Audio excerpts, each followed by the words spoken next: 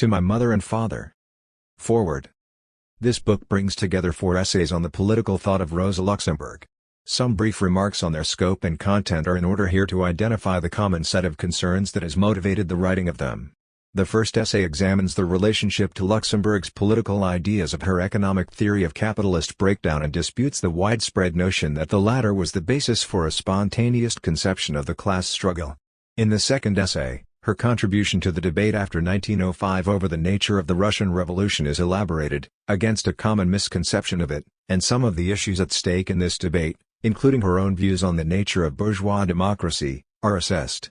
Building on the point established by the first piece, the third argues that her strategic conception of the mass strike embodied not some irrational faith in mass spontaneity, but the elements of a theory of the political preconditions for successful proletarian revolution, as well as a first adumbration of the difference between bourgeois democracy and socialist democracy. The fourth essay takes up this last question directly, in connection with Luxemburg's criticisms of the Bolsheviks in 1918, and by way of a critique of the kind of interclass and libertarian conceptions which have been used so often to counterpose her to revolutionary Marxism. The first 2 essays have appeared previously in the New Left Review, in the issues for November/December 1973 and January/February 1975 respectively. The last 2 were written since then. Apart from the substantive links connecting the topics of these essays, they are unified by 3 further considerations. In each case, on capitalist breakdown, on the nature of the coming revolution in Russia, on the mass strike, on socialist democracy, one is dealing with a question where Luxemburg has been badly misunderstood and where the effort of simple recovery is far from complete. Secondly, each of these questions has a historical significance extending beyond the boundaries of her own specific meaning, because in fact each of them formed the center of a major politico-theoretical controversy in the history of the international workers' movement. They are matters of interest to anyone interested in this history. Thirdly, they are matters that have not lost their currency but that have, on the contrary, continued to be important. The diagnosis of the tendencies of capitalist development and the articulation to it of a strategy for socialism, the nature of revolutions outside the advanced capitalist countries and the relationship of democratic to socialist tasks, the place of extra-parliamentary, mass struggle in the battle for socialism, the nature of socialist democracy, these are all questions that remain, in one sense or another, open. They continue to be debated amongst socialists today and a great deal hinges on the answers to them. In that sense, to speak of Rosa Luxemburg's political legacy is not to consign her to a vanished past, as more than one non-Marxist writer has wanted to. It is to emphasize the actuality of her thought, and to try to appropriate to the present the most valuable elements of it. One does not have to think that her work is beyond criticism, nor is that the spirit of these essays, in order to believe that there are things in it of lasting value. It is such a belief, and certain inadequacies in the existing literature about her, which together constitute the raison d'être of this book. More perhaps than other great revolutionaries, in any case at least as much, Luxemburg has suffered from the usual combination of misunderstanding with outright distortion. In her own case, it succeeded in burying her real political positions in relative obscurity for several decades after her death. Recently, this situation has begun to change for the better and there is today a growing body of serious literature about her. For the English reader in particular, access to her thought has been made immeasurably easier in the last 10 years by the appearance of 3 different though overlapping collections of her political writings, by the publication of one new biography and the republication of an older one long out of print, by the first translation into English of several items of importance from Luxemburg's own anti-critique to Lukács history and class consciousness.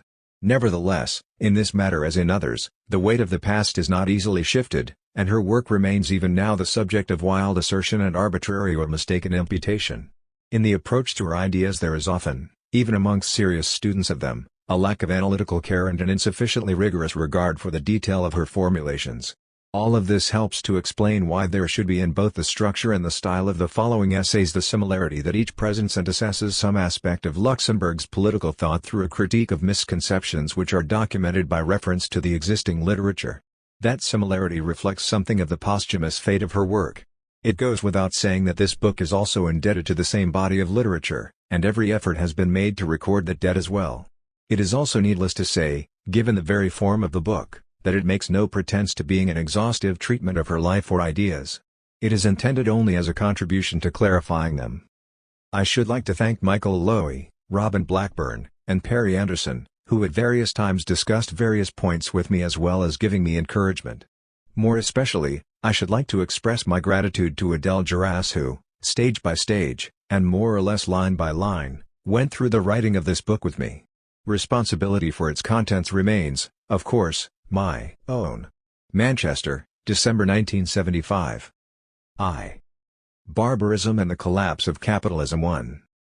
Capitalism, by mightily furthering the development of the productive forces, and in virtue of its inherent contradictions, provides an excellent soil for the historical progress of society towards new economic and social forms. Rosa Luxemburg 2. No medicinal herbs can grow in the dirt of capitalist society which can help cure capitalist anarchy. Rosa Luxemburg 3. In her work we see how the last flowering of capitalism is transformed into a ghastly dance of death. Georg Lukács 4. Amongst the misconceptions by which Rosa Luxemburg's thought has been deformed, the most widespread and tenacious is, without doubt, that which attributes to her a thesis going variously under the names of determinism, fatalism and spontaneism. Any one of a number of her real or alleged views can be cited as the manifestation or consequence of this thesis: her emphasis on mass spontaneity, her underestimation of the importance of organization and of leadership, her belief that class consciousness is the simple and direct product of the class struggle of the masses. But what is generally regarded as its ultimate source and cited as definitive proof of its existence is her theory of capitalist breakdown, according to which the contradictions of capitalism must lead, eventually, but also automatically and inevitably, to its complete collapse. Now, there are problems about the very meaning of this notion of final collapse, and these will be taken up later on. For the moment it suffices to record that its attribution to Luxemburg is perfectly well-founded, for the notion is integral to her thought. Thus, it is one of the major and recurring themes of her interventions in the great revisionist controversy at the turn of the century. During the Bernstein debate which took place at the Hanover Congress of the SPD in 1899, she argued that it was precisely the concept of a breakdown, of a social catastrophe, a cataclysm that distinguished Marxism from reformist gradualism. 5 The same point was emphasized in her most important work of the period, Social Reform or Revolution, in which the theory of capitalist collapse was said to be the cornerstone of scientific socialism, and its meaning spelled out in the following terms: capitalism, as a result of its own inner contradictions, moves toward a point when it will be unbalanced, when it will simply become impossible. The growing anarchy of capitalist economy leads inevitably to its ruin. 6 All this was, of course, directed against the revisionist argument that capitalism had found, in such institutions as cartels, credit and democracy, the mechanisms of adaptation which, by mitigating capitalist contradictions, made revolution impossible and unnecessary. However, Luxemburg's emphasis on inevitable capitalist breakdown cannot, on this account, be explained away as the result of polemical exaggeration on her part. A decade and a half later, in 1913, she published The Accumulation of Capital, her major contribution to Marxist political economy, and in it she tried to provide a rigorous theoretical foundation for the breakdown argument. The central contention of that work, briefly stated, is that in a closed capitalist economy, consisting of only capitalists and workers and without contact with non-capitalist social formations, the realization and capitalization of surplus value, and hence the accumulation of capital, are impossible. The accumulation process demands access to the markets and the products of a non-capitalist environment, but the very same process progressively deprives itself of that environment by eroding all non-capitalist strata and forms and bringing them under the sway of purely capitalist relations. As Luxemburg puts it, capitalism needs non-capitalist social organizations as the setting for its development, but it proceeds by assimilating the very conditions which alone can ensure its own existence. 7 The identification of this contradiction serves the double purpose of explaining the contemporary phenomena of imperialism, which is a competitive struggle for what remains still open of the non-capitalist environment, 8 and of specifying the economic limit or term of capitalist society. The relentless logic of her position is that the accumulation of capital, and the attempt, by imperialism, to secure for it the non-capitalist consumers and products which make it possible, must lead eventually to a situation of exclusive and universal domination of capitalist production in all countries and for all branches of industry. Once this happens, there is no non-capitalist environment left, accumulation must come to a stop.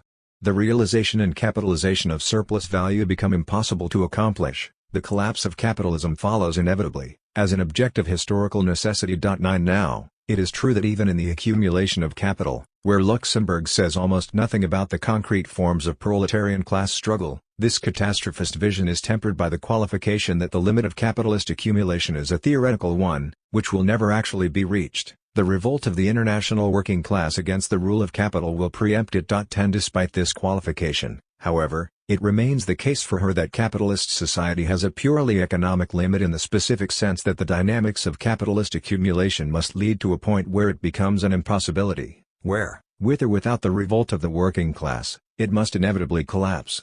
As we shall see, there is no evidence to suggest that Luxemburg ever abandoned this view. On the basis of it, and of an impermissible logical leap which simply equates the breakdown of capitalism with the creation of socialism, it is mere child's play to construct a completely fatalist and allegedly Luxemburgist perspective on the revolutionary process. According to this, the laws of capitalist development inevitably issue an economic breakdown and socialist revolution, and the consequence and other face of this catastrophism is spontaneism, contempt for organization, contempt for leadership, and so on. The same inexorable economic laws which produce capitalist collapse also bring forth mass actions whose spontaneous power and dynamic are sufficient to solve all the political and tactical problems that arise. Taken strictly, this position amounts to the abolition of the need for theoretical work, for propaganda and agitation, for organization and for preparation for the conquest of political power. It amounts to the abolition, in short, of the political and ideological/theoretical dimensions of the struggle for socialism, since the activities, practices, specific to these are taken care of in the end by inexorable economic laws. The perspective, it is clear, is not only fatalist but also economist. That it was purveyed, as a representation of Luxemburg's views, to the whole generation that witnessed the Stalinist destruction of revolutionary Marxism, and not only of that, is a fact which need not detain us for long. As early as 1925 it was quite clearly formulated by Ruth Fischer, whose contribution to the Bolshevization, i.e. Stalinization, of the Comintern included the attempt to eradicate from the German Communist Party the syphilis bacillus that she took Luxemburg's influence to be. Rosa Luxemburg's theory of accumulation is the fount of all errors, all theories of spontaneity, all erroneous conceptions of organizational problems. 11 What does require close attention, however, is the fact that though this kind of interpretation is the most grotesque caricature of Luxemburg's views, as should be recognized by anyone with even passing familiarity with her work, it continues to lead a subterranean existence. It surfaces here and there with qualifications which are sometimes merely rhetorical and sometimes not, and it does so not only in contemporary socialist literature generally but also in writing devoted specifically to the clarification of Luxemburg's ideas, and even in the best of it. This indicates that the source of the misconception is located in a number of theoretical ambiguities and problems in her own work, and it can only be dispelled if these are resolved. At the same time, the attempt to resolve them is facilitated by a detailed scrutiny of the different forms of this misconception. As a first approach, then, let us consider a few examples which clearly show the unhappy role which Luxemburg has been cast to play in socialist writing. In a recent critique of Lukács, Gareth Stedman Jones finds in his early work a restatement of the old Luxemburgist and anarcho-syndicalist couplet, economism/spontaneism, though Luxemburg is credited with a more sophisticated version of this than is offered by Lukács. The grounds for comparison with Luxemburg are Lukács' belief in the final economic collapse of capitalism that ushers in the socialist revolution and his attribution of the emergence of proletarian consciousness to the advent of full-scale economic crisis. 12 Lucio Magri, in a discussion of the Revolutionary Party, explains Luxemburg's spontaneist vision by reference to the same kinds of view, though he finds it astonishing that she should have had this vision since several other of her views contradict it. What is actually astonishing in Magri's case is the argument said by him definitively to separate Lenin from spontaneism. The passage from capitalism to socialism was never for him an inevitable process, a fatality dictated by the objective forces of development within capitalist society. On the contrary, he argued that, in their spontaneous development they would merely lead to a crisis of civilization, a new dark age. 13 This argument is Rosa Luxemburg's. Ernest Mandel, discussing the Leninist theory of organization, and basing himself not on the theory of capitalist collapse but on a single sentence from her polemic against Lenin in 1904, attributes to Luxemburg a conception according to which experience and struggle, in mass actions, is sufficient for the achievement of an adequate class consciousness and of the proletariat's historical objectives, a conception which is counterposed by her to the need for consistent preparation and education of workers and for the formation and schooling of a proletarian vanguard. For her, according to Mandel, the Revolutionary Party will be created by the revolutionary action of the masses. He also says, however, that the so-called theory of spontaneity can be attributed to Luxemburg only with important reservations. 14 The reservations do indeed turn out to be important, in a subsequent text devoted to analyzing the unity and importance of Luxemburg's activity and work, and which, it should be said, is an excellent contribution to that project of recovery, Mandel affirms that she was never guilty of the very conceptions, infantillages, attributed to her in his text on Organization. 15. It should be evident from all this that there is a problem about simply attaching the spontaneous label to Luxemburg, and hence the qualifications and contradictions which arise whenever she is used, negatively and polemically, as the convenient bearer of it. This use of her is problematic because, on reading her work, one is confronted at every turn with concepts and arguments which radically separate her Marxism from that determinist science of iron economic laws which is the usual foundation of fatalism and spontaneism. In order to begin to establish this, it is necessary to quote at length from writings scattered over a period of 2 decades, confining the exercise for the moment to statements of a very general kind. That they are not mere empty or rhetorical gestures on Luxemburg's part, but founded, on the contrary, on concrete political and tactical conceptions which reduce the spontaneous/fatalist charge to naught, is a contention which we will endeavor to prove in due course. In social reform or revolution which, as we have seen, insists on the inevitability of capitalist collapse, Luxemburg also argues that the present procedure of the social democracy does not consist in waiting for the antagonisms of capitalism to develop and in passing on, only then, to the task of suppressing them.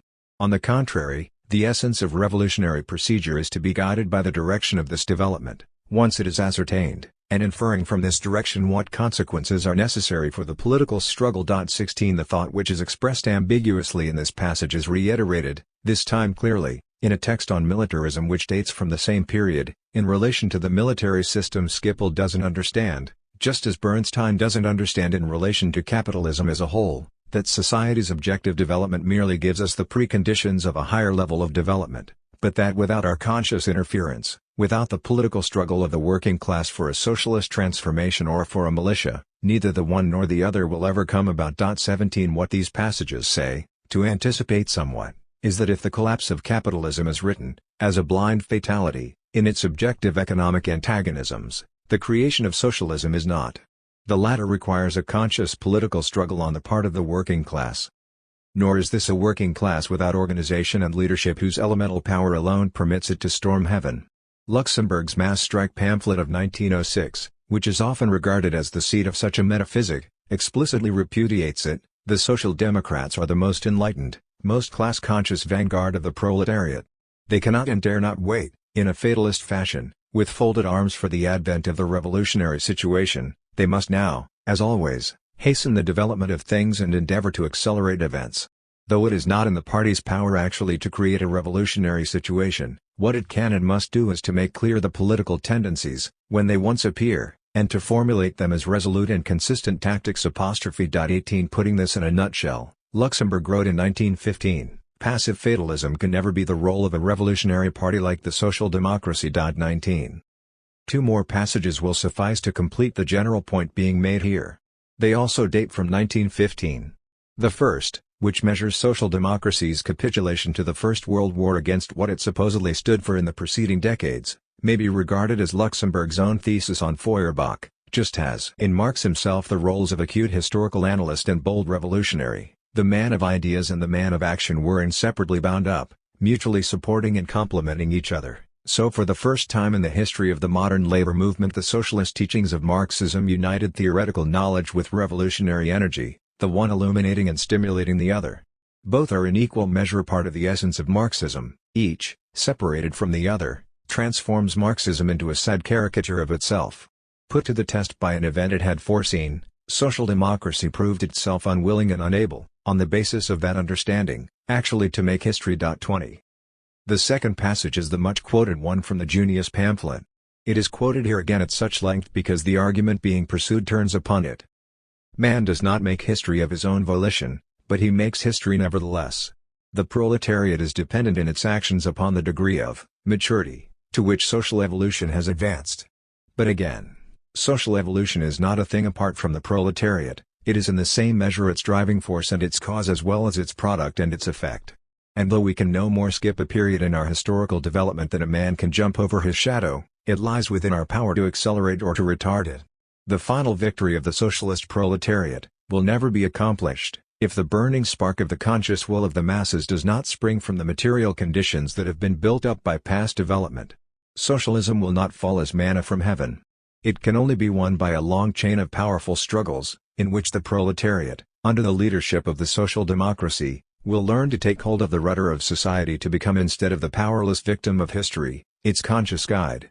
Friedrich Engels once said, "Capitalist society faces a dilemma, either an advance to socialism or a reversion to barbarism." 21. We stand today, as Friedrich Engels prophesied more than a generation ago, before the awful proposition, either the triumph of imperialism and the destruction of all culture, and, as in ancient Rome, depopulation, desolation, degeneration, a vast cemetery, or, the victory of socialism, that is, the conscious struggle of the international proletariat against imperialism, against its methods, against war. This is the dilemma of world history, its inevitable choice, whose scales are trembling in the balance awaiting the decision of the proletariat. Upon it depends the future of culture and humanity. 22. Socialism or barbarism.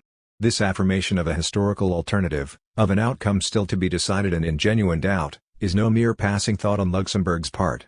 She repeated it many times, and in the last months of her life, during the German Revolution, she wrote it into the proclamations, and into the very program, of the Spartacus League. 23. Yet, the simple rehearsal of all this far from settles everything, as some of the interpretative literature on Luxemburg suggests that it might. For example, Cliff, who makes reference to it in order to justify the assertion that Luxemburg's non-fatalistic perspective did not presuppose the inevitability of socialism, shows no awareness that certain aspects of her work might render the demonstration, rather than assertion, of this point problematic. 24. Others are more sensitive to the existence of such a problem, but only in the sense that they transfer it from her work into their own, reproduce it rather than solve it. Thus, Frolick's book emphatically acquits her of fatalism, objectivism and spontaneism. 25. But refers at the same time to her conviction of the inevitability and historical necessity of socialism, this being the only possible issue of certain capitalist collapse. 26. A passing allusion to the dialectical character of historical necessity is hardly a satisfactory resolution, more especially since the meaning Frolick gives this is that human activity affects only the more or less rapid fulfillment of what are in any case iron laws of historical development. 27. Similarly, Howard argues that for Luxemburg socialism is a necessity, the result of an internally self-contradictory system which must eventually break down and lead to a revolutionary transformation. 28. But it is not a metaphysical or mechanical necessity, and her view is contrasted with that dominant in the SPD, a non-dialectical, determinist view of the world which argued that socialism was objectively necessary. 29. The intention here is not to make cheap debating points at the expense of writers the value of whose work in rescuing Luxemburg's ideas from distortion and misunderstanding is beyond question. It is simply to point to an unsettled difficulty in their work and terminology, one which reflects an identical difficulty in hers. Prima facie at least there may appear to be a contradiction between her political economy, which predicates automatic capitalist collapse on a simple economic mechanism, namely, the eventual impossibility of accumulation, and the resolute refusal, embodied in her political activity and theory, to countenance any form of economism or to wait for that economic process to work itself out. This contradiction, it will be shown, is more apparent than real. But if some have taken it for real, concluding either that the refusal is only a gesture which masks a basically economistic conception, or that between her political economy and her political theory there is a gulf which cannot be bridged, there are certain ambiguous formulations in Luxemburg's work which explain why they might have done so. In these she gives expression to her revolutionary optimism, to her confidence in the victory of socialism, by speaking of the creation of socialism and the collapse of capitalism in the same terms, assimilating the one to the other as if they were the same thing, determined by the same economic laws and both equally inevitable or necessary.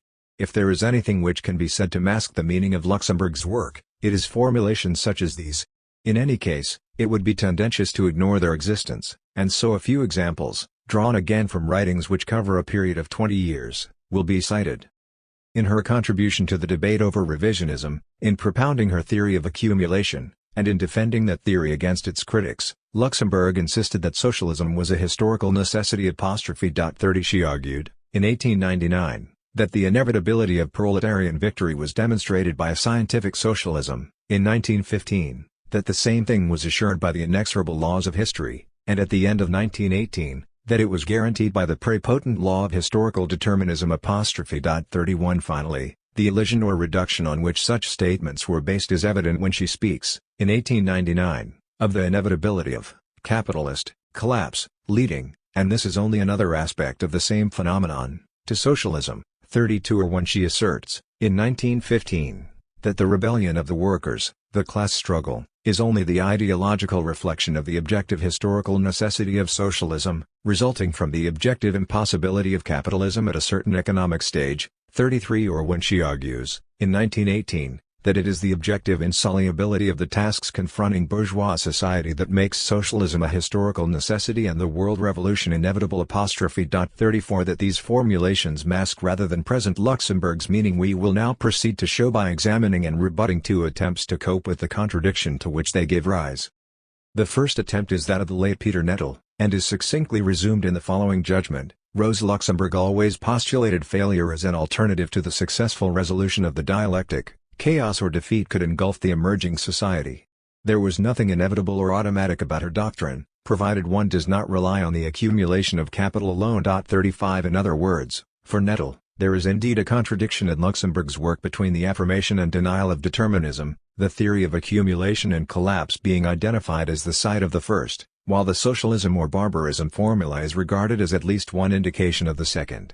In order to make some sense of this contradiction, he simply drives a wedge between the accumulation of capital and the rest of Luxemburg's writings and activities. The former was the product of purely theoretical preoccupations concerning Marx's reproduction schemes in Volume 2 of Capital, 36 and the economic explanation of imperialism which it incidentally provided had no obvious connection with her political writings on the same subject. These two aspects of her work were kept in separate compartments and there is no evidence to suggest that she ever tried to relate the theoretical economic analysis to her concrete political concerns. Had she done so, this would indeed have meant a propensity to spontaneity and objective automatism, only mitigated by the specific recommendations to action. And the most likely explanation as to why she did not do so is a tactical one: she wished to avoid justifying the kind of theory of spontaneity and political inaction of which she was later accused. 37 In short, the contradiction exists in Luxemburg's work, but one of its terms is consigned to the accumulation of capital and that work itself is tucked away in the closet of her exclusively theoretical concerns. On the part of an author who devoted long and arduous labor to the most detailed study of Luxemburg's life and work, this judgment constitutes a failure of perception bordering on the fantastic. Each of its arguments is demonstrably false. In the first place, there is an obvious connection between the economic explanation of imperialism and her political writings on the same subject, sufficiently obvious at any rate to have been noticed by a fair number of her readers. 38 The economic analysis claimed to lay bare the roots of those phenomena, such as colonialism, militarism, tariffs, the collapse of bourgeois liberalism, etc., to which Luxemburg's political writings of the period repeatedly and urgently drew attention in an effort to alert the SPD against the danger they represented and to mobilize it against them. 39 Secondly, there is evidence that Luxemburg, aware of the connection, related the theoretical analysis of accumulation to her concrete political concerns. The anti-critique, written in prison in 1915 in defense of that analysis, begins with a brief recapitulation of it and then continues in the following unambiguous terms. At first glance it may appear to be a purely theoretical exercise. And yet the practical meaning of the problem is at hand, the connection with the most outstanding fact of our time, imperialism. The typical external phenomena of imperialism, competition among capitalist countries to win colonies and spheres of interest, opportunities for investment, the international loan system, militarism, tariff barriers, the dominant role of finance capital and trusts in world politics, are all well known. Its connection with the final phase of capitalism, its importance for accumulation, are so blatantly open that it is clearly acknowledged by its supporters as well as its enemies. But social democracy refuses to be satisfied with this empirical knowledge. It must search for the precise economic rules behind appearances, to find the actual roots of this large and colorful complex of imperialist phenomena. As always in these cases, only precise theoretical knowledge of the problem at its roots can provide our practical struggle against imperialism with security, aim and force, essential for the politics of the proletariat. 40. Thirdly, Luxemburg felt perfectly able to make the connection for which Nettel claims there is no evidence, because, so far from fearing that to do so would be to justify a policy of inaction, she saw her theory of accumulation and collapse in the opposite light. It gave firm foundation to a stance of revolutionary opposition to imperialism and rendered utopian the hopes of the SPD center that disarmament, A peaceful federation of democratic states, a more moderate imperialism, might be achieved by alliance with the bourgeoisie. In this view she was confirmed by the hostile reception accorded to the accumulation of capital by the theoretical representatives of that political tendency. 41 Fourthly and crucially, independent of Luxemburg's own judgment on it, in which she may after all have been wrong, the theoretical analysis of that book provides no basis for spontaneism and objective automatism. This last point can be demonstrated by considering the precise significance of the socialism or barbarism formula. We now summarize the argument of the one text to have focused on the importance of this formula, and to have done so with a degree of analytical rigor which is rare in the literature dealing with Luxemburg's relation to spontaneism and economism. Michael Lowy has argued recently 42 that the same optimistic and passive fatalism which was the central axis of Kautsky's vision of the world and dominant in the SPD's theory and practice, represented a temptation in Luxemburg's thought prior to the outbreak of the First World War. In her opposition to Bernstein's attempt to base the struggle for socialism not on the objective contradictions of capitalism but on timeless moral principles like justice, his invocation of Kant against Kant, 43 she gave expression to this temptation in a number of arguments. Lowy refers to those in social reform or revolution according to which the anarchy of capitalist economy leads inevitably to its ruin, its insoluble contradictions to inevitable collapse, and in which the class consciousness of the proletariat is said to be the simple intellectual reflection of these contradictions and of this imminent breakdown. 44 Even Luxemburg's refusal to countenance the purely passive tactic of waiting does not escape from a fatalist frame of reference since it is formulated in terms of accelerating a process which is in any case unilinear and inevitable, and in which therefore the conscious political intervention of a revolutionary party can only be an auxiliary, and not strictly necessary, element. 45 That all this was only a temptation in Luxemburg's thought in this period can be seen from her dissatisfaction, after 1905, with the purely parliamentary tactic, from her polemic, after 1910, against the endorsement of it in Kautsky's so-called strategy of attrition, and from her long struggle within the SPD for the adoption of the mass strike orientation. But though these positions helped to put some distance between her and any full-blown fatalist problematic, it was only when the catastrophe of August 4, 1914 destroyed her conviction in the irresistible necessity of the advent of socialism that she broke definitively with it. And that break, Lowy argues, was expressed in the Junius pamphlet, in the slogan Socialism or Barbarism. Its importance, according to him, hinges not on the content or meaning of the term barbarism but on the very principle of a historical alternative. What is important, theoretically decisive in the formula is not barbarism but socialism or 46. That is to say, there is not one direction of development, there are several, and the role of the proletariat under the leadership of its party is not simply to accelerate the historical process but to decide it. Socialism is not the inevitable product of iron economic laws but an objective possibility defined by the socio-economic conditions of capitalism. In the actualization of that possibility, the subjective factor, the conscious political intervention of the proletariat, is the decisive, and not an auxiliary, element. Thus, it is only in 1915, according to Lowy, that Luxemburg's thought becomes truly coherent and escapes from the logic of political passivity implicit in the belief in the inevitability of socialism. 47. Lowy's argument, in both its merits and its mistakes, conducts us to the threshold of a solution to the problem under discussion.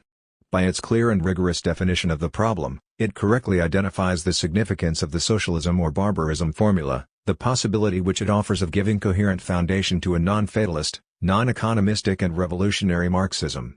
At the same time, while to the best of our knowledge that formula makes its first appearance in Luxemburg's writings in the Junius pamphlet in 1915, there are grounds for skepticism concerning the periodization of her work which Lowy uses that fact to support. First, not a single one of the formulations and arguments cited by him as evidence of a fatalist temptation in Luxemburg's thought before 1915 disappears from her writings after that date. Reference has already been made to the category of assertion which, before and after 1915, predicates the necessity of socialism on inexorable laws and reduces the proletarian class struggle to an epiphenomenon of economic contradictions and of incipient capitalist collapse. Indeed, one such reference was to the Junius pamphlet itself. 48 Again, in the very passage from that work on which Lowy's argument turns, the socialism or barbarism formula sits happily beside the argument that it is in the proletariat's power to accelerate or to retard historical development. 49 Further, the theory of inevitable capitalist collapse, as has already been said, is not confined to Luxemburg's interventions in the revisionist controversy. On the contrary, it received extensive theoretical elaboration in the accumulation of capital in 1913, was vigorously defended against criticism in the Anti-Critique in 1915, and was reaffirmed in the Introduction to Political Economy, which she began to prepare for publication in prison in 1916, but which was never in fact published in her lifetime. 50. Secondly, and conversely, in Luxemburg's writings before the First World War there is no shortage of formulations which play the same role as the slogan, socialism or barbarism, by insisting that the conscious political action of the proletariat is indispensable to the creation of socialism.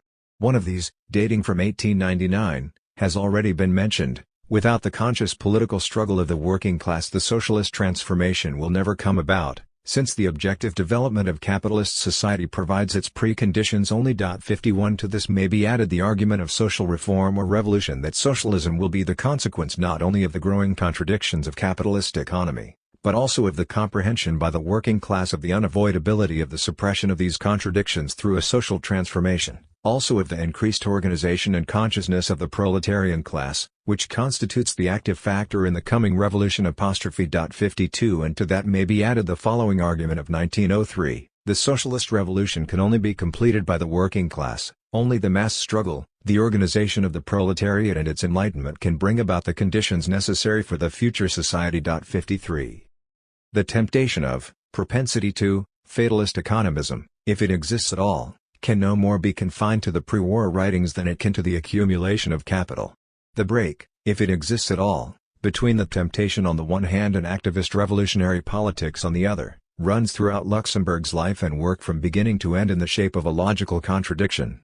The fact of the matter is, however, that neither the one nor the other does exist, and this fact emerges if we pay closer attention, in the socialism or barbarism formula, to the content of the alternative to socialism it postulates, to the meaning of barbarism, rather than just to the formal principle of there being an alternative.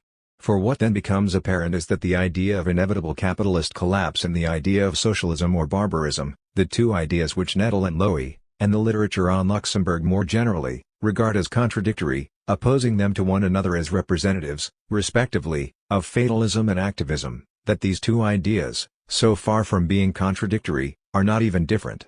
They are one and the same idea. 4. Luxemburg, barbarism signifies nothing other than the collapse of capitalism. Before substantiating this assertion with textual evidence which is conclusive, it is worth spelling out its implications. The equation of barbarism and capitalist collapse entails that the first, like the second, is the spontaneous and necessary product of internal economic contradictions, and that it is not socialism but barbarism that is inevitable, a conclusion which may appear paradoxical in a revolutionary Marxist if it is taken to suggest the impossibility of socialism. However, the paradox disappears if we conceive the collapse of capitalism, as Luxemburg undoubtedly did conceive it, as a process of which both the forms and the end result are a species of barbarism. In that event, though the process is indeed unavoidable, it remains an open question whether it will be allowed to run its course down to the last barbaric consequences, and we shall see what this means in a moment, or whether, on the other hand, it will be halted in its early stages by the conscious political intervention of the working class which will prevent the impending catastrophe, by abolishing the contradictions which lead toward it and creating a socialist society. For Luxemburg, therefore, what the inevitability of capitalist collapse proves is not the redundancy, but the urgent indispensability, of conscious revolutionary struggle on the part of the working class. It is because of that inevitability, and not despite it, that such a struggle is required. It is also because of that inevitability that Luxemburg can meaningfully speak of there being an alternative to socialism. For what else, other than catastrophe, could that alternative be? The indefinite existence of capitalism? Some new form of class domination? Not a line in her work so much as hints at a belief in such possibilities. The whole breakdown theory gives sense to the slogan socialism or barbarism, distinguishing it from mere rhetoric. It is its meaning and not, as has so often been supposed, its negation. Apart from the connotations of cruelty it carries, barbarism, as any dictionary will tell you, is a condition of being uncivilized and uncultured. If we take that literally, and eschew the usage according to which civilizations and cultures which are simply other and alien are labeled barbarian, then barbarism can only mean the complete absence of culture and civilization, total social breakdown, chaos. That is Luxemburg's meaning. As Nettle himself has perceptively noted, The continuity of chaos as a looming alternative to dialectical progress, strangely resembles the chronological continuity of the state of nature menacing failed societies in Hobbes's Leviathan. 54 But that same chaotic condition is also the endpoint of the catastrophic collapse of capitalism if the proletarian revolution does not intercede to prevent its being reached. At the same time, even before it is reached, the forms taken by the process of collapse are sufficiently disruptive and destructive to count, for Luxemburg, as incipient forms of barbarism. That none of this is an arbitrary imputation to Luxemburg can now be shown by citing the relevant texts from her work. We will quote, first, some passages from her political writings which deal ostensibly with barbarism, then, some passages from her economic writings which deal with the collapse of capitalism. The solidarity between them is evident and leaves no room for doubt. 1. What does a reversion to barbarism mean at the present stage of European civilization? This world war means a reversion to barbarism. The triumph of imperialism leads to the destruction of culture, sporadically during a modern war, and forever, if the period of world wars that has just begun is allowed to take its damnable course to the last ultimate consequence, the destruction of all culture, depopulation, desolation, degeneration, a vast cemetery. Shamed, dishonored, wading in blood and dripping with filth, thus capitalist society stands. Not as we usually see it, playing the roles of peace and righteousness, of order, of philosophy, of ethics, as a roaring beast, as an orgy of anarchy, as a pestilential breath, devastating culture and humanity, so it appears in all its hideous nakedness. 55.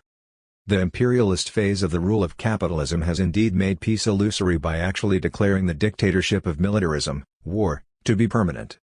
Either world war to the verge of universal ruin or proletarian revolution, imperialism or socialism. Humanity is faced with this alternative, dissolution and decline into capitalist anarchy or rebirth through social revolution. The World War has faced society with this alternative, either continuation of capitalism, new wars and an early decline into chaos and anarchy, or the abolition of capitalist exploitation. 56. Our solution offers the only means of saving human society from destruction. Today mankind is faced with two alternatives: it may perish amid chaos, or it may find salvation in socialism. 57. 2. The more violently, ruthlessly and thoroughly imperialism brings about the decline of non-capitalist civilizations, the more rapidly it cuts the very ground from under the feet of capitalist accumulation. Though imperialism is the historical method for prolonging the career of capitalism, it is also a sure means of bringing it to a swift conclusion.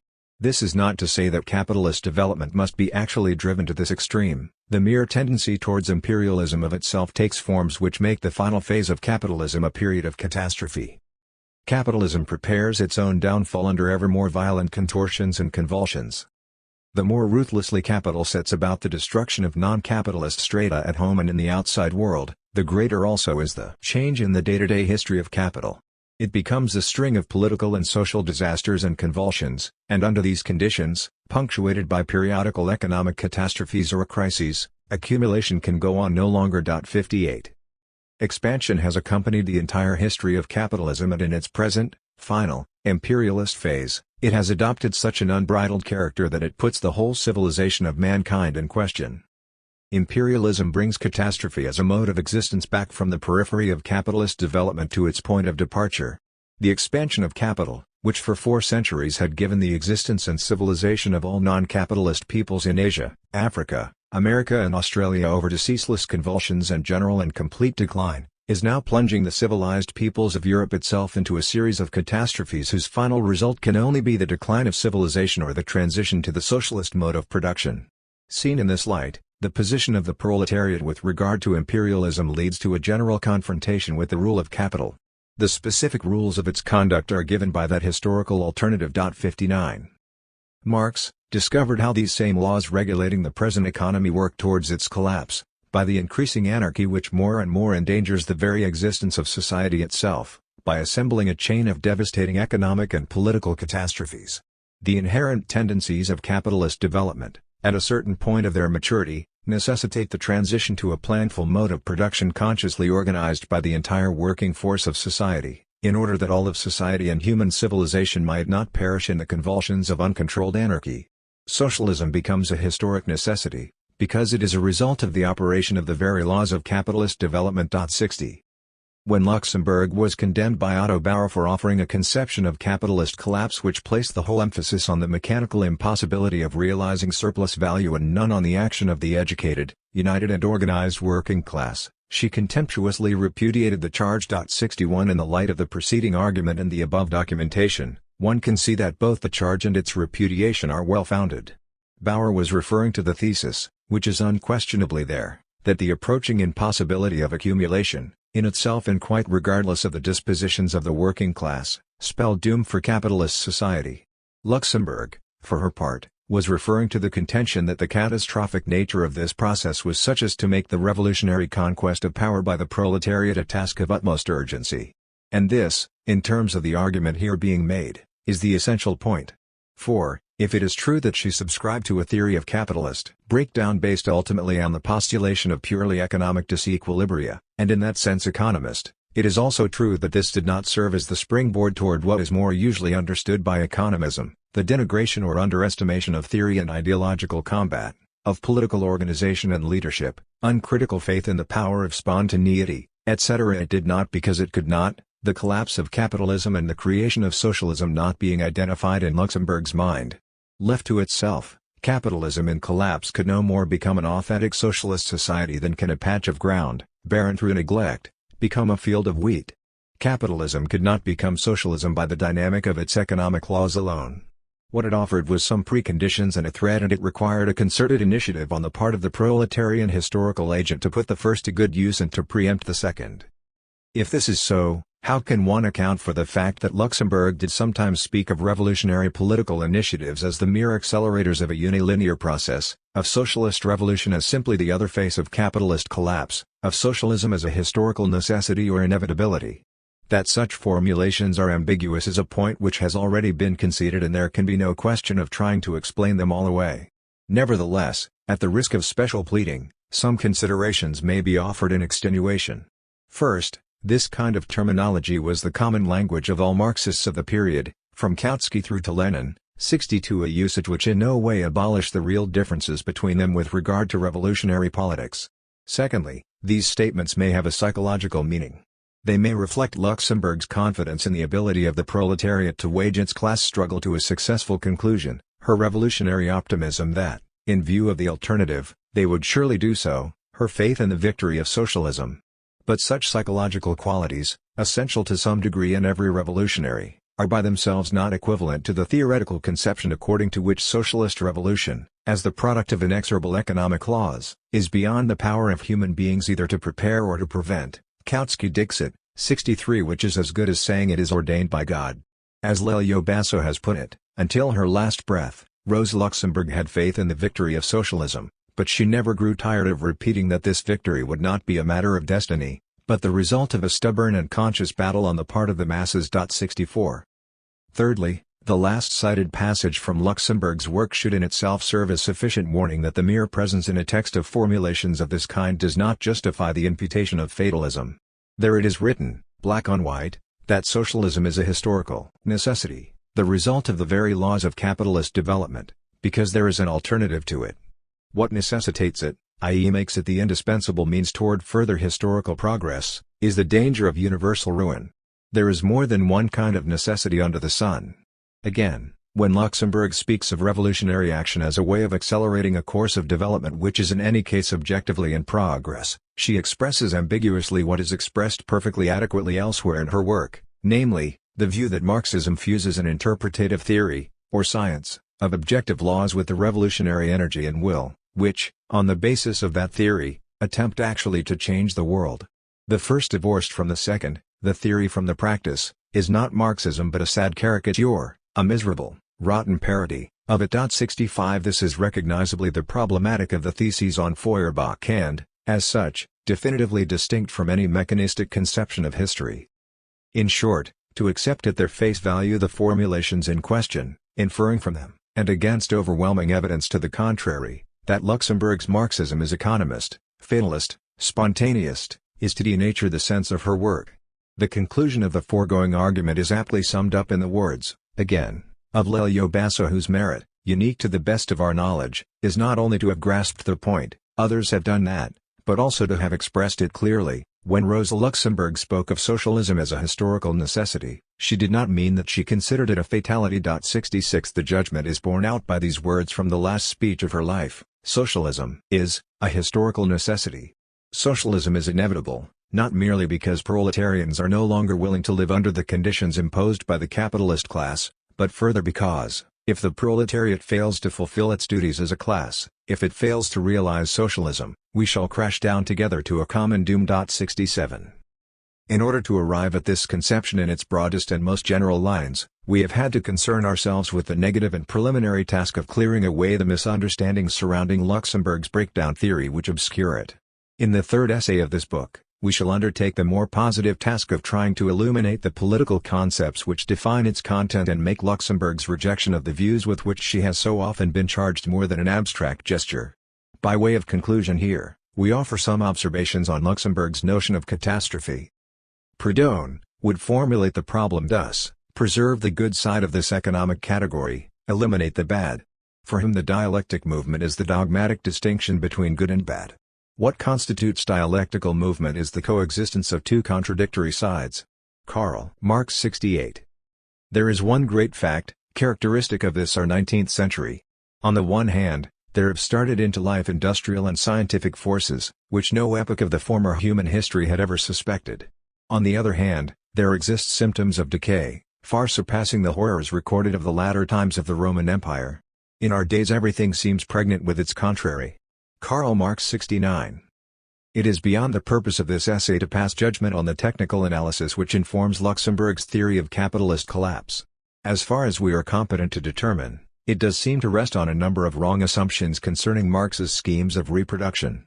Regardless of the economic analysis which founds it, however, it is not easy to make sense of the thesis that, independent of the struggle of the working class, capitalist economic relations must reach a point where their continued existence ceases to be possible, that capitalist society must then fall apart beyond all hope of repair.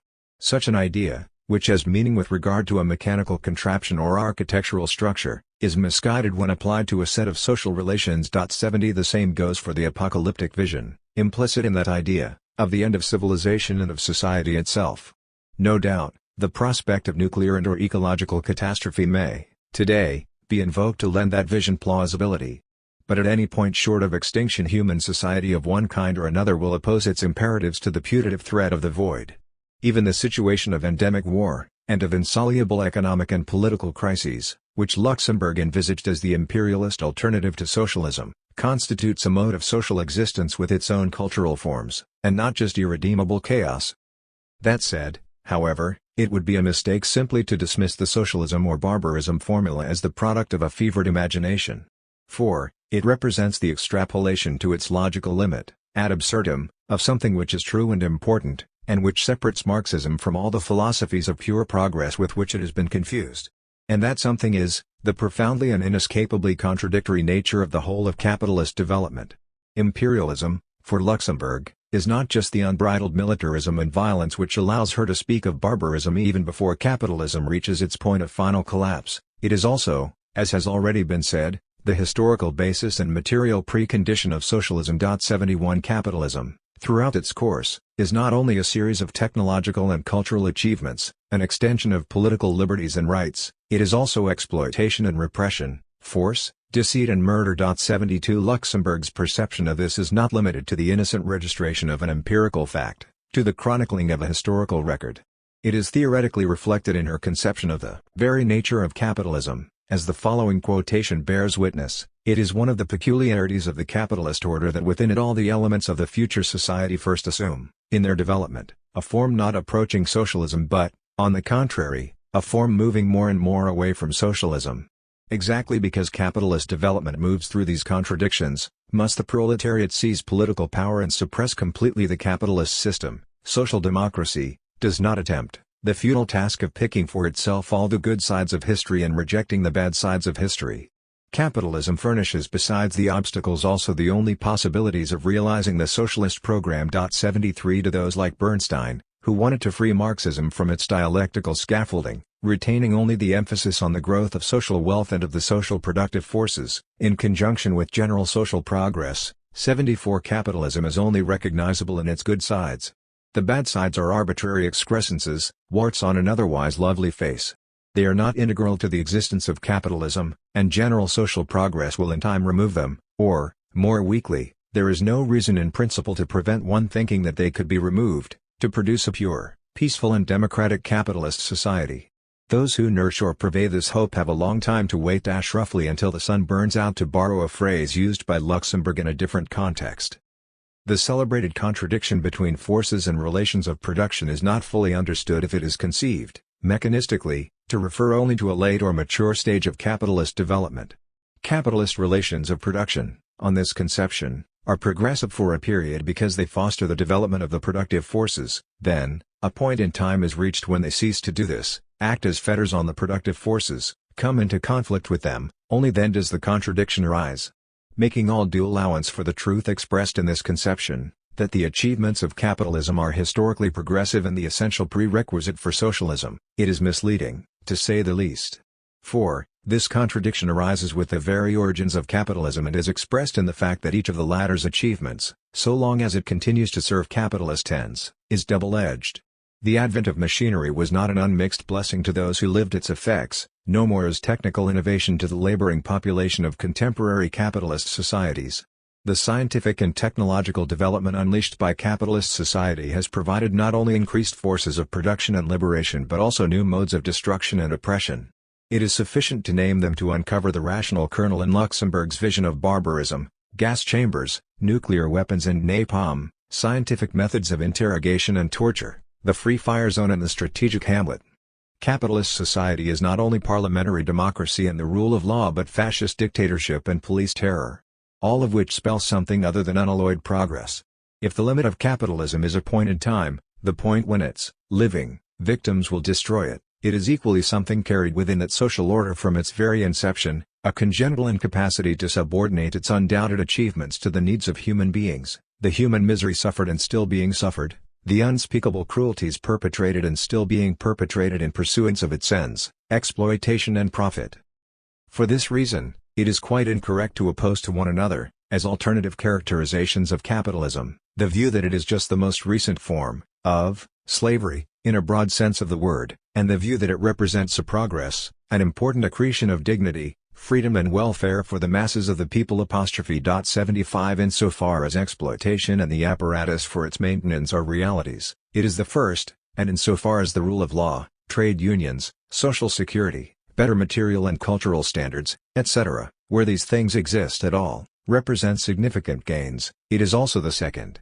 If to hold the first view to the exclusion of the second is to slur the hard-won achievements of the masses, then to hold the second to the exclusion of the first is to belittle their continued sufferings. Finally, the socialist revolution is neither simply a rupture with, nor simply a continuation of, all earlier human history. It is, in one and the same moment, or rather historical epoch, both the one and the other. It is of little account whether we borrow from Hegel and call it an Aufhebung, or whether, following countless lesser talents, we say, in certain relevant respects it is a continuation, in other relevant respects it is a rupture. What is of some account is that we should not, blinded by capitalist progress, succumb to the religious and quasi-religious visions which make good present and past suffering by reference to future release from them. Even the ultimate advent of freedom cannot redeem those who died in pain. 76. 2. Between the Russian revolutions.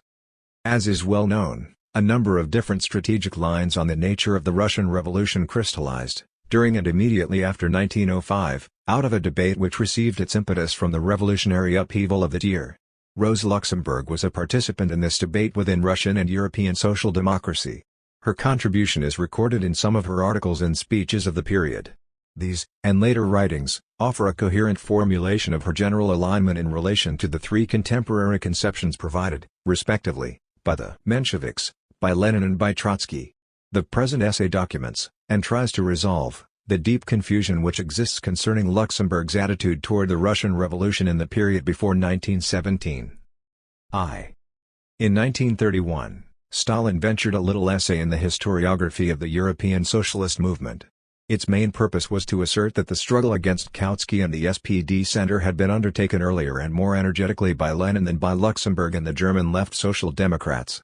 The opposite is in fact the truth, Luxemburg had been doing battle with SPD orthodoxy for nearly a decade when Lenin first became aware of its shortcomings. She broke with Kautsky in 1910, fully 4 years before the SPD's response to the outbreak of war revealed to Lenin his own misappraisal of that party and its theoretical pope. In any case, in the course of denouncing this truth as a slander, to be branded as such and not made the subject of discussion, Stalin also let it be understood that henceforth Rosa Luxemburg was to be regarded as one of the main architects of the theory of permanent revolution. In 1905, disagreement developed between the Bolsheviks and the Mensheviks in Russia on the question of the character of the Russian Revolution. What was the attitude of the German left Social Democrats, of Parvus and Rosa Luxemburg, to this controversy? They invented the utopian and semi-Menshevik scheme of permanent revolution, and opposed this scheme to the Bolshevik scheme of the revolutionary democratic dictatorship of the proletariat and the peasantry. Subsequently, this semi-Menshevik scheme of permanent revolution was caught up by Trotsky, and transformed into a weapon of struggle against Leninism. Luxemburg's responsibility for inventing the theory and opposing it to the Bolshevik conception was ranked by Stalin amongst the most generally known facts of history. One wholly in keeping with the spirit of his essay, this was, however, less a comment on the differential epistemological status of various facts than something in the nature of the latest ultimatum. 6 years earlier he had himself chastised the unfortunate Roddick for allegedly attributing the same theory to Luxemburg. It is not true, Stalin had then written, that the theory of permanent revolution was advanced in 1905 by Rosa Luxemburg and Trotsky. Actually, this theory was advanced by Parvus and Trotsky. 2. Stalin's essay soon drew a reply from Trotsky himself. Having set the record straight with regard to Lenin's and Luxemburg's relationship to Kautsky before the First World War, Trotsky went on to deal with the authorship of the theory of permanent revolution. By now ascribing this to Luxemburg, he pointed out, Stalin was not only contradicting his own earlier assertion but also coming forward with a new and unexpected history of the origin of the theory. Trotsky also suggested, however, that Stalin's approach to historical questions, despite its vulgarity and unscrupulousness, had here generated a conclusion with a certain anachronistic rationale. Stalin approaches every question as if that question were born only today and stood apart from all other questions. He contributes his judgments entirely depending upon whatever personal interest of his is uppermost and most urgent today. Rosa Luxemburg does not appear to him in the perspective of the German, Polish, and international workers' movement of the last half-century. No, she is to him each time a new, and, besides, an isolated figure, regarding whom he is compelled in every situation to ask himself anew, who goes there, friend or foe? Unerring instinct has this time whispered to the theoretician of socialism in one country that the shade of Rosa Luxemburg is irreconcilably inimical to him. 3. The enmity postulated in this last assertion is by no means as speculative as the terminology may make it seem. Not only was Luxemburg's commitment to proletarian democracy quite incompatible with the practice of Stalinism, the consistent internationalism of her life and work was just as incompatible with the theory of socialism in one country. 4. More specifically, in assessing the significance of the Russian Revolution during and after 1917, she did adopt a perspective essentially identical with Trotsky's theory of permanent revolution. Since Stalin was now writing in a context where, thanks to his own efforts, that theory existed in antagonistic relation to the idea of socialism in one country, he had good reason to detect a link between Luxemburg's political legacy and the Trotskyist opposition. With equally good reason Trotsky later placed the work of building the Fourth International under the sign of the three L's, that is, not only under the sign of Lenin, but also of Luxemburg and Liebknecht. 5. But of course all this leaves untouched the question of Luxemburg's connection with the theory of permanent revolution in the period before 1917. On that point, Trotsky, in his reply to Stalin, did no more than to register surprise and skepticism at her newly disclosed responsibility for its origin. Elsewhere, however, he had himself connected her with the theory, albeit in a more limited way. At the 5th Congress of the Russian Social Democratic Party, held in London in May 1907, Trotsky noted that Luxemburg, in her interventions there, was espousing a view virtually indistinguishable from his own. Subsequently, referring to this occasion in his autobiography, he wrote, "On the question of the so-called permanent revolution, Rosa took the same stand as I did. 6 So expressed, even this more restricted claim is inaccurate. It is true that there was an important similarity between Luxemburg's and Trotsky's perspectives before 1917. Both of them made the same assessment of the proletariat's leading role, and of its relationship to the other major classes, in the Russian Revolution. Since much of the London Congress was devoted to a discussion of just that issue, it is also true that the common ground between them there was considerable and manifest.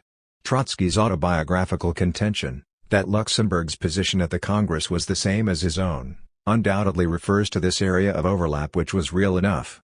The claim is misleading, despite it, because before 1917 Rosa Luxemburg did not accept the central and decisive element in the theory of permanent revolution, the one which separated Trotsky from all of his contemporaries before 1917, not only from the Bolsheviks and the Mensheviks, but even from Parvus who genuinely had been instrumental in shaping Trotsky's thinking on the subject. She did not share Trotsky's view that the vanguard role of the proletariat in the Russian Revolution would destroy the barriers between the minimum and maximum program of social democracy, would forge an unbroken chain between its bourgeois democratic and socialist tasks, had therefore rendered obsolete the reigning orthodoxy of distinct and separate stages. 7 In this respect Luxemburg's views were more closely similar to Lenin's than to the theory of permanent revolution. A legend to the contrary persists nevertheless, and it is easy to see why. Stalin and Trotsky both laid the basis for it in different ways. Mutual antagonists in a comprehensive political and ideological confrontation which opposed them to one another on most things, they seemed at least to agree that she had something to do with the theory in its early stages, whether by inventing it or by endorsing it on one occasion shortly after its inception. Add to this that, in the last 2 years of her life, she did in effect endorse it, and a teleological reading of her work will do the rest. If one projects her later into her earlier conceptions, the partial similarity between these earlier conceptions and Trotsky's views can be taken for a simple identity. The operation is the more tempting since certain of her formulations from the earlier period, if taken out of context, sound as if they might have been written by Trotsky. For example, in 1906, in her pamphlet on the mass strike, she characterized the Russian Revolution not so much as the last successor of the old bourgeois revolutions as the forerunner of the new series of proletarian revolutions of the West. 8 The sound here is deceptive precisely because it has been set loose from its place in Luxemburg's own orchestration. But it may help to account for the significant number of writers who, explicitly or implicitly, assimilate her perspective to Trotsky's theory of permanent revolution. What they all have in common apart from being wrong, more accurately, the cause, or perhaps consequence, of their being wrong, is that they offer no detailed analysis of textual sources to substantiate the interpretation of Luxemburg they thereby make. Some simply make it in a general way without citing any sources. 9 Others make it by cursorily repeating the claim that she endorsed Trotsky's position at the London Congress. 10 Yet others do so by referring, without further analysis, to her pamphlet on the mass strike or to other writings of the same period. 11 As will be seen, these sources in Luxemburg's work fail when pursued. Here we simply take a closer look at one of the writers in question, by way of illustration. Robert Looker argues that as early as 1906 in her mass strike pamphlet, Luxemburg had rejected the schematic Menshevik view in which he is right that Russia could as yet only hope to achieve a bourgeois revolution and that socialists must therefore confine their demands to the requirements of that revolution in which he is wrong, the above quotation from that pamphlet notwithstanding. What Rosa Luxemburg rejected about the Mensheviks' view was not the bourgeois democratic objective of the Russian Revolution but the strategic inferences they drew from this, such as the bourgeoisie's leading role, the necessity of an alliance with it, the desirability of supporting the cadets, and so forth. Like Lenin, she disagreed with the Mensheviks about the methods necessary to win the most far-reaching demands consistent with the revolution's bourgeois character and not about this character itself. To make the same point differently, what Looker defines, inadequately, as the Menshevik view was in fact common to all social democrats before 1917, except Trotsky and including Luxemburg. He thus helps to perpetuate the legend which assimilates the views of these two in that period. On the other hand, a number of commentators have tried to demolish this legend by dissociating Luxemburg's views, explicitly or implicitly, from the theory of permanent revolution. But they invariably introduce new mistakes and confusions into the picture. One writer notes a theory of stages in her work before 1917 but, overlooking Trotsky, suggests that it was universal amongst Marxists at the time. Another correctly points to the same thing in her accumulation of capital but proceeds to deduce from it precisely the Menshevik variant, which Luxemburg rejected, of the need for an alliance with the national bourgeoisie. A third suggests that she never adopted the Trotskyist conception of permanent revolution, a suggestion sustained by the misconception that even the October Revolution effected no change of view on her part. 12 Nettle, whose account is the best, disputes the claim that she endorsed the theory of permanent revolution and draws attention to the fundamental solidarity between the Bolshevik view and her own. But he is mistaken in the qualification he makes to this by saying that in 1906 Luxemburg, unlike the Bolsheviks, did not talk of any dictatorship, either in words or by implication. 13 She did talk, and in words, about a dictatorship, the dictatorship of the proletariat. She spoke of it as the only method of successfully carrying to completion the bourgeois revolution in Russia, and not, in Trotsky's sense, as the strategic objective whose achievement would fuse bourgeois democratic and socialist tasks into one continuous revolutionary process. Finally, Ernest Mandel correctly stresses the bourgeois democratic nature of the goal which she assigned to the revolutionary struggle of the Russian proletariat. But by writing that, like Lenin, Luxemburg rejected as premature any attempt to establish the proletarian dictatorship in Russia, he makes the point in a way which obscures the precise contours of her position, and that for the reason just explained. 14. There is, in sum, a more or less total confusion, and no clear and wholly accurate account known to us of Luxemburg's view in relation to those of her contemporaries. 15 What follows is an attempt to rectify this. 2. Well before 1905 some general indications can be found in Luxemburg's writings of the directions her thought would take when brought to bear on the problems of the Russian Revolution. These are no more than indications. It was the momentous events of 1905 itself which enabled her to concretize them into a rounded-out strategic perspective for Russia. However, they already provide a clear anticipation of what her response would be to the Menshevik orthodoxy on the Russian Revolution, a blunt rejection of what she was to refer to on one occasion as gigantic stupidities. 16 Two such anticipatory indications stand out in particular, Luxemburg's assertion of the inherent prematurity of the proletarian conquest of power, and the theme, pervading all her writings, of the historical bankruptcy of bourgeois democracy and liberalism. The first was elaborated, at the turn of the century, against Bernstein, whose argument in favor of gradualism included the notions that the proletariat was neither mature enough to take power nor fit yet to wield it, and that the exercise of proletarian power would in these circumstances be an impracticable, costly and disastrous experiment. The dictatorship of the proletariat, according to Bernstein, was, in a word, premature, a most happy conclusion on his part, seeing that he deemed it to be ethically inadmissible in any case, since it violated the norms of democracy and, as such, belonged to a lower civilization, an age which did not know the present methods of the initiating and carrying of laws. 17 Luxemburg's retort was not limited to the observation that beneath Bernstein's fears of a premature conquest of power there lay in reality nothing more than a general opposition to the aspiration of the proletariat to possess itself of state power. Examining the argument concerning prematurity on its own terms, she also pointed out that it betrayed a mechanistic conception of the struggle for socialism to imagine that the necessary degree of proletarian political maturity could be produced or measured by factors extraneous to the class struggle itself, to the proletariat's struggle for, and exercise of, power, and to the successes, failures and lessons of that whole process. Outside of the experience it provided there was no school of political maturity for the proletariat. For that reason, initiatives and even conquests of power which were, in a historical sense, premature would be unavoidable. These premature attacks of the proletariat constitute a factor, and indeed a very important factor, creating the political conditions of the final victory. In the course of the long and stubborn struggles, the proletariat will acquire the degree of political maturity permitting it to obtain in time a definitive victory of the revolution. It should be borne in mind, however, that Luxemburg's argument here was developed in the context of a controversy about the general strategic orientation of the German SPD and justifies neither the inference that she believed socialist revolution to be on the agenda everywhere and immediately, nor the imputation to her of tactical recklessness. Her contention was simply that the proletariat's struggle for power could not be postponed until it was completely assured, in advance, of a definitive victory in ideal conditions, since that would be a postponement sine die. No revolution could even begin if its precondition was the complete political maturity of the proletariat, and no conquest of power be undertaken if it had to be legitimated by guarantees of perfect success. Where the conditions for the revolutionary seizure of power emerged, the proletariat could and must, nevertheless, attempt, within the limits of its strength, to implement its historical objectives. There can be no time, Luxemburg wrote, when the proletariat, placed in power by the force of events, is not in the condition to take certain measures for the realization of its program. 18.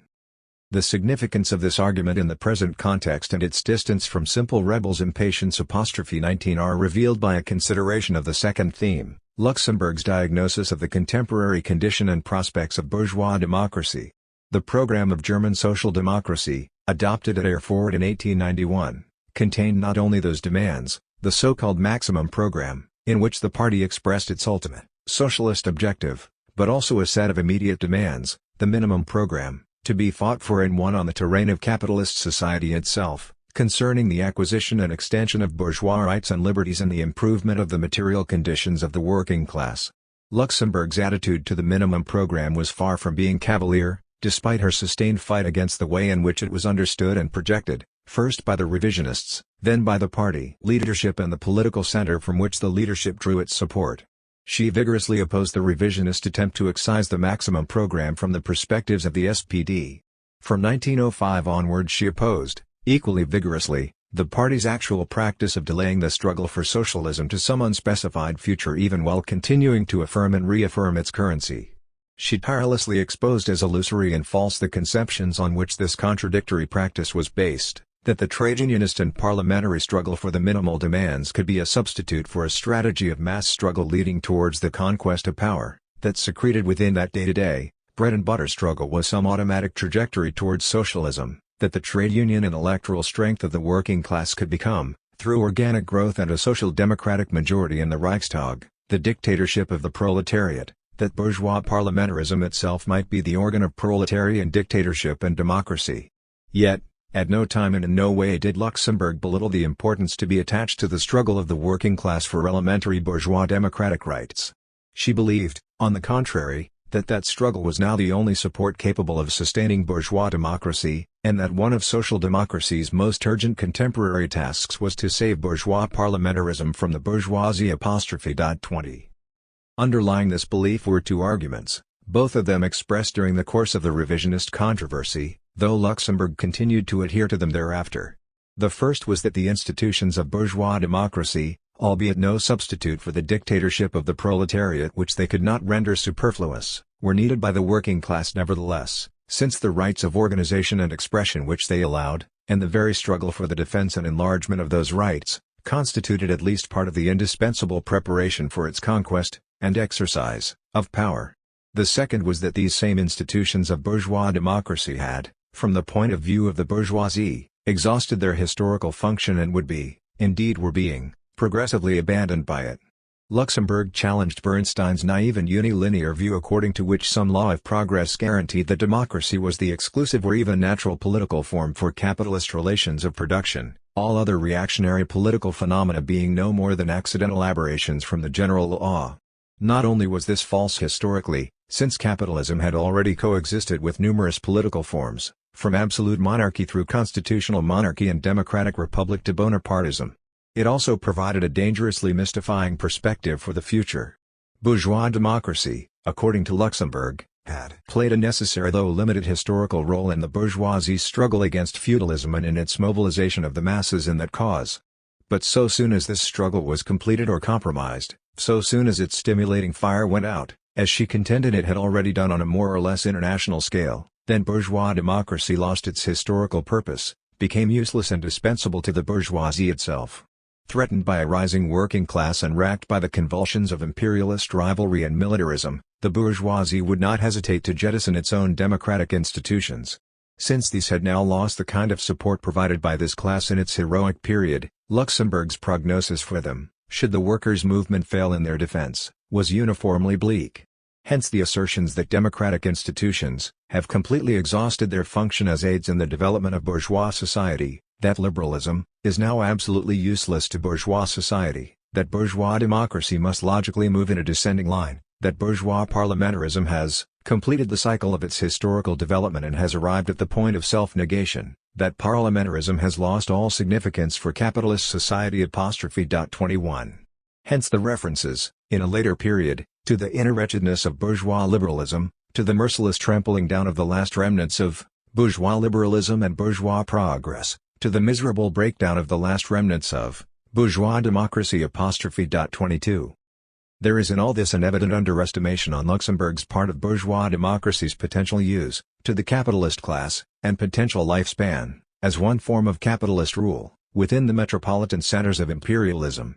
It should first be said, however, that her whole conception was in no respect inferior, neither analytically nor predictively, to the rosy Bernsteinian vision, an essentially liberal one, against which it was directed. She understood that the bourgeoisie would nowhere again be prepared to wage, let alone lead, an energetic revolutionary fight for the democratic objectives of the bourgeois revolution. She recognized that there were no lengths, howsoever undemocratic, to which it would not go in defense of its rule and in pursuit of imperialist ambitions. She grasped earlier and better than anyone else that the European working class had reached a historical turning point, that the epoch of peaceful growth and struggle in the context of capitalist stability lay behind it, while ahead there stretched a period of economic crisis and violent political conflict. Her writings can be seen as one long effort to erect a signpost at that turning point in order to save the working class from misdirection on a new terrain.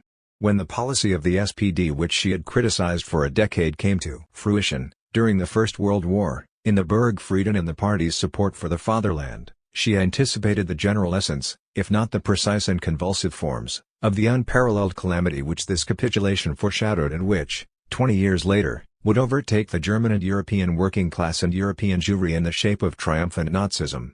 In 1915 Luxemburg wrote the following prescient lines. German freedom has been endangered by this attitude of the social democracy far beyond the period of the present war. The leaders of the social democracy are convinced that democratic liberties for the working class will come as a reward for its allegiance to the fatherland. But never in the history of the world has an oppressed class received political rights as a reward for service rendered to the ruling classes. The indifference with which the German people have allowed themselves to be deprived of the freedom of the press, of the right of assembly and of public life, the fact that they not only calmly bore, but even applauded the state of siege is unexampled in the history of modern society. That such a thing is possible in Germany today, that not only the bourgeois press, but the highly developed and influential socialist press as well, permits these things without even the pretense of opposition bears a fatal significance for the future of German liberty. It proves that society in Germany today has within itself no foundation for political freedom, since it allows itself to be thus lightly deprived of its most sacred rights. Let us not forget that the political rights that existed in Germany before the war were not won, as were those of France and England, in great and repeated revolutionary struggles, are not firmly anchored in the lives of the people by the power of revolutionary tradition. They are the gift of a Bismarckian policy granted after a period of victorious counter-revolution that lasted over 20 years.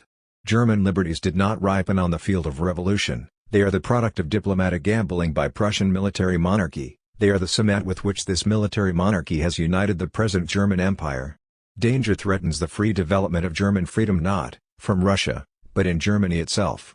It lies in the peculiar counter-revolutionary origin of the German constitution, and looms dark in the reactionary powers that have controlled the German state since the empire was founded. The passive submission of the social democracy to the present state of siege has demoralized the masses, the only existing pillar of German constitutional government. 23.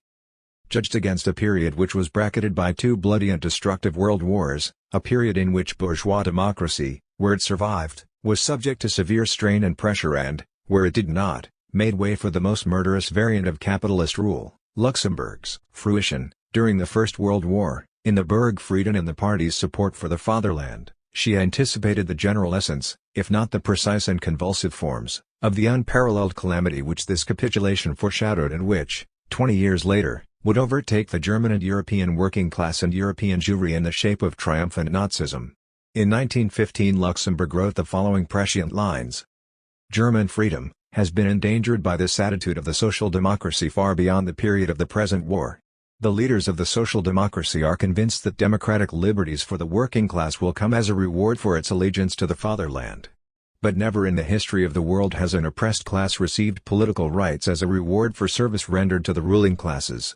The indifference with which the German people have allowed themselves to be deprived of the freedom of the press, of the right of assembly and of public life, the fact that they not only calmly bore, but even applauded the state of siege is unexampled in the history of modern society. That such a thing is possible in Germany today, that not only the bourgeois press, but the highly developed and influential socialist press as well, permits these things without even the pretense of opposition bears a fatal significance for the future of German liberty. It proves that society in Germany today has within itself no foundation for political freedom, since it allows itself to be thus lightly deprived of its most sacred rights. Let us not forget that the political rights that existed in Germany before the war were not won, as were those of France and England, in great and repeated revolutionary struggles, are not firmly anchored in the lives of the people by the power of revolutionary tradition. They are the gift of a Bismarckian policy granted after a period of victorious counter-revolution that lasted over 20 years. German liberties did not ripen on the field of revolution, they are the product of diplomatic gambling by Prussian military monarchy, they are the cement with which this military monarchy has united the present German Empire. Danger threatens the free development of German freedom not from Russia, but in Germany itself. It lies in the peculiar counter-revolutionary origin of the German constitution, and looms dark in the reactionary powers that have controlled the German state since the empire was founded. The passive submission of the social democracy to the present state of siege, has demoralized the masses, the only existing pillar of German constitutional government. 23. Judged against a period which was bracketed by two bloody and destructive world wars, a period in which bourgeois democracy, where it survived, was subject to severe strain and pressure and, where it did not, made way for the most murderous variant of capitalist rule, Luxemburg's. The wage form conceals the existence of their exploitation. It throws up a screen, which is not just a fiction, however, but a real structure with real effects, of elections, parliamentary legislation and debate, equal democratic rights, etc., behind which the central, executive apparatuses of the state and their points of contact/access to the capitalist class are obscured. It thus creates the illusion in the masses that they control this democratic state at least as much as anybody else. What they consent to is not something which they know to be their own subordination in the light of the clearly presented historical alternative of its abolition, but a structure which they understand quite otherwise. A kind of consent is secured from them nevertheless, even if it is misguided and misinformed, even if it is never entirely perfect from the point of view of the capitalist class, because pierced by the experience of a rather less benign reality, contradictory, and therefore in need of reinforcement by the constant threat, and periodic use, of. Trotsky himself understood this. He explained it clearly in a series of writings on Germany embodying not only brilliant, and still unsurpassed, conjunctural analyses of the rise of Nazism, but also the elements of a theory of the capitalist state not to be found in the previous Marxist canon, not in Marx, nor in Lenin, nor in Luxemburg, and one which, to this day, has not been properly assimilated in Marxist research, less still by the most influential currents within the workers' movement. One of Trotsky's main concerns in these writings was precisely to elucidate the different forms and methods of bourgeois rule in the different social blocks they attempt to construct, and lean on, for their support. On the subject of bourgeois democracy he wrote, "In a developed capitalist society, during a democratic regime, the bourgeoisie leans for support primarily upon the working classes, which are held in check by the reformists. In its most finished form, this system finds its expression in Britain during the administration of the Labour government as well as during that of the Conservatives." 26. Bourgeois democracy's strength in eliciting such support derives from mechanisms of ideological legitimation and political integration incomparably more powerful than those available to the alternative, overtly repressive forms of bourgeois rule, and for want of which the latter employ systematic terror. All bourgeois democracies, to be sure, also possess an armed, repressive apparatus which they use not only as a last resort, when these other mechanisms begin to fail decisively, but also on a more regular basis, piecemeal or in generous doses depending on the nature of the case. They rely upon a combination of repressions and concessions. 27. But the basic pillar of their strength is a dense and complex structure of institutions and practices, many of them external to the state apparatus itself, of elections, legislative, executive and advisory bodies, political parties, pressure groups and trade unions, newspapers and other mass media, etc., through which the needs and demands of the masses are processed. This structure has a dual character. On the one hand, it does provide the workers' movement with the organizational and political means for opposing the more blatant forms of exploitation and oppression, for defending the workers' most immediate interests, and for winning material gains on their behalf. This provision is the source of bourgeois democracy's self-legitimating power, and explains why it is no mere fraud and why an attitude of sectarian, ultra-left abstentionism towards it will not win the confidence of politically conscious workers. On the other hand, this structure largely succeeds in sublimating and neutralizing, or sabotaging, such genuinely anti-capitalist demands and initiatives as do emerge, by taking them through its many competent and specialized channels, i.e., away from the masses, out of their direct control and sight, generally with the assistance of reformist workers' parties and trade union leaders. This is why bourgeois democracy is in large measure a fraud, not class-neutral, not democratic tout court, and why the purely parliamentary road to socialism is a vain hope. The costs of this type of polity to the bourgeoisie, costs attendant on not having a prostrate workers' movement at its command, are not to be denied. But it has often been prepared to bear them, especially in the advanced countries where it could most afford to. their levels of wealth and position within the imperialist nexus made possible, over long periods, fundamental concessions to the working class in terms of rising standards of living. From the point of view of the bourgeoisie, there are also certain risks. The organizational strength which the working class is able to build up can become a serious threat to bourgeois rule once it begins to be released in the direction of forms of proletarian self-activity and self-organization which overflow bourgeois democracy's constricting framework and paralyze its function as the political expropriator of the initiatives of the masses. Bourgeois democracy itself furnishes points of support from which such initiatives toward proletarian democracy and power can be launched. This is why abstentionism is also a miserable substitute for a socialist strategy which can learn how to use these points of support in a revolutionary way, opening up the contradiction within bourgeois democracy in order to dispatch it once and for all.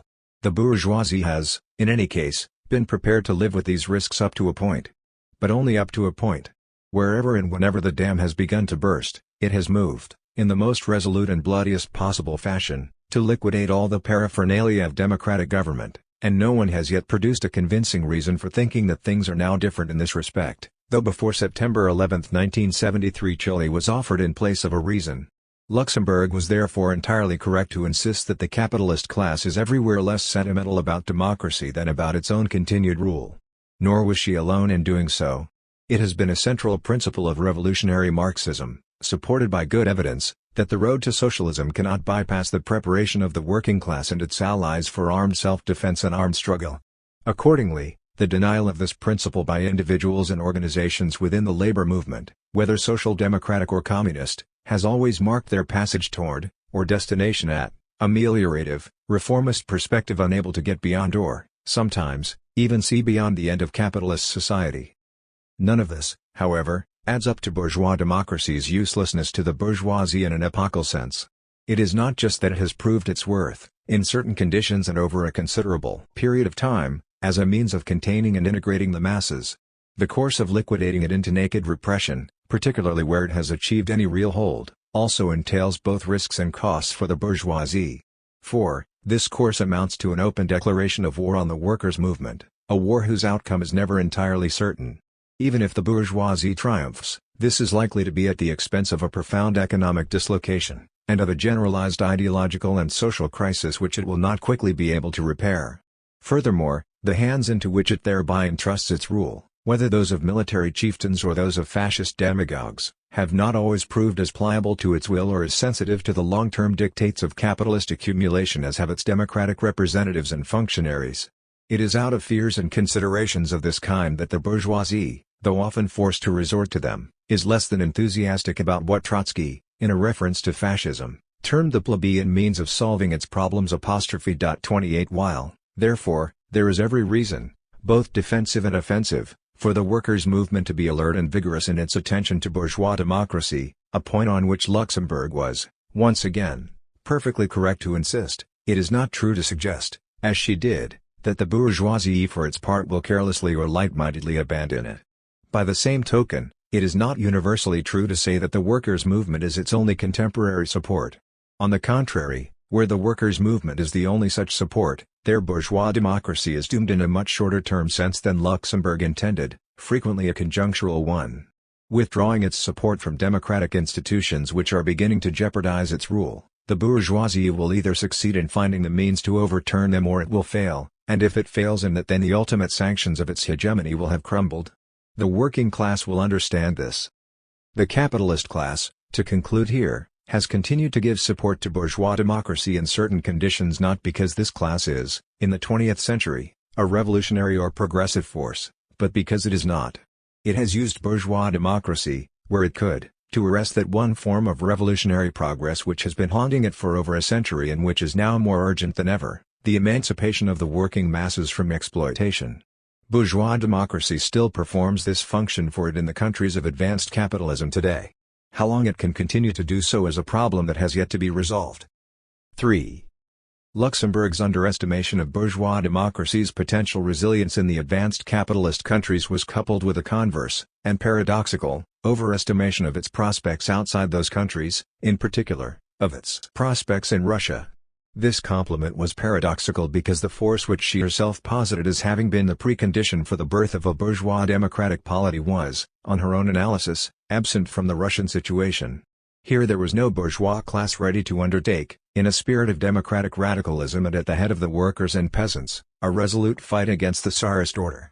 What served to give this paradox at least a semblance of coherence in her work was the theme, discussed above, that bourgeois democracy's unique support was now the proletariat itself. This theme, in fact, was the copula linking Luxemburg's differential prognoses for the different environments. In the advanced countries the workers were to keep bourgeois democracy alive against the opposition of a bourgeoisie which had deserted it. What life it had left in it was entirely due to this proletarian sustenance, which meant that it would henceforth function less as a stable form of bourgeois rule, in which capacity it was becoming increasingly useless, than as a weapon in the struggle for socialism. In Russia, on the other hand, this same struggle could not yet be on the agenda. The Russian workers' movement was separated from any attempt to implement the goals of the Maximum Program by a whole historical stage, one of further capitalist development and of bourgeois democratic rule during which it would be strengthened both numerically and politically. Here bourgeois democracy had still to begin its life. But here too it had been deserted, forsworn even as an aspiration before it could become a reality, by a bourgeoisie which was heavily compromised with the old order and fearful of the consequences of sanctioning any mass revolutionary movement. In Russia, therefore, the proletariat would have actually to create bourgeois democracy against the opposition of the bourgeoisie. All the elements of this perspective are already present in Luxemburg's writings before 1905, as can be seen from a text of 1903 on the antecedents of Polish social democracy. It is directed against certain Blanquist and populist allusions in the ideological positions of the Polish Proletariat Party of the 1880s, a circumstance whose importance will be considered in due course. In it, Luxemburg insists that the proletarian revolution is impossible if the bourgeois society has not previously passed through the necessary phases of development, if it has not already reached a state of economic as well as political development which allows the introduction of socialist institutions. The indispensable stage in the development of capitalist society which she has most in mind is that of parliamentary bourgeois forms of government, and she condemns as Blanquist the hope of carrying out a socialist overthrow directly, without going through the bourgeois parliamentary phase. 29 Accordingly, she upholds for the Russian Empire, including Congress Poland, the distinction between the minimum and the maximum programs, and rejects any notion that a program of measures transitional towards socialism might there be applicable. 30 The decisive current goal is specified and reiterated as the winning of political freedom, i.e., constitutional forms within Russia, as the overthrow of personal rule and the struggle for political freedom and a parliamentary democratic form of government. At the same time, Luxemburg is already clear which class will have to shoulder the burden of this struggle. The attaining of democratic institutions in the state is, at a certain historical moment, in a certain phase in the development of class antagonism, impossible without the active struggle of a conscious and organized proletariat. 31 Before 1905, in other words, Luxemburg subscribed to the social democratic orthodoxy according to which the revolution soon to break out in Russia will be a bourgeois and not a proletarian revolution. 32 Even then, however, she was not prepared to deduce from this that it must be led by the political representatives of the bourgeoisie, a deduction the Mensheviks would not hesitate to make. As logical as it may have seemed to them to be, it did violence to the reality of the Russian situation and to Luxemburg's sense of that reality. In Russia, she had written in 1899, capitalism prospered for a long time under the regime of Oriental absolutism, without having the bourgeoisie manifest the least desire in the world to introduce democracy. 33 The revolution of 1905 itself preserved the outlines of this perspective intact, as regards both the putative objective of the Russian Revolution and the roles within it of bourgeoisie and proletariat respectively. The political weakness and vacillation of Russian liberalism, on the one hand, and the enormous revolutionary energy of the Russian workers, on the other, were both features of 1905 which confirmed to Luxemburg's mind the correctness of her general position. But the events of that year also enabled her to give concreteness and precision to what had hitherto been a merely indicative and rather abstract schema, because they provided her with the raw materials out of which to fashion clearer strategic ideas about the exact dimensions of the proletariat's role. These raw materials were the forms of struggle embraced by the Russian masses themselves. In the vast wave of mass strikes and demonstrations which flowed over the Russian Empire during 1905, Luxemburg perceived the methods of assault which would be required to bring Tsarism to its knees and which, in order to do this and in the course of doing it, would sensitize the masses to the intimate connection between their economic and political problems, would foster and strengthen the forms of their self-organization, would impart to them an invaluable and irreplaceable lesson in the practice of proletarian democracy, and would prepare the most fertile ground for the implantation of revolutionary socialist ideas. Moreover, she understood the truly international significance of this whole experience. The Russian workers had, she held, adopted forms of struggle which were more advanced, more effective and more specifically proletarian in character than those to which the European workers' movement had become accustomed, schooled as this was in years of peaceful, parliamentary and trade unionist activity. They had furnished an example to the international working class which it would have to assimilate and repeat wherever it embarked upon any decisive struggle for power. To be adequately prepared and oriented for such a struggle, the European workers' parties and leaders must learn from the Russian workers, which meant in particular that the limitations of the good old, tried and tested, parliamentary tactic of the SPD must now be recognized.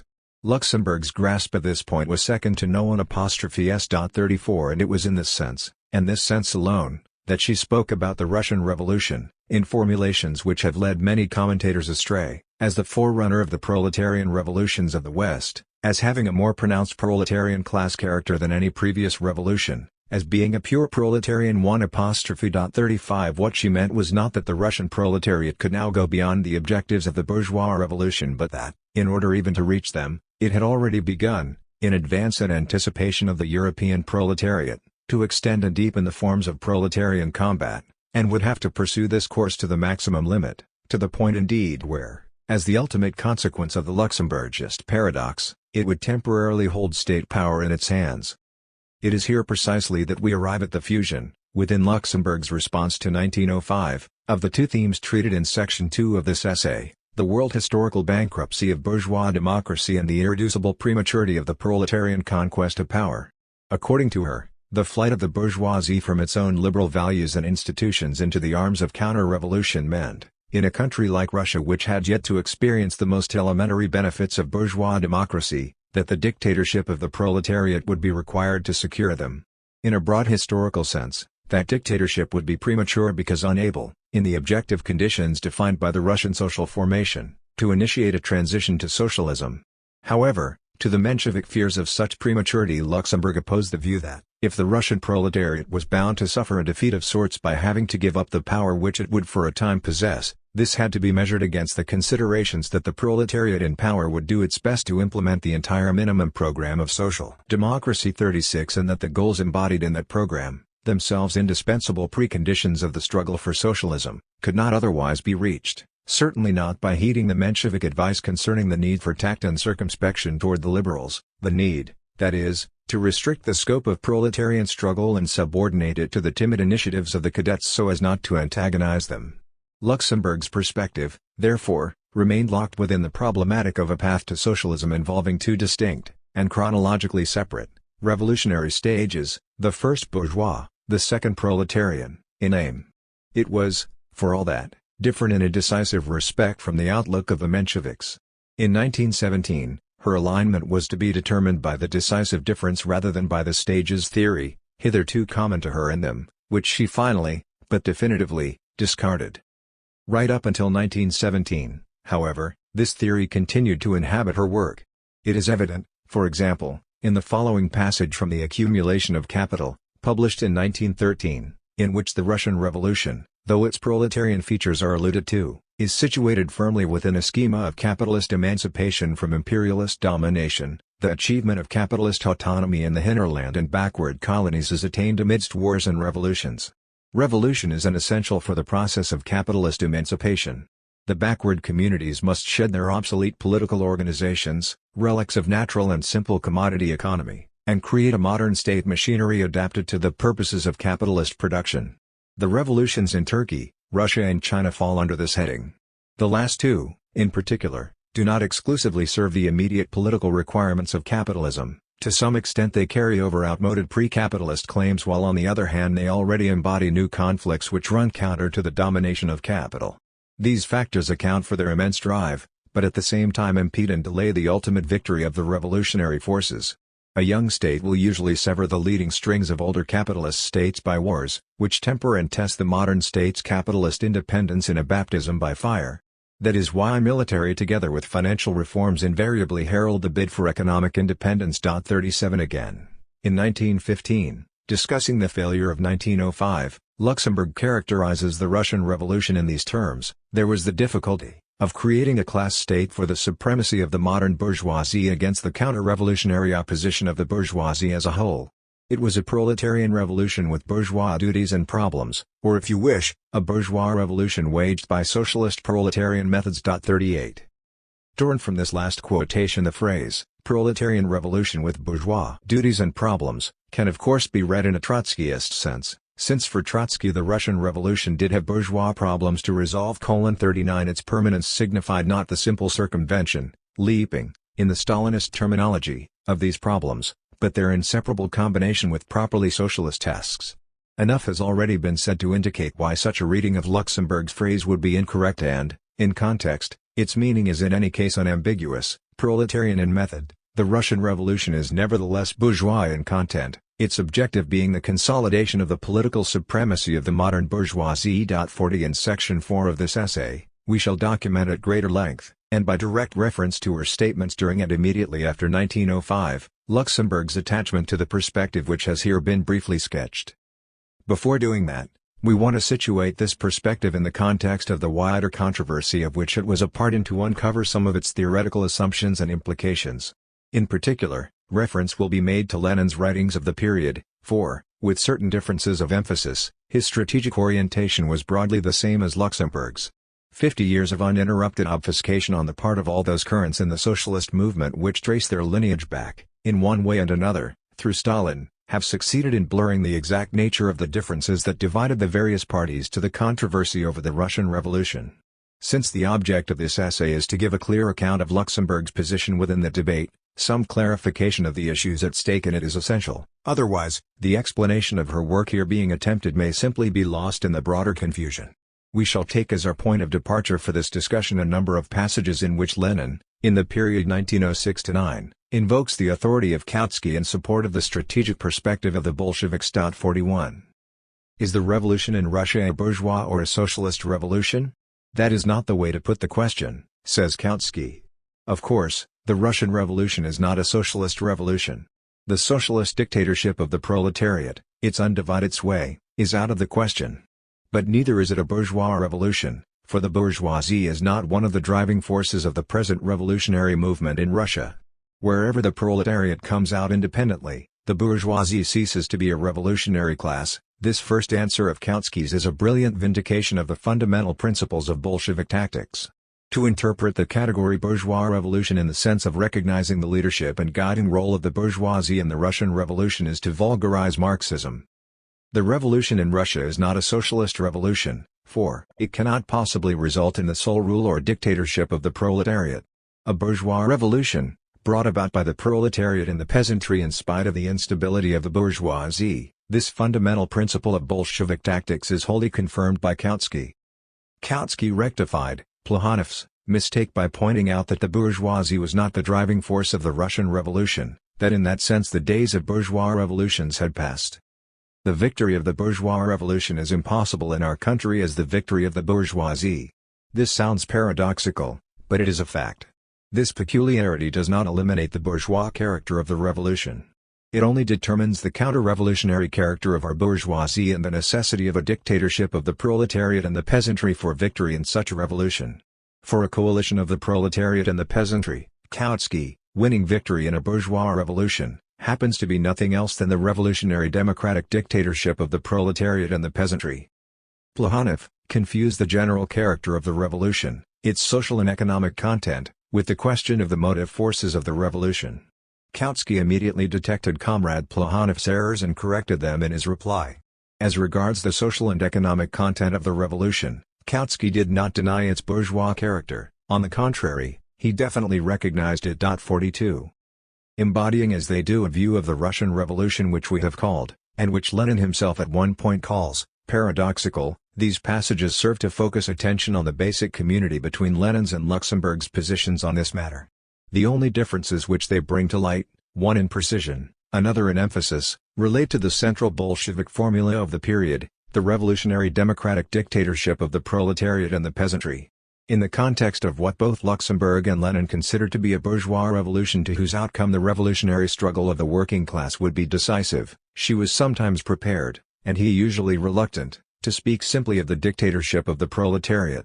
Given the classical connotation of the phrase, and displaying a greater concern for adopting unambiguous slogans, Lenin preferred to qualify it by the term, democratic, in order clearly to underline that the task of this dictatorship in Russia would be to carry out a bourgeois democratic, and not a socialist, revolution.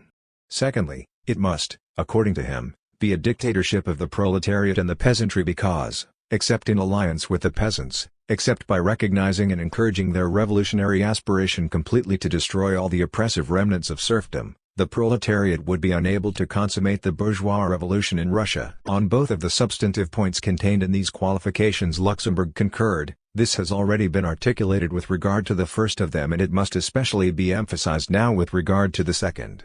For, like Trotsky, Luxemburg has sometimes been accused of overlooking the Russian peasantry and of underestimating the significance of the agrarian problem, a charge which is as absurd in her case as it is in his and which reflects the same attitude of indifference to historical and textual evidence. 43. It is true that the peasantry was not as central to Luxemburg's attention as it was to Lenin's and that she did not dwell on the subject at the same length or devote the same careful study to it. But far from overlooking it, both she and Trotsky were explicit in stipulating the need for a class alliance between proletariat and peasantry. What really united them in this question was not some oversight but their common association with a slogan which differed from the Bolshevik one in laying stress on the fact of proletarian political hegemony within such an alliance. Trotsky had formulated this in July 1905, "It goes without saying that the proletariat must fulfill its mission, just as the bourgeoisie did in its own time, with the help of the peasantry and the petty bourgeoisie. It must lead the countryside, draw it into the movement, make it vitally interested in the success of its plans. But, inevitably, the proletariat remains the leader. This is not the dictatorship of the proletariat and the peasantry, it is the dictatorship of the proletariat supported by the peasantry." 44 in 1908. This same formula was adopted in preference to the Bolshevik one by the 6th Congress of Luxemburg's own party, the Social Democracy of the Kingdom of Poland and Lithuania. 45 But, the partial junction of Luxemburg's and Trotsky's perspectives which it undoubtedly represents must be interpreted with proper care. It expressed their common assessment of the political relationship between proletariat and peasantry in Russia, and not of the relationship between bourgeois democratic and socialist revolutions. To cite Luxemburg's association with the slogan in support of the contention that she then subscribed to the theory of permanent revolution is therefore quite wrong. It is equally wrong to see in it the proof of some major division between Trotsky and Luxemburg, on the one hand, and Lenin, on the other, over the general disposition of class forces in the Russian Revolution. Where their formula emphasized the leading role of the proletariat in a proletarian-peasant alliance, Lenin stressed only the alliance itself. Its more open character, and what Trotsky was later to term the algebraic aspect of Lenin's position, were due to a more sanguine estimation on as part of the independent political role that might be played, within the dictatorship projected for the completion of Russia's bourgeois revolution, by a revolutionary peasants' party. 46 Lenin was always clear however, this estimation notwithstanding, that the proletariat, under social democratic leadership, must strive to remain in the forefront of the struggle, wanting to push the bourgeois revolution to the furthermost limits because its ulterior goals lay beyond them, and guided by the scientific theory of Marxism, it would be more clear-sighted and more consistently democratic than even the most revolutionary representatives of the peasantry. The mere Leninist formula, speaking only of proletariat and peasantry, may not have said anything about proletarian leadership. But the texts in which Lenin explained that formula did. On countless occasions, in fact, he insisted on the need for the proletariat to assume the leadership of the Russian revolutionary movement in general and of the peasantry in particular. 47. Lenin himself defined the extent of his differences with Luxemburg and the Polish Social Democrats. They were limited to the terms on which social democracy might participate, alongside the political representatives of the peasantry, in a provisional revolutionary government of the democratic dictatorship. 48 For the rest, he regarded the difference between the two slogans and the two positions as of no strategic significance. At the London Congress of 1907, he had already affirmed that the Bolsheviks and the Poles saw eye to eye on the fundamental issues concerning the relationship of classes in the Russian Revolution. 49 Then, in December 1908, the Poles succeeded in getting their slogan adopted at the Fifth Conference of the Russian Party. When Martov tried to represent its adoption as a break with the Bolshevik position, Lenin derided him and labeled the attempt a model of pettifoggery, Is it not obvious that the same idea runs through all these formulations, that this idea is precisely the idea of a dictatorship of the proletariat and the peasantry, that the formula, the proletariat relying upon the peasantry, remains part and parcel of that same dictatorship of the proletariat and the peasantry? Both the Bolsheviks and the Poles, he went on to point out, recognized that the proletariat must play the leading role in the conquest of power and that its main ally in this would be the peasantry. We are at one, against the Mensheviks, he concluded, on all essentials, and disagree only on minor points. 50. The existence of this unanimity over essentials is confirmed by the passages from Luxemburg's and Lenin's writings adduced above. When she spoke of the pronounced proletarian character and methods of the Russian Revolution, and when he said that the bourgeoisie had ceased to be a revolutionary class and that, in that sense, the days of bourgeois revolutions were over, each was registering what could be called a dislocation between the social content of the Russian Revolution and the social forces alone capable of carrying it through. A bourgeois revolution in spite of or against the bourgeoisie. By this general characterization, both of them condemned the Menshevik accommodation to liberalism as well as the expectation, supporting it, that the Russian Revolution might furnish a new instance of the classical Marxist model in which the bourgeoisie, universal class, represents its particular interest as general and rouses the people to an assault against absolutism. A bourgeois revolution, but made by the proletariat, leading the peasantry, to that extent at least, this revolution could not be a simple historical repetition, another edition of 1789 translated into Russian. To that extent also it foreshadowed its future, proletarian successor. The developing class antagonism between bourgeoisie and proletariat had firmly set its imprint on the very first stages of Russia's bourgeois revolution. The latter, as Luxemburg put it, already embodied a conflict which ran counter to the domination of capital. 51 More than once during 1905, Lenin made the same point. Like everything else in the world, the revolutionary democratic dictatorship of the proletariat and the peasantry has a past and a future. Its past is autocracy, serfdom, monarchy and privilege. Its future is the struggle against private property, the struggle of the wage worker against the employer, the struggle for socialism. Of course, in actual historical circumstances, the elements of the past become interwoven with those of the future, the two paths cross. Wage labor with its struggle against private property exists under the autocracy as well, it arises even under serfdom. But this does not in the least prevent us from logically and historically distinguishing between the major stages of development. We all contrapose bourgeois revolution and socialist revolution, we all insist on the absolute necessity of strictly distinguishing between them. However, can it be denied that in the course of history individual, particular elements of the two revolutions become interwoven? Naturally, as a result of the special position which the proletariat occupies in capitalist society, the striving of the workers towards socialism, and their alliance with the Socialist Party assert themselves with elemental force at the very earliest stages of the movement. But purely socialist demands are still a matter of the future, the immediate demands of the day are the democratic demands of the workers in the political sphere, and economic demands within the framework of capitalism in the economic sphere. Even the proletariat is making the revolution, as it were, within the limits of the minimum program and not of the maximum program. 52. From the same point of departure, namely, the dislocation between social content and motive forces of the Russian bourgeois revolution, Trotsky's destination was the theory of permanent revolution. This was not based, as his detractors would have it, on ultra-leftist maximalism, a desire to skip the bourgeois stage, and so forth. It was due to the conviction, unique to him and wholly correct, that the necessary logical distinction between the two revolutionary stages could not be transposed into a simple chronological succession within the real, historical process. That process, on the contrary, would so thoroughly combine with one another not just particular elements of the bourgeois and proletarian revolutions, but their decisive substantive contents, a peasant agrarian revolution with the establishment of a workers' state, the destruction of the Tsarist state apparatus with the first encroachments on capitalist property, as to confute any neat or clear-cut historical periodization. The organic combination of revolutionary stages was a strategic inference on Trotsky's part from the same correlation of forces that lay at the center of Lenin's and Luxemburg's vision, a consequence of the extent to which capitalist relations had seized both the towns and the countryside of Russia, producing thereby, on the one side, a highly concentrated and militant proletariat, on the other, a bourgeoisie only weakly liberal where it was not downright reactionary, and between them a sharp class antagonism in a country still governed by an absolutist state and untrammeled by survivals of serfdom. The theory of permanent revolution, by which Trotsky, from 1905 onwards, linked the bourgeois to the proletarian revolution and the minimum to the maximum program, was anchored in what he was later to designate the law of combined and uneven development '53. Before 1917, neither Lenin nor Luxemburg was able to make this link, each remaining faithful to a conception in which the theoretical constructs, bourgeois revolution/proletarian revolution, had to find their counterparts in two discrete historical stages.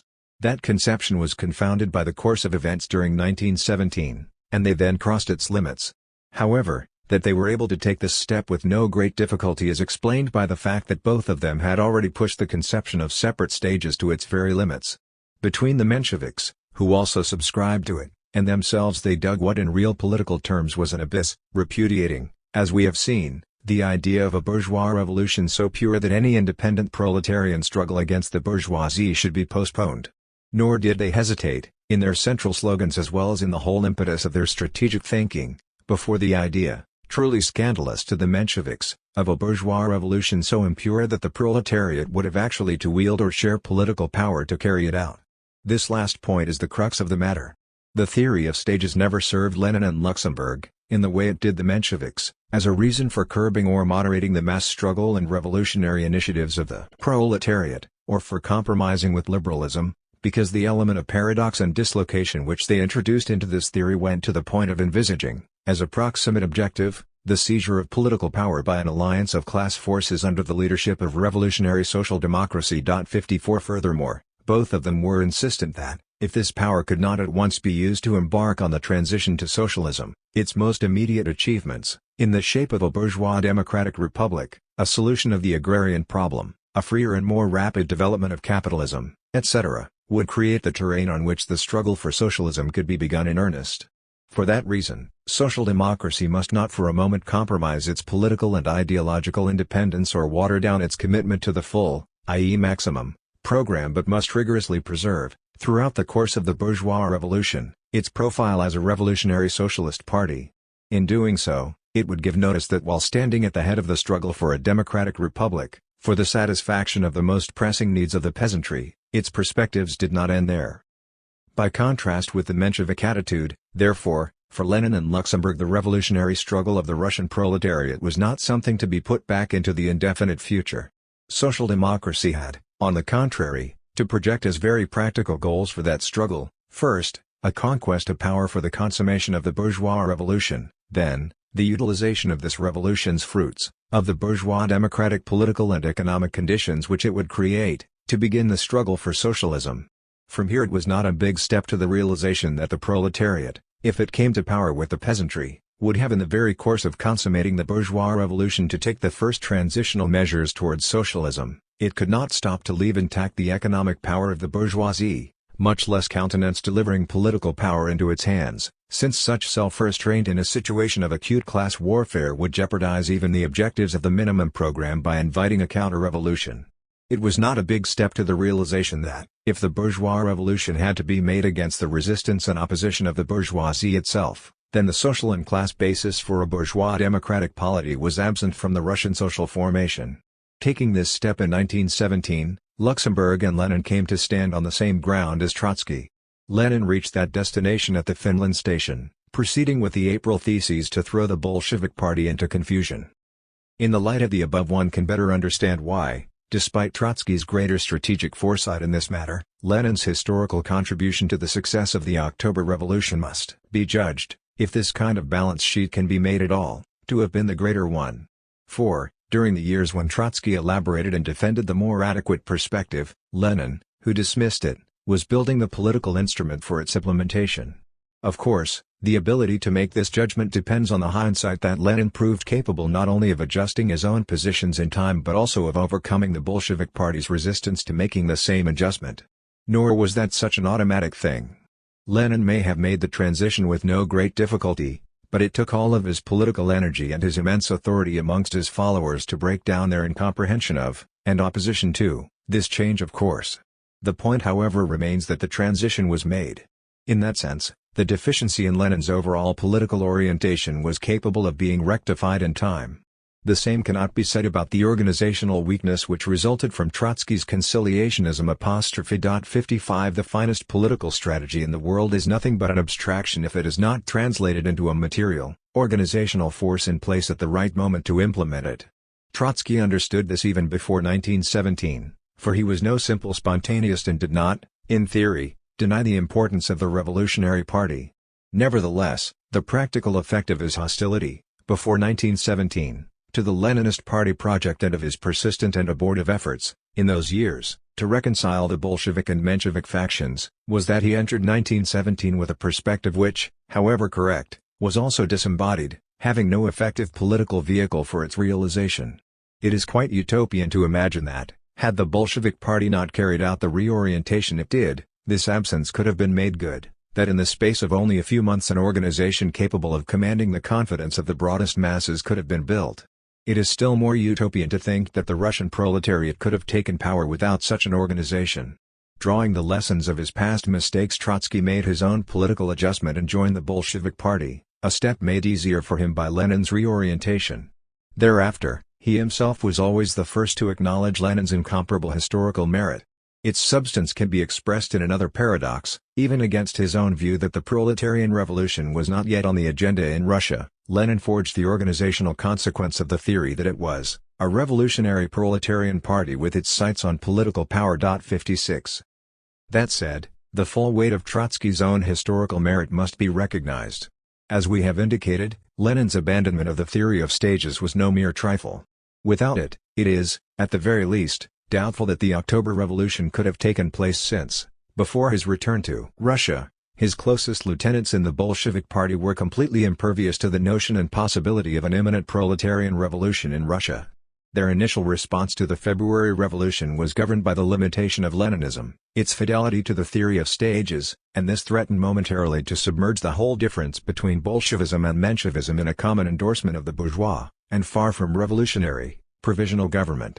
Their response thereby validated Trotsky's judgment of 1909 that, despite its considerable distance from Menshevism, whose anti-revolutionary aspects were already apparent, Bolshevism secreted a similar aspect which would become a danger only with the advent of revolution itself. 57 Lenin's response, however, was governed by the ability to go beyond both the limitation and the letter of his own erstwhile perspective in order to preserve its whole revolutionary spirit and impetus against such a miserable denouement.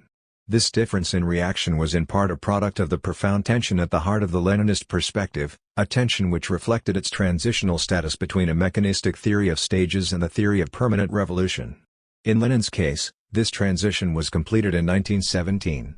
But the drama of that year also confirmed that it could not be taken for granted and that the failure to make it would have the most reactionary political consequences. If further confirmation of this is needed, it exists abundantly, in the sequel of the 20th century. In the politics of all those communist parties, Stalinist and de-Stalinized, which, having resurrected the theory of stages against Trotskyism and the mature post-revolutionary positions of Lenin, took the path of reformism.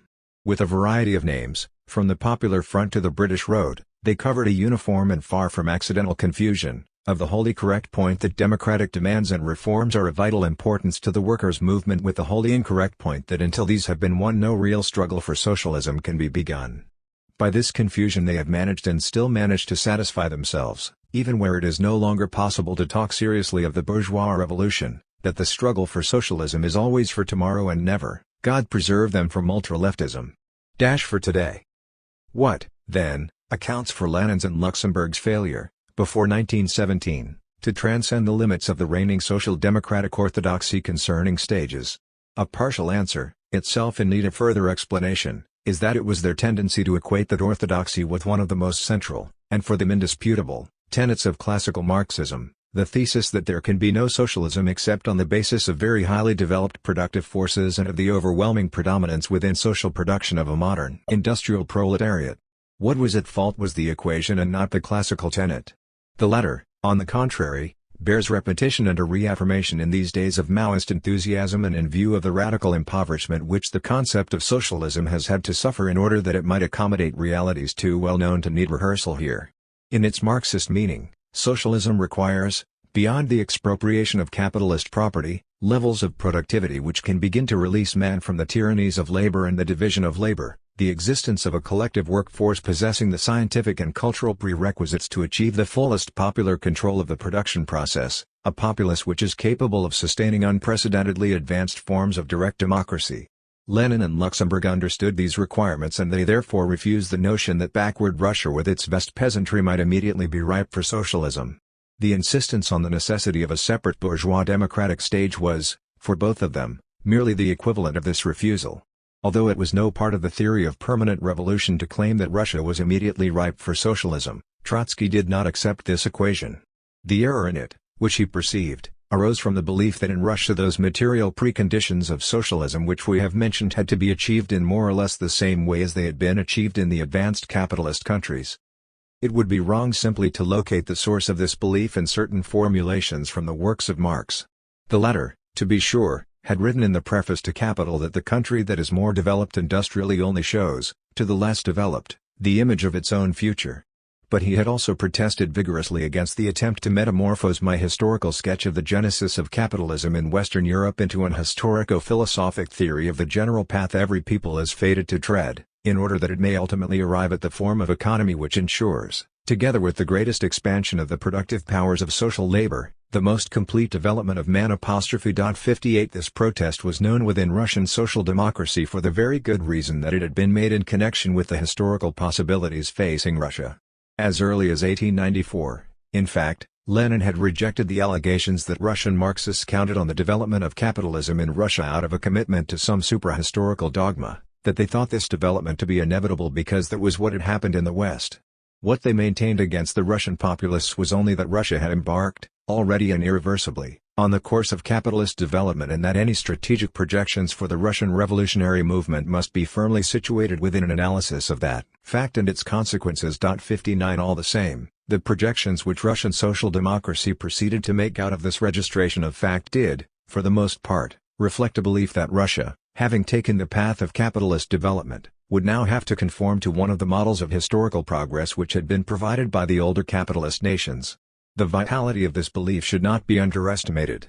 It had an especially strong historical root in the Russian Empire.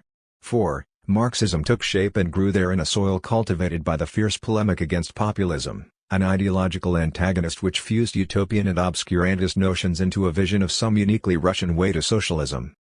We quoted earlier from Luxemburg's text of 1903 on the Proletariat Party, bringing out her contention that bourgeois society must pass through all the necessary stages of economic and political development, in particular the parliamentary stage, before any transition to socialism might be conceivable.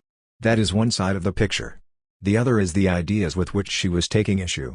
She was contesting, first, the idea that Russia could create an indigenous type of socialism founded on the traditional peasant commune, and could simply bypass or undo the results of a capitalist development which was deemed by the populists, insofar as they recognized it at all, to be an alien transplant in the Russian social body. She was contesting, secondly, the Blanquist confidence in the efficacy of political willpower, the illusion that socialism could be ushered in without further ado by the conspiracy and the coup, the tendency to belittle in their favor the ongoing work of proletarian organization and education, and the importance of the struggle for simple, democratic demands and economic reforms. She was challenging, in short, the notion of a miraculous leap, out of Russian backwardness and across all objective obstacles, into socialism. Against the fantastic concept of the independent path to socialism in Russia, she upheld the most elementary acquisitions of historical materialism. The ABCs of Marxian socialism teach that the socialist order is not some sort of poetic ideal society, thought out in advance, which may be reached by various paths in various more or less imaginative ways. Rather, socialism is simply the historical tendency of the class struggle of the proletariat in capitalist society against the class rule of the bourgeoisie. Outside of this struggle, socialism cannot be realized, neither through the propaganda of the most ingenious creator of a socialist utopia nor through peasant wars or revolutionary conspiracies. 60 The same applies in Lenin's case.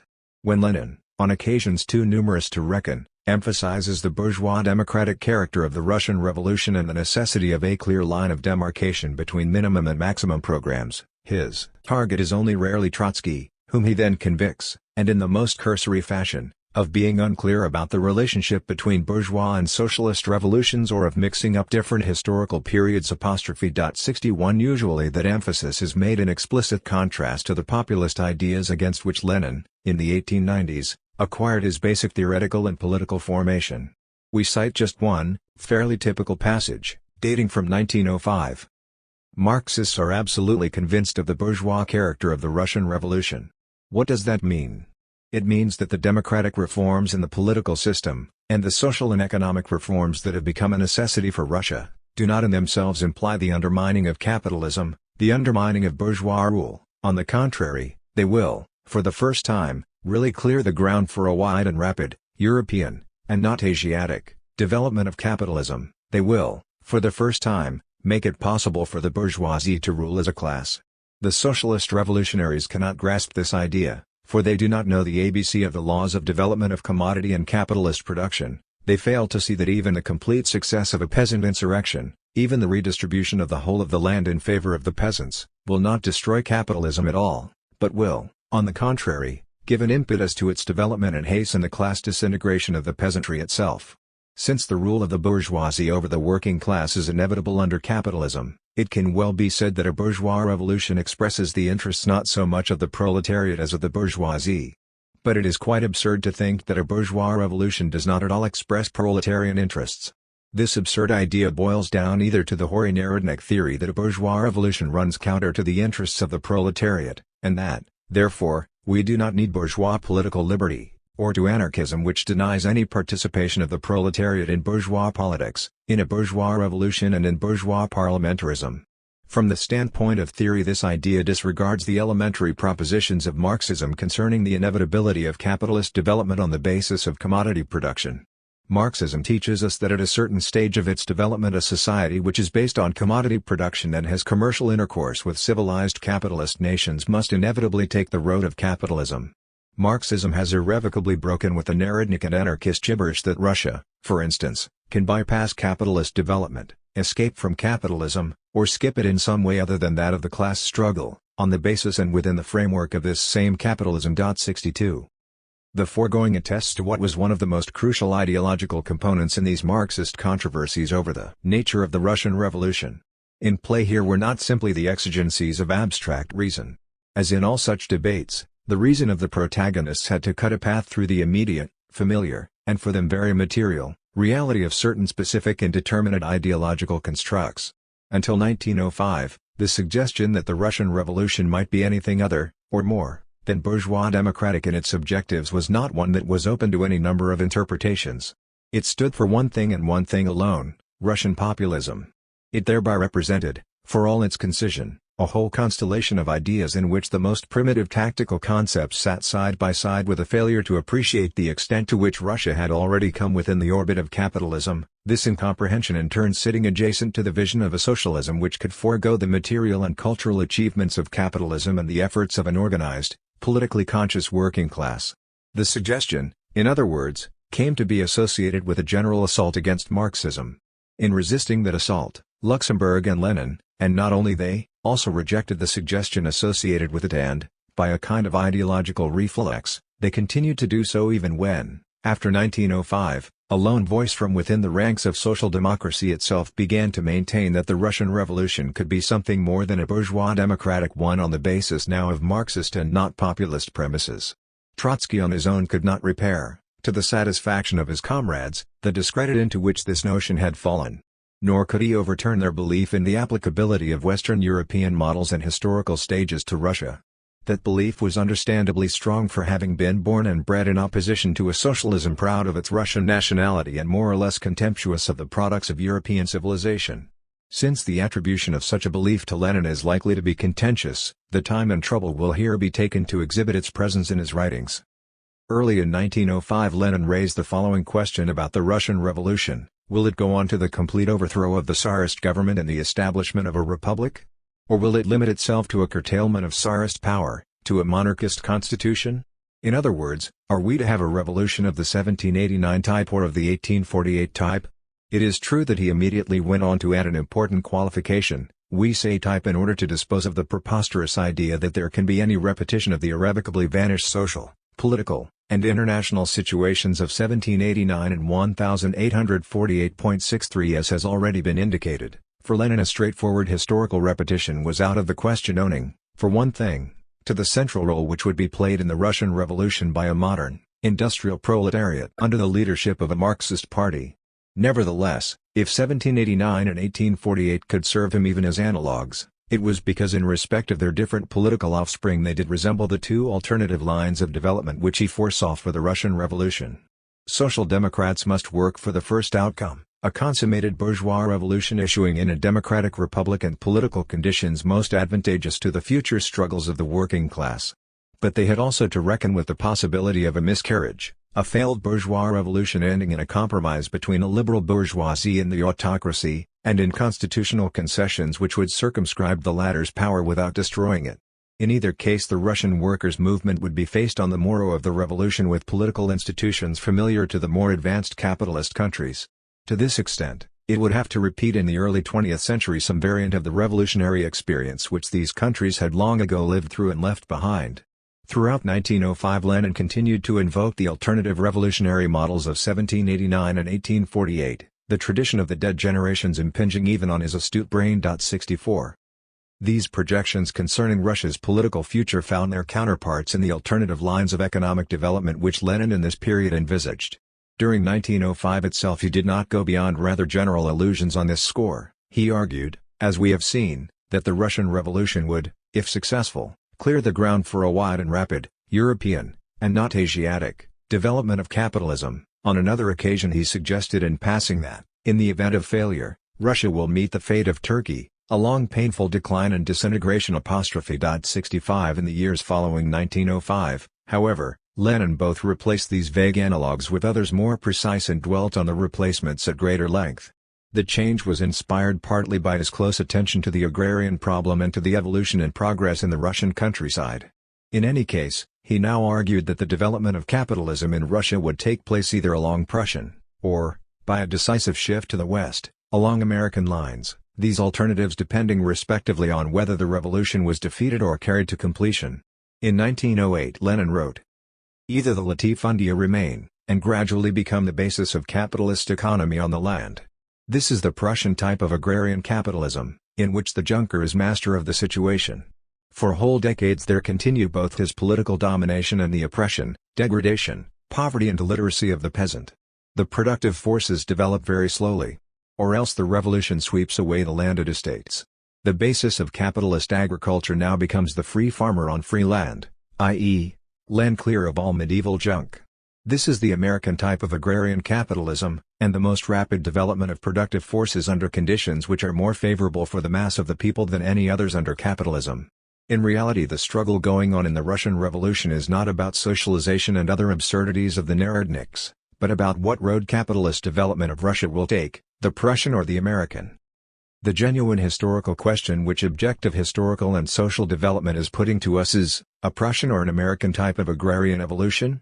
A landlord's monarchy with a fig leaf of a sham constitution, or a peasant, farmers, republic? We cannot get rid of the bourgeois state. Only petty bourgeois Philistines can dream of doing so. Our revolution is a bourgeois revolution precisely because the struggle going on in it is not between socialism and capitalism, but between two forms of capitalism, two paths of its development, two forms of bourgeois democratic institutions. 66. These alternatives were, again, ones to which Lenin made repeated reference, and their relationship to the two types of revolution he had in view is clear. We do not pretend that his politico-economic hypotheses in these years were obtained simply from an amalgam of such historical comparisons. To do so would be a travesty given the painstaking research devoted by him to the specificities of Russian society and apparent throughout his work.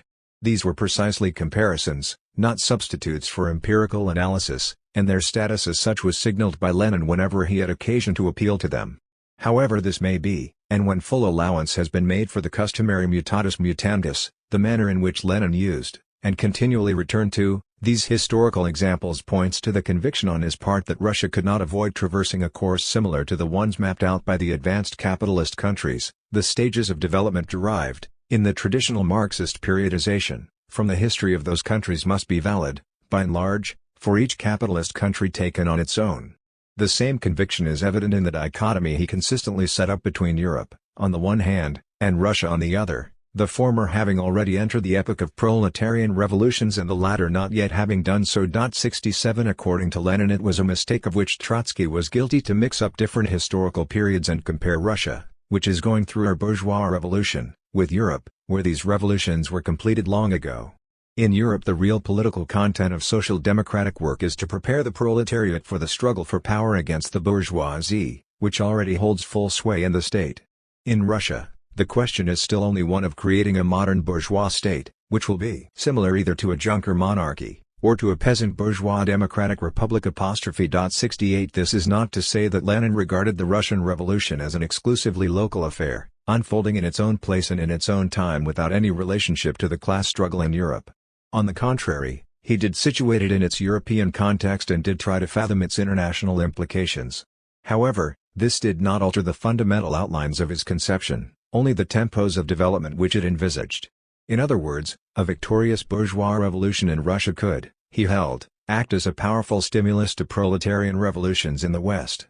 These in turn would, if successful, help to protect Russia from the danger of a restoration and to consolidate the gains of its bourgeois revolution, providing at the same time an international milieu which would facilitate the Russian proletariat's own struggle for socialism.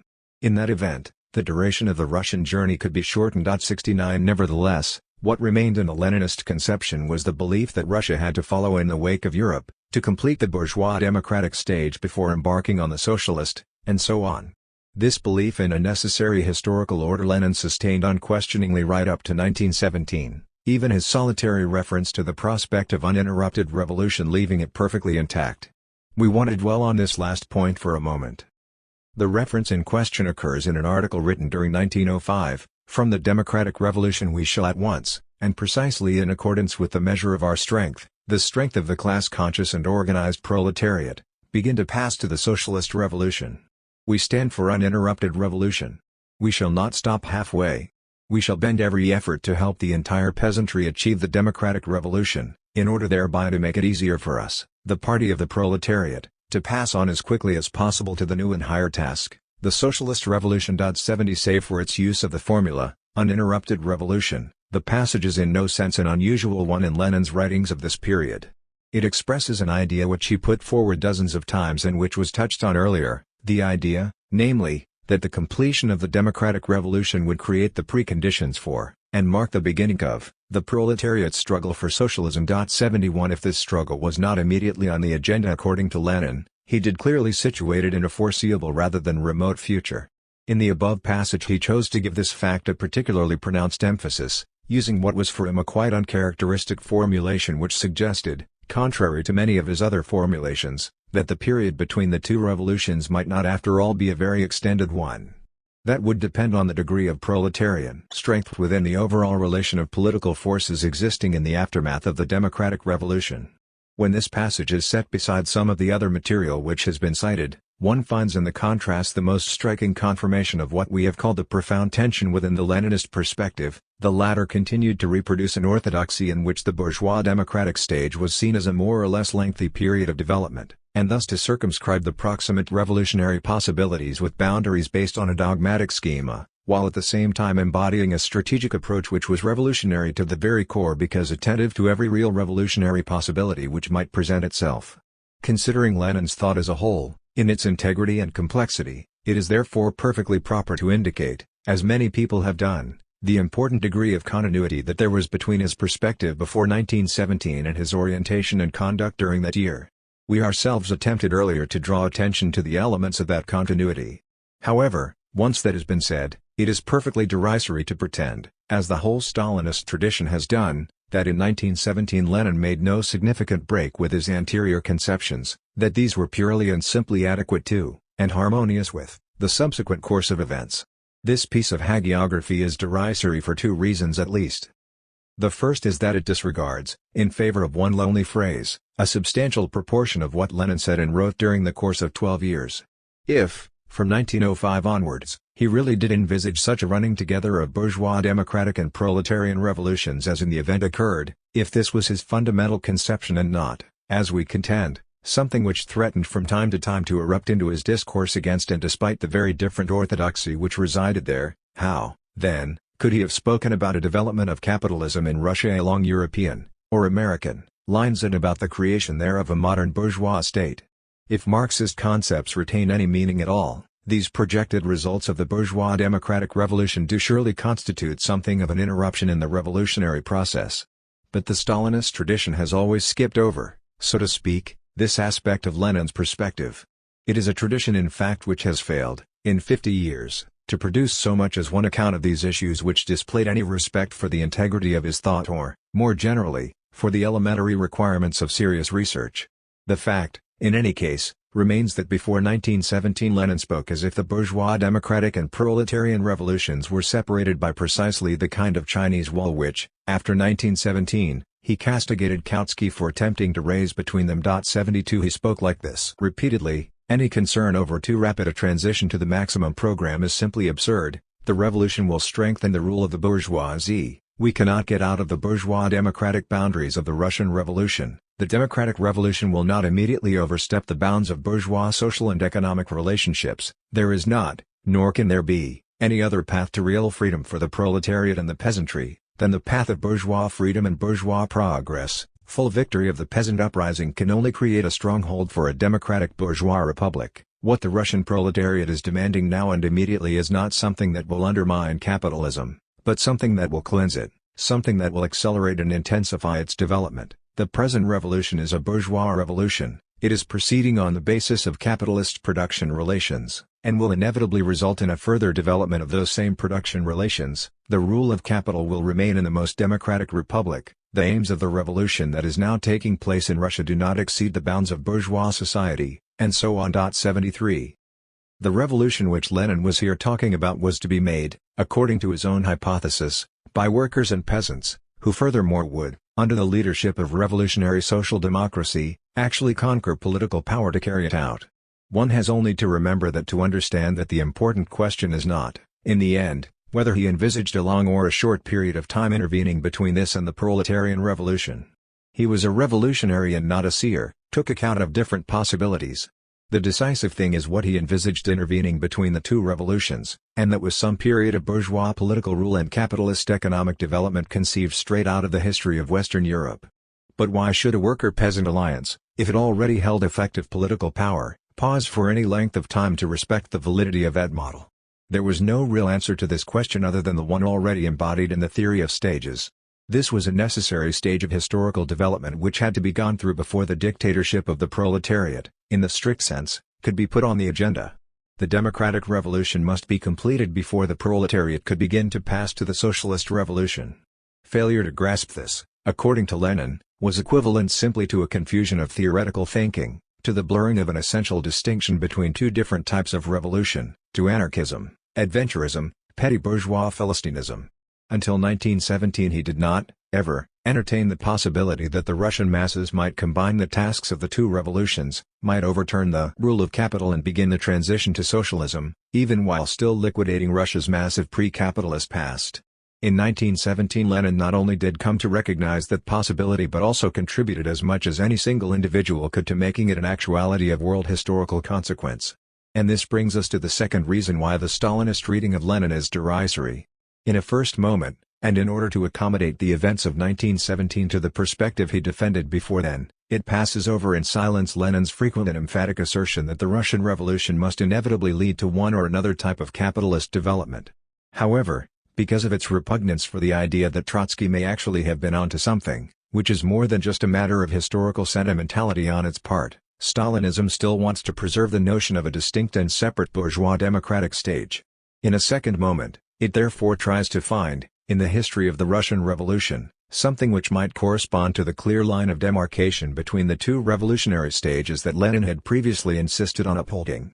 It comes up with such a line in a simple chronology. The bourgeois democratic and proletarian revolutions in Russia took place in February and October of 1917 respectively. Lenin's reorientation of the Bolshevik Party in April, accordingly, represented no kind of departure by him from the problematic of separate stages, but was a perfectly natural response to the fact that what he had always defined as the indispensable precondition of the proletarian revolution had now been achieved.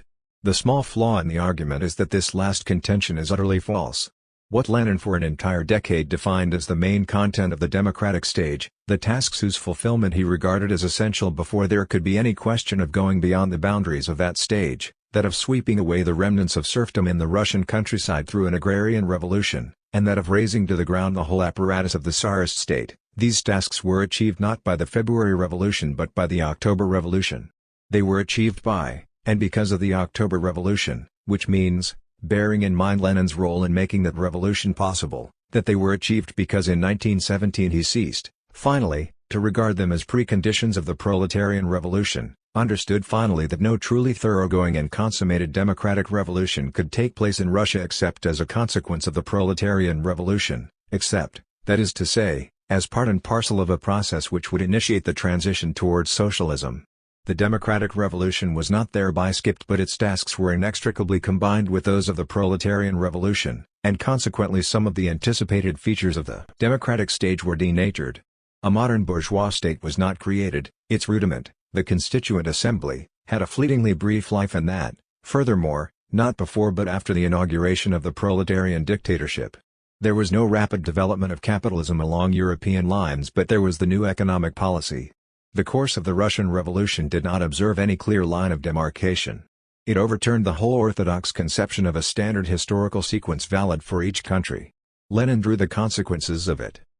The victorious Bolshevik Revolution, he wrote in 1918, meant the complete destruction of the monarchy and of the landlord system, which had not been destroyed before the October Revolution. We carried the bourgeois revolution to its conclusion. Again, it was the Bolsheviks, and only the Bolsheviks, who, thanks only to the victory of the proletarian revolution, helped the peasants to carry the bourgeois democratic revolution really to its conclusion. And, only the October Revolution, only the victory of the urban working class, only the Soviet government could relieve the whole of Russia, from end to end, of the ulcer of the old feudal heritage, the old feudal exploitation, landed estates and the landowners' oppression of the peasants as a whole. In 1921, we solved the problems of the bourgeois democratic revolution in passing, as a byproduct of our main and genuinely proletarian revolutionary, socialist activities. The Kotskys, Hilferdings, Martovs, were incapable of understanding this relation between the bourgeois democratic and the proletarian socialist revolutions. The first develops into the second. The second, in passing, solves the problems of the first. 74. We cannot here explore the factors which enabled Lenin to break with the orthodoxy he had defended hitherto. We will touch on only one of them, the impact of the First World War. This led first, via the debacle of European social democracy, to a radical reappraisal on as part of the Marxism of the Second International in which that orthodoxy, amongst others, was enshrined. Secondly, it brought out in the starkest possible way the reality and the effects of capitalism as a global system, setting Lenin to the study of imperialism. Out of this double reflection emerged a qualitatively different understanding of the trajectory necessary for the backward countries.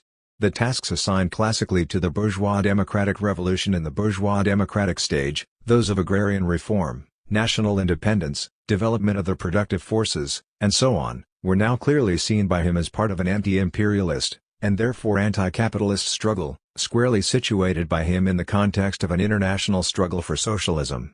These countries could not simply take the path that had been trodden by the first capitalist nations, the path of bourgeois freedom and bourgeois progress which Lenin in 1905 had held to be the only possible one. In 1918, he was saying by contrast, after the long and desperate World War, we can clearly discern the beginnings of a socialist revolution all over the world. This has become a necessity for even the more backward countries, irrespective of any theoretical views or socialist doctrines. 75 Needless to say, Lenin was not denouncing theory as such, only a specific variant of it. Nor had he suddenly become a partisan of the miraculous leap into socialism, of the view that the material preconditions stipulated by classical Marxism could be evaded. Far from it. To those who, in the name of Marxism, challenged the historical legitimacy of the October Revolution, Lenin replied by asking why Russia should not create the fundamental requisites of civilization in a different way from that of the West European countries. He still acknowledged as incontrovertible the proposition that in Russia the productive forces were not sufficiently developed to make socialism possible.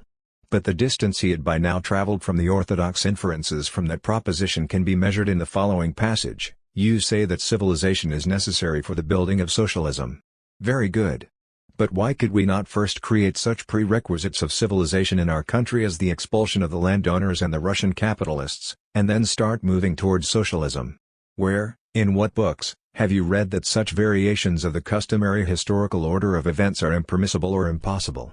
It need hardly be said that a textbook written on Kotskian lines was a very useful thing in its day.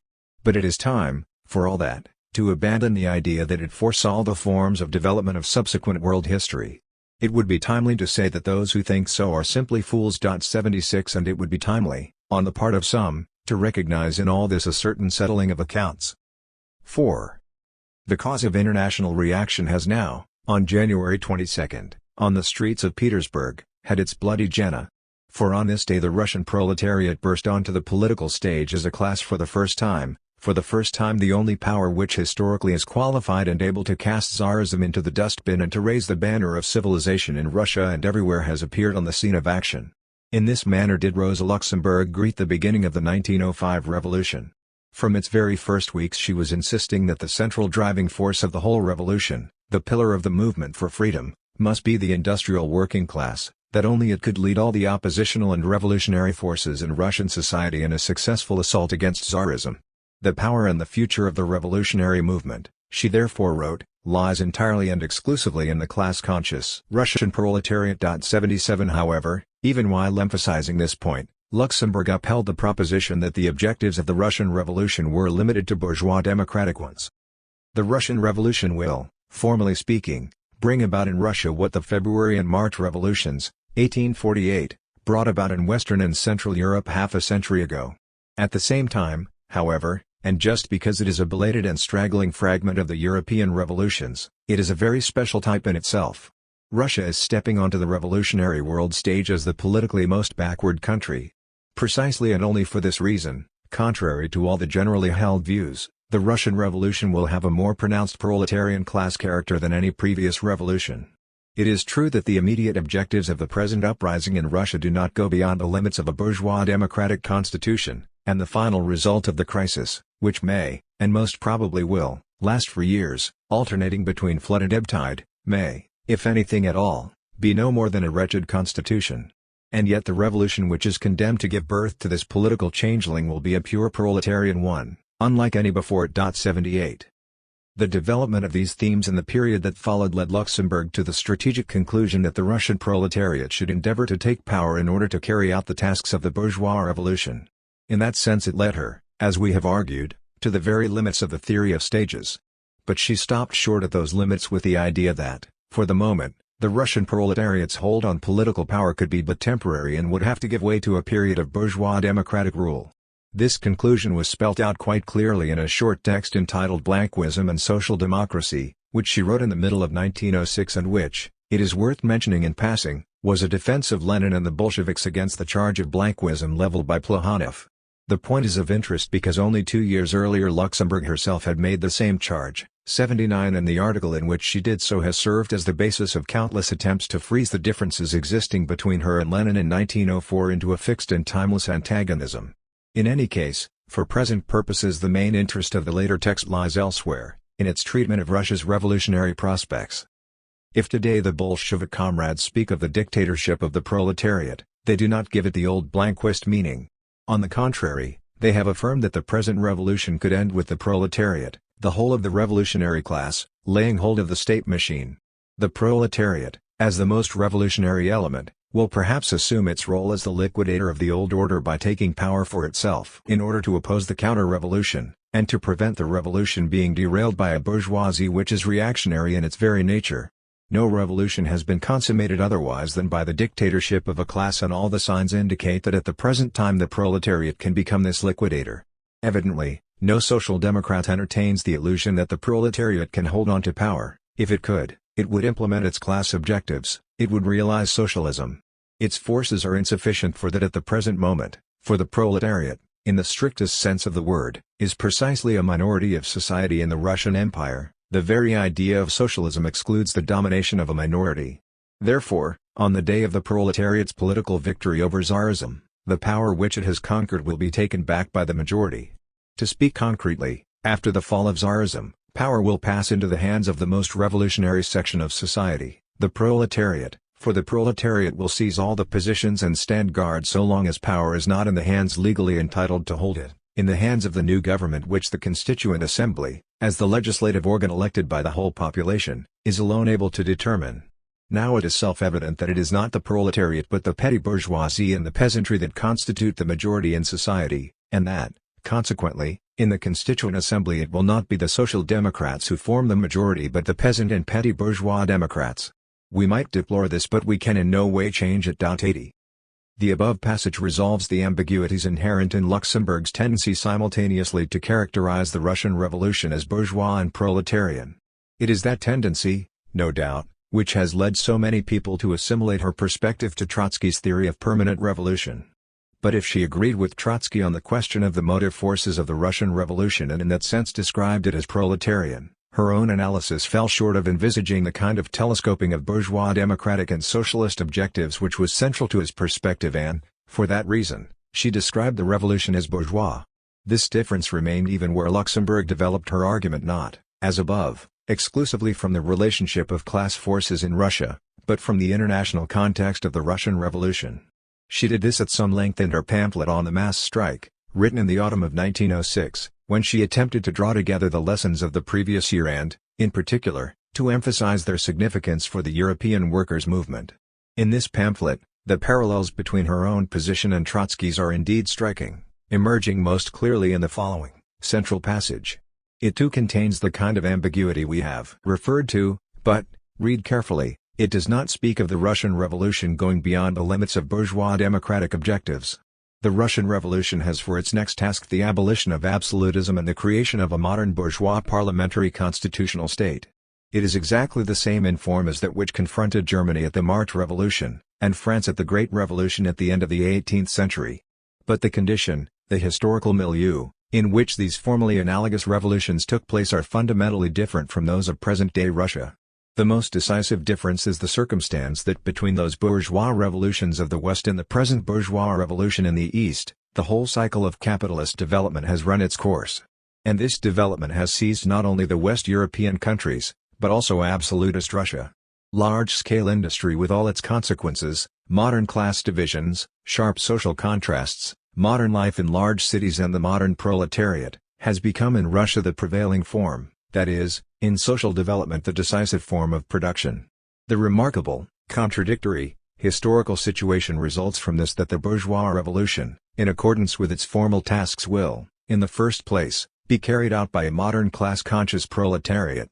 This contradictory situation finds expression in the fact that in this formally bourgeois revolution, the antagonism of the bourgeois society to absolutism is governed by the antagonism of the proletariat to bourgeois society, that the struggle of the proletariat is directed simultaneously and with equal energy against both absolutism and capitalist exploitation, and that the program of the revolutionary struggle concentrates with equal emphasis on political freedom, the winning of the 8-hour day, and a human standard of material existence for the proletariat.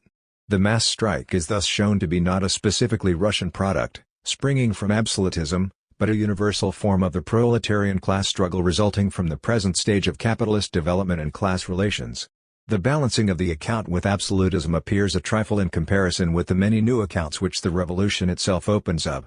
The present revolution realizes in the particular affairs of absolutist Russia the general results of international capitalist development, and appears not so much as the last successor of the old bourgeois revolutions as the forerunner of the new series of proletarian revolutions of the West. The most backward country of all, just because it has been so unpardonably late with its bourgeois revolution, shows ways and methods of further class struggle to the proletariat of Germany and the most advanced capitalist countries. 81. As is clear, for Luxemburg the Russian Revolution was the forerunner of the proletarian referred to, but, read carefully, it does not speak of the Russian Revolution going beyond the limits of bourgeois democratic objectives.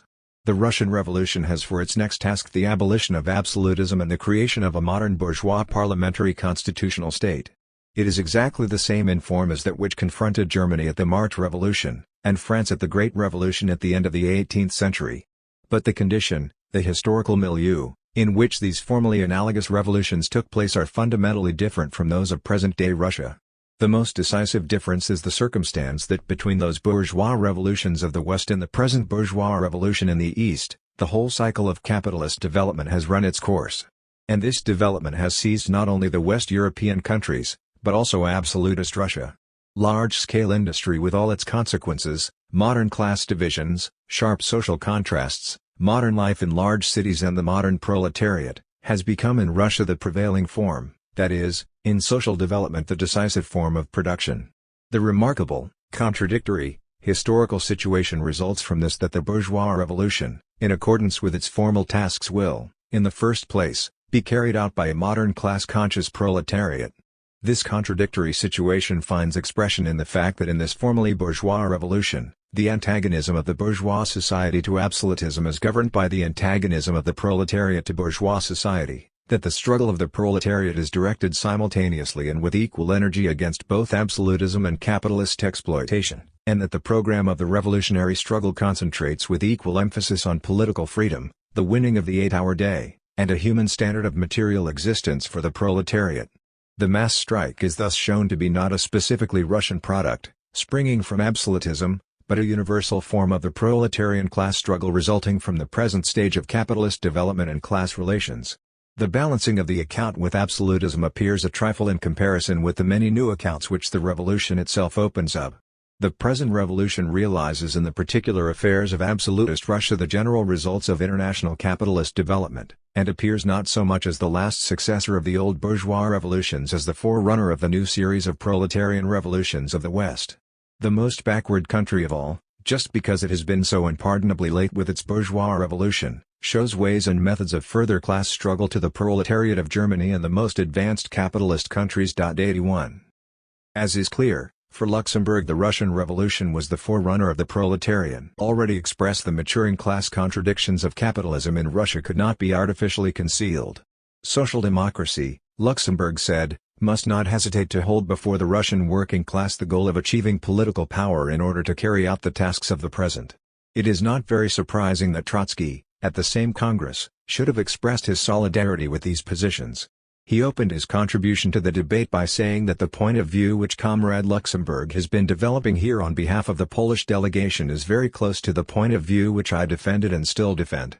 If you can set up a distinction between us, then this is more a matter of individual shades of opinion than one of political direction. 86 And, indeed, the analysis which Luxemburg had presented was remarkably close to his own, in terms both of its treatment of the general configuration of class forces and of its recognition that the dynamic of revolutionary struggle could end by placing the proletariat in power. The similarity between their perspectives, moreover, was reinforced by a third speech in which Luxemburg dealt with the question of the peasantry. As the vanguard of the Russian revolutionary movement, she argued, the proletariat must attempt to bring under its influence all the popular revolutionary forces, and this meant, in the first place, the peasantry. The Mensheviks were wrong to discount it, for it was an objectively revolutionary force despite the elements of inconsistency and utopianism in its demands. The peasantry might not be able to play an independent political role since it always followed the lead of other, more active classes. But in Russia, political leadership of, and influence over, the chaotic movement of the peasantry are now the natural historical task of the conscious proletariat. To renounce this role of leadership, Luxemburg concluded, would be the worst form of sectarianism. 87. It is clear, in the face of all this, that Trotsky's claim was far from being an empty one. Yet, there remains, despite it, a distinction between his own and Luxemburg's positions which is more than a mere nuance.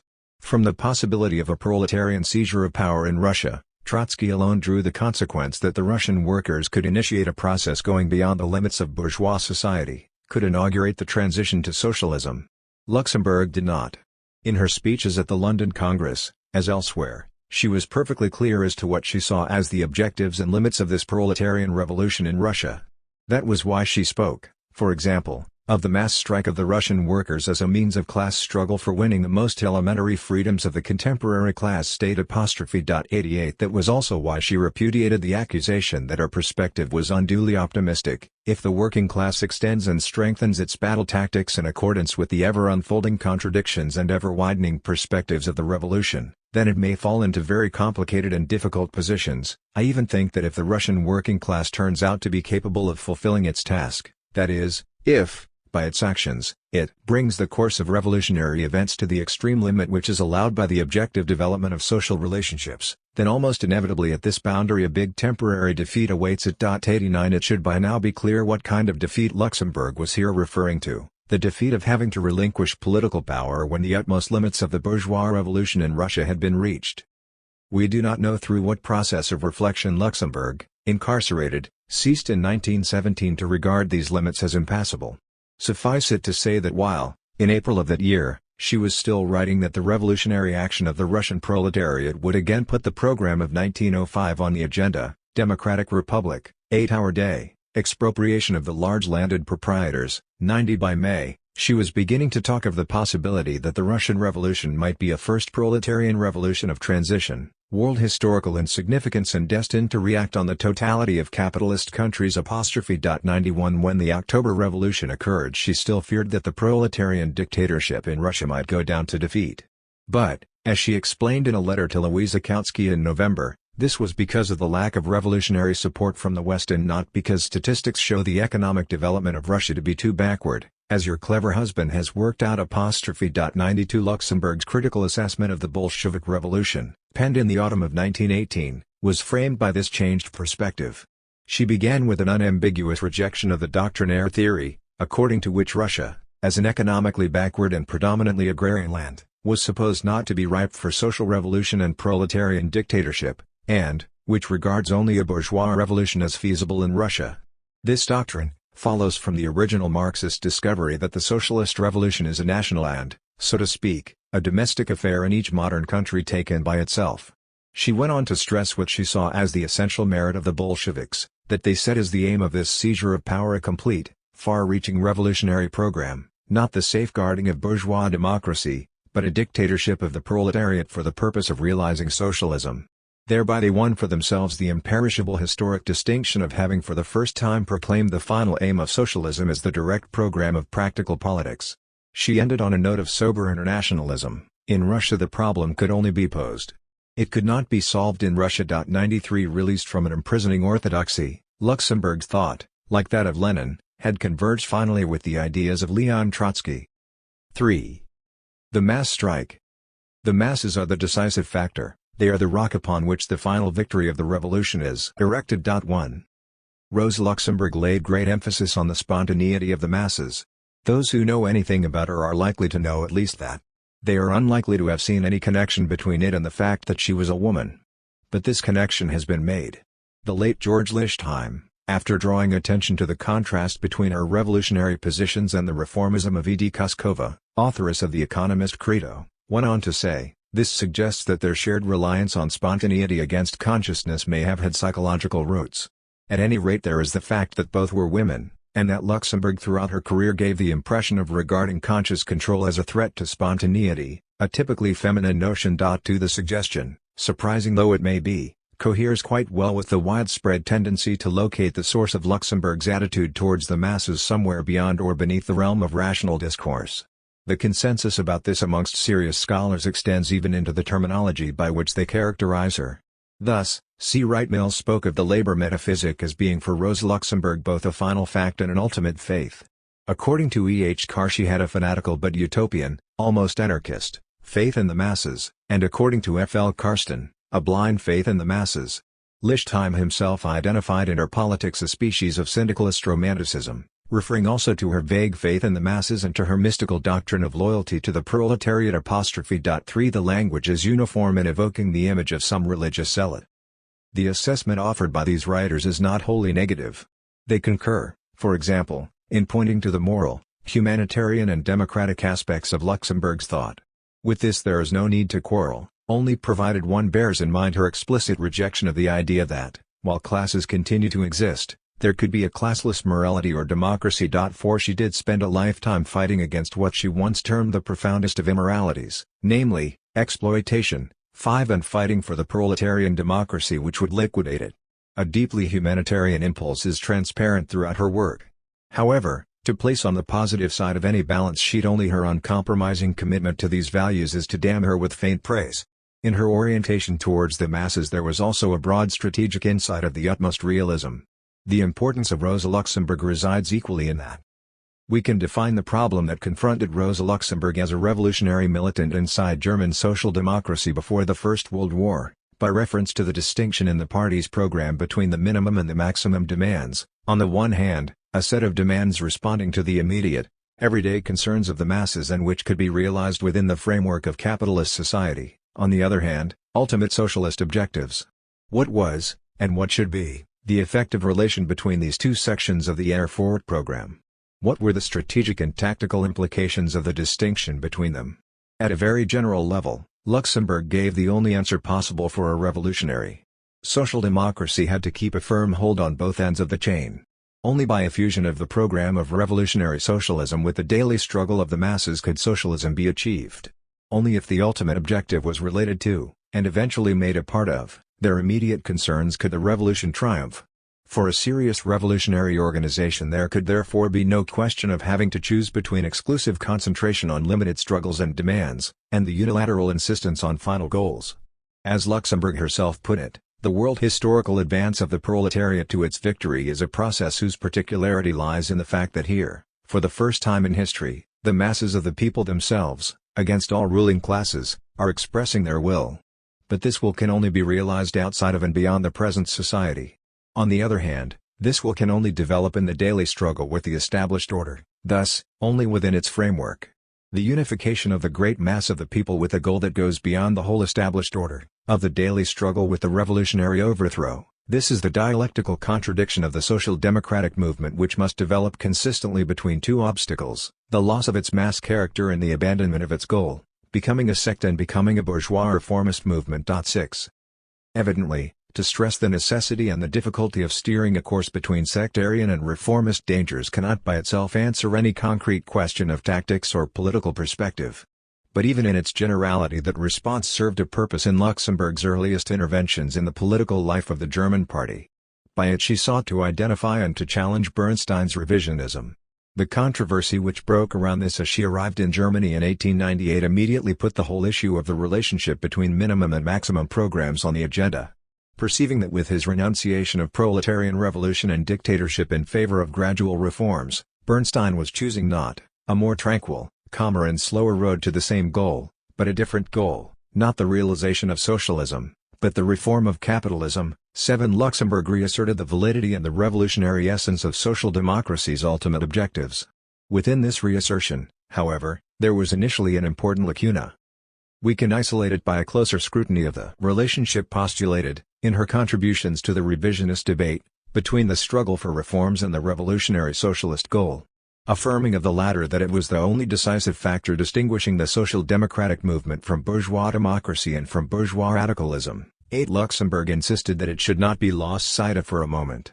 It must, so to speak, inform all the partial and limited struggles. The revolutionary goal, as she herself expressed it, must be harmonized with and embodied in social democracy's practical day-to-day activity. It should be inseparable from the trade union struggle, the struggle for social reforms and for democratic rights. It was the spirit and the soul of these practical struggles without which they could not in themselves be considered part of the class struggle for socialism. 9. In such terms Luxemburg tried to emphasize the need for there to be some real link between the everyday fight for minimum demands and the revolutionary conquest of power, otherwise the first would become for all practical purposes an end in itself and the second be entirely cut off from reality, a mere slogan.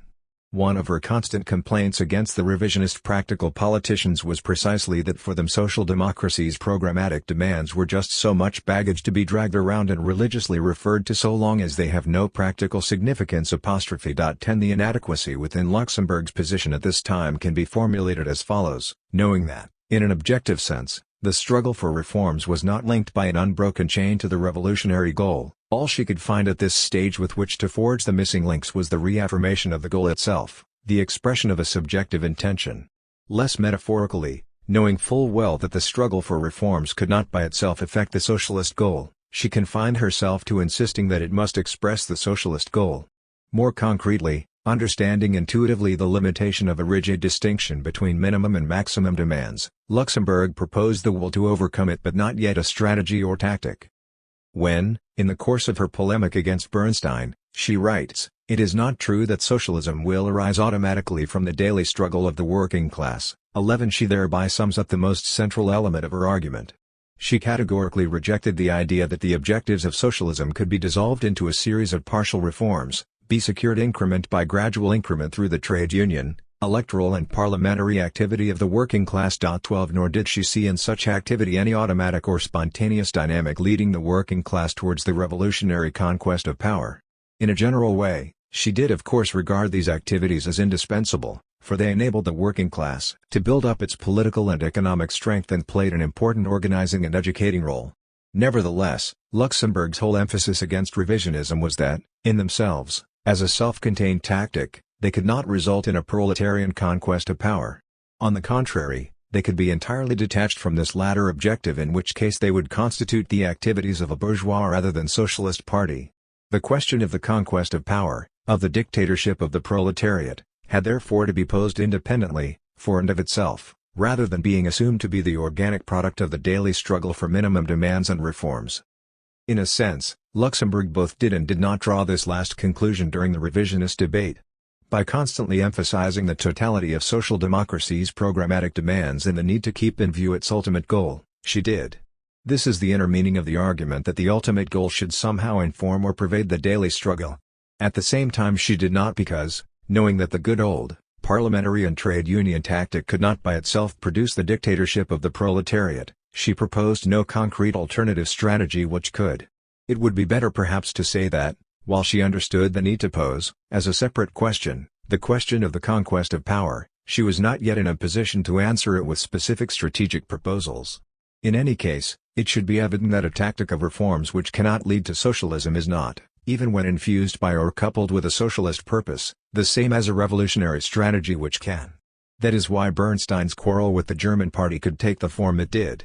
He called upon it to emancipate itself from a phraseology which is actually outworn and make up its mind to appear what it is in reality today, a democratic, socialistic party of reform. 13 Going further with this line of reasoning, Bernstein's friend, Ignaz Auer, came to the opposite conclusion. If the reality of the party was its reformist tactic and the revolutionary goals mere phraseology, then an explicit renunciation of revolutionary goals was not all that important.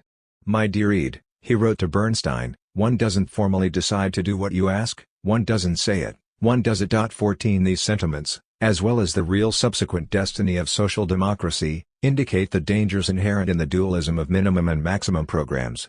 The objectives embodied in the maximum program too easily become quite bare of practical import. They can be left to take care of themselves because they belong in an unspecified future or nowhere at all.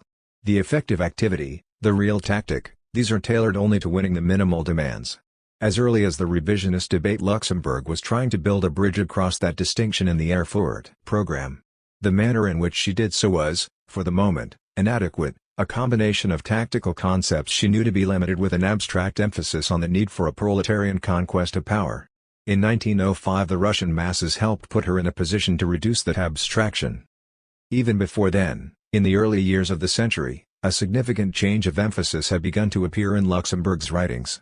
In connection with the Belgian general strike of 1902, and afterwards, she began to move beyond the concentration on fundamental questions of program and to stress also the importance of independent mass action, of direct action, of finding ways to make the working masses increasingly aware of their own power. 15 However, it was only the revolution of 1905 that crystallized this tendency in her thinking into the distinctive strategic concept which her name brings to mind, the concept of the mass strike.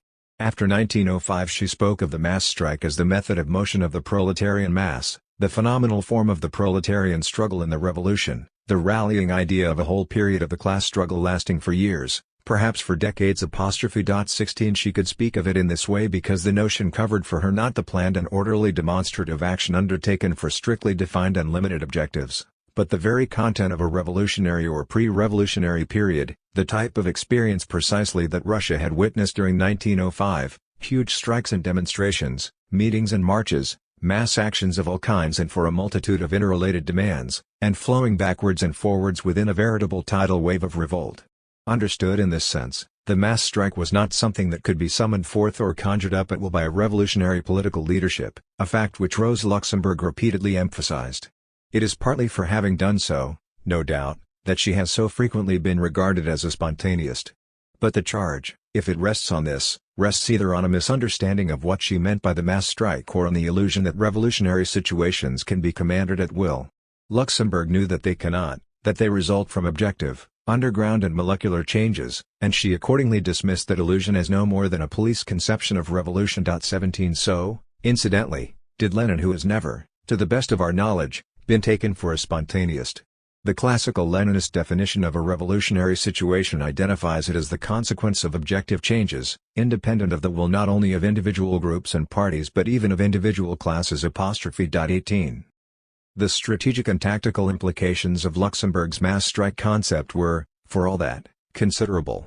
Taking cognizance of the realities of a revolutionary period, she called upon social democracy to begin to prepare the masses for them. It could not actually summon the revolution to appear. But nor should it now be satisfied with the old routines.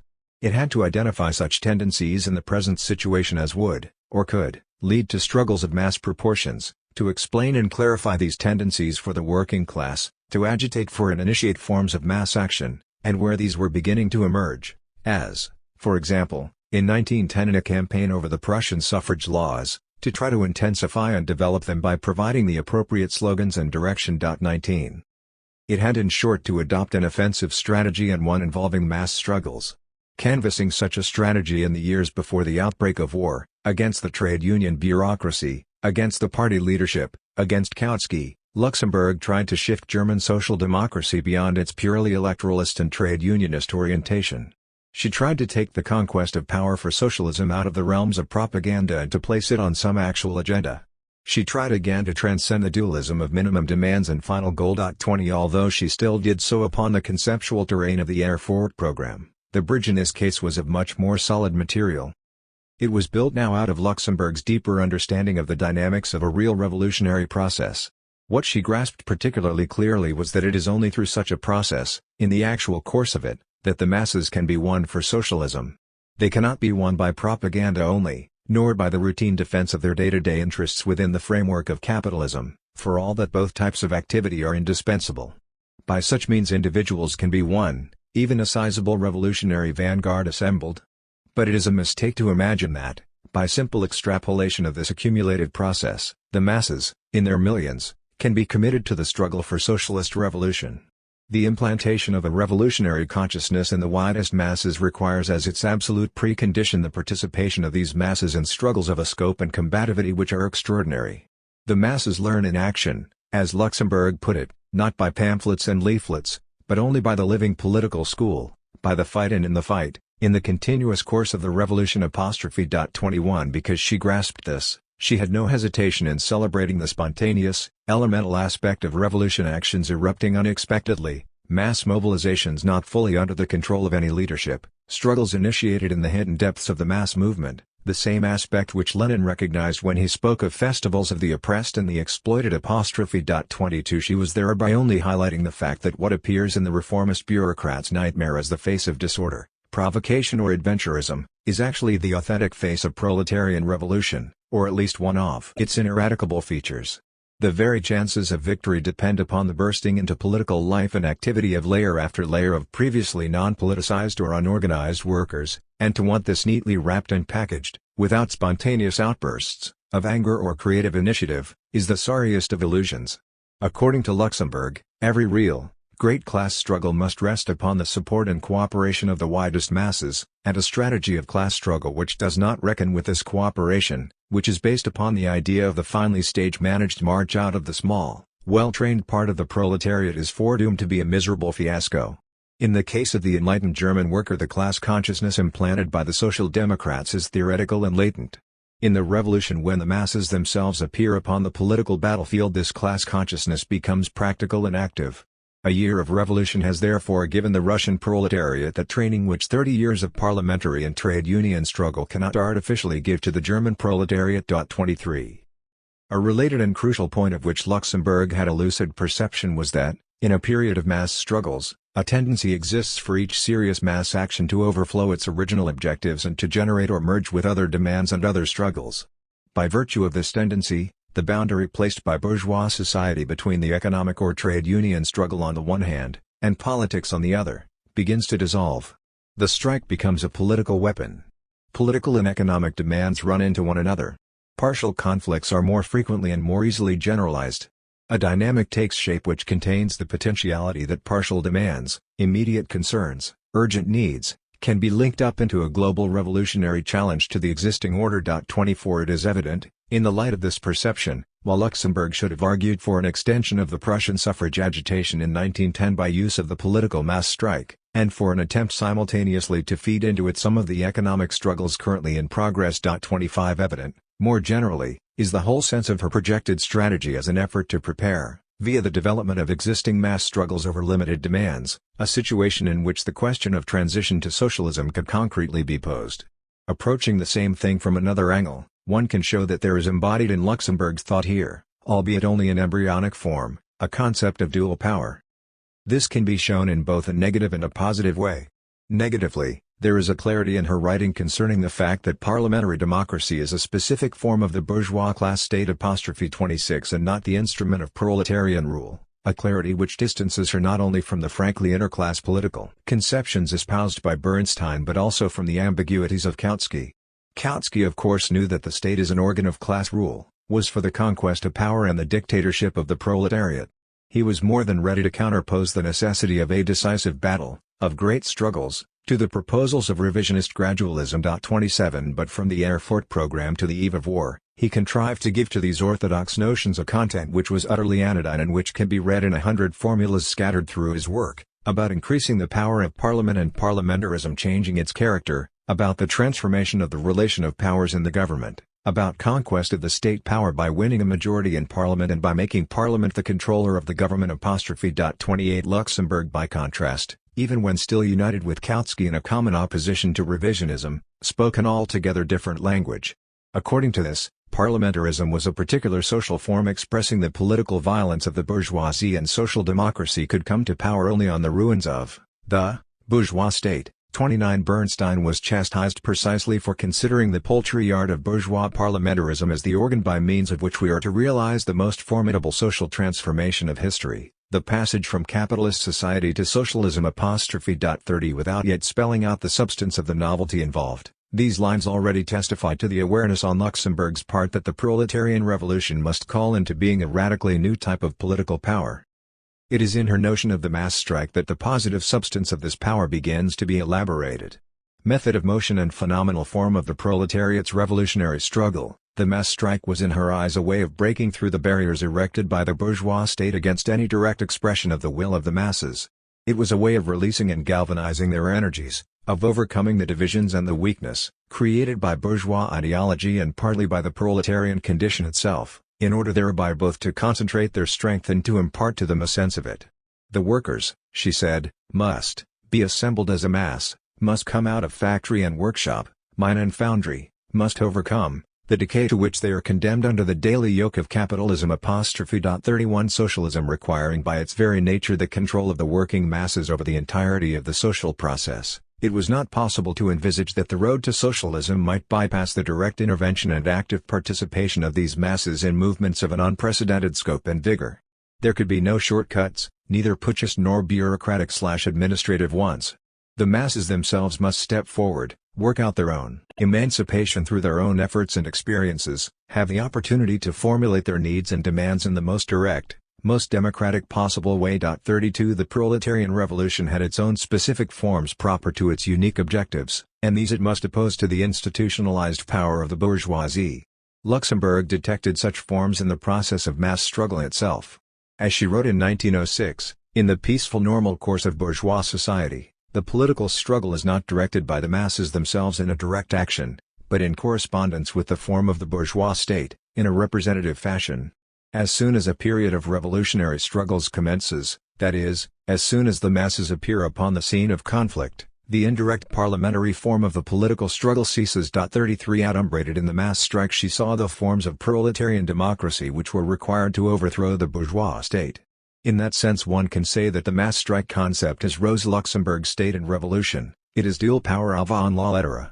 Of course, relative to 1917 and the real state and revolution, it is only that in embryo. We repeat this to avoid misunderstanding. In particular, Luxemburg spoke about the direct and democratic manifestation of workers' power only in the process of revolutionary mass actions. She did not yet speak of the nature and importance of the organs of proletarian democracy in which this power takes an institutionalized shape, organs which are crucial to the successful consummation of a revolutionary upheaval. However, the relevant comparison is not Lenin in 1917. It is Kautsky, Lenin and the whole of European Marxism before the First World War. Relative to this, Luxemburg was the very first to draw the lessons of 1905 for the advanced capitalist countries and to begin to pose the question of power there in a serious, and no longer purely propagandist way. She was the first to challenge the facile optimism of peaceful linear growth implicit in the tactics of German social democracy, the first to counterpose to them a Marxist strategy recognizing that the power of the bourgeoisie can only be destroyed by the widest and deepest mobilization of the masses. In this recognition there was, to be sure, a certain confidence, or faith, in the masses. We shall argue in a moment that those who allege it to have been boundless are wrong to do so. Here, it will be opportune to point out that Luxemburg's lifelong emphasis on the importance of proletarian, socialist democracy was not just a matter of some praiseworthy moral commitment on her part. It was that, but not just that. For it was also a matter of the most hard-headed strategic realism. Arrayed against the proletariat in an advanced capitalist society are powers of an immense weight and density, economic, political and ideological powers which in their unity constitute the rule of the bourgeoisie. This power of capital is reproduced in a million ways, daily and hourly, in the automatic, spontaneous and not so spontaneous regularities of the social process. It is reproduced by the impersonal mechanisms of the market and the opacity of its forms, by the ideological output pouring forth from countless public and private channels, by the forces and the frauds of the bourgeois state. It can be seriously called into question only by organizing and concentrating the numbers, the resources, the capacities which the proletariat has potentially at its command and by unleashing these in the most energetic fashion from their normal subordination to the interests of profit.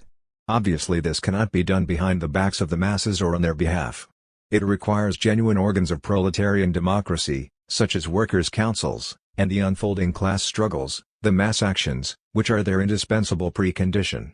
Such organs and such actions do not immediately dissipate the power of the bourgeoisie.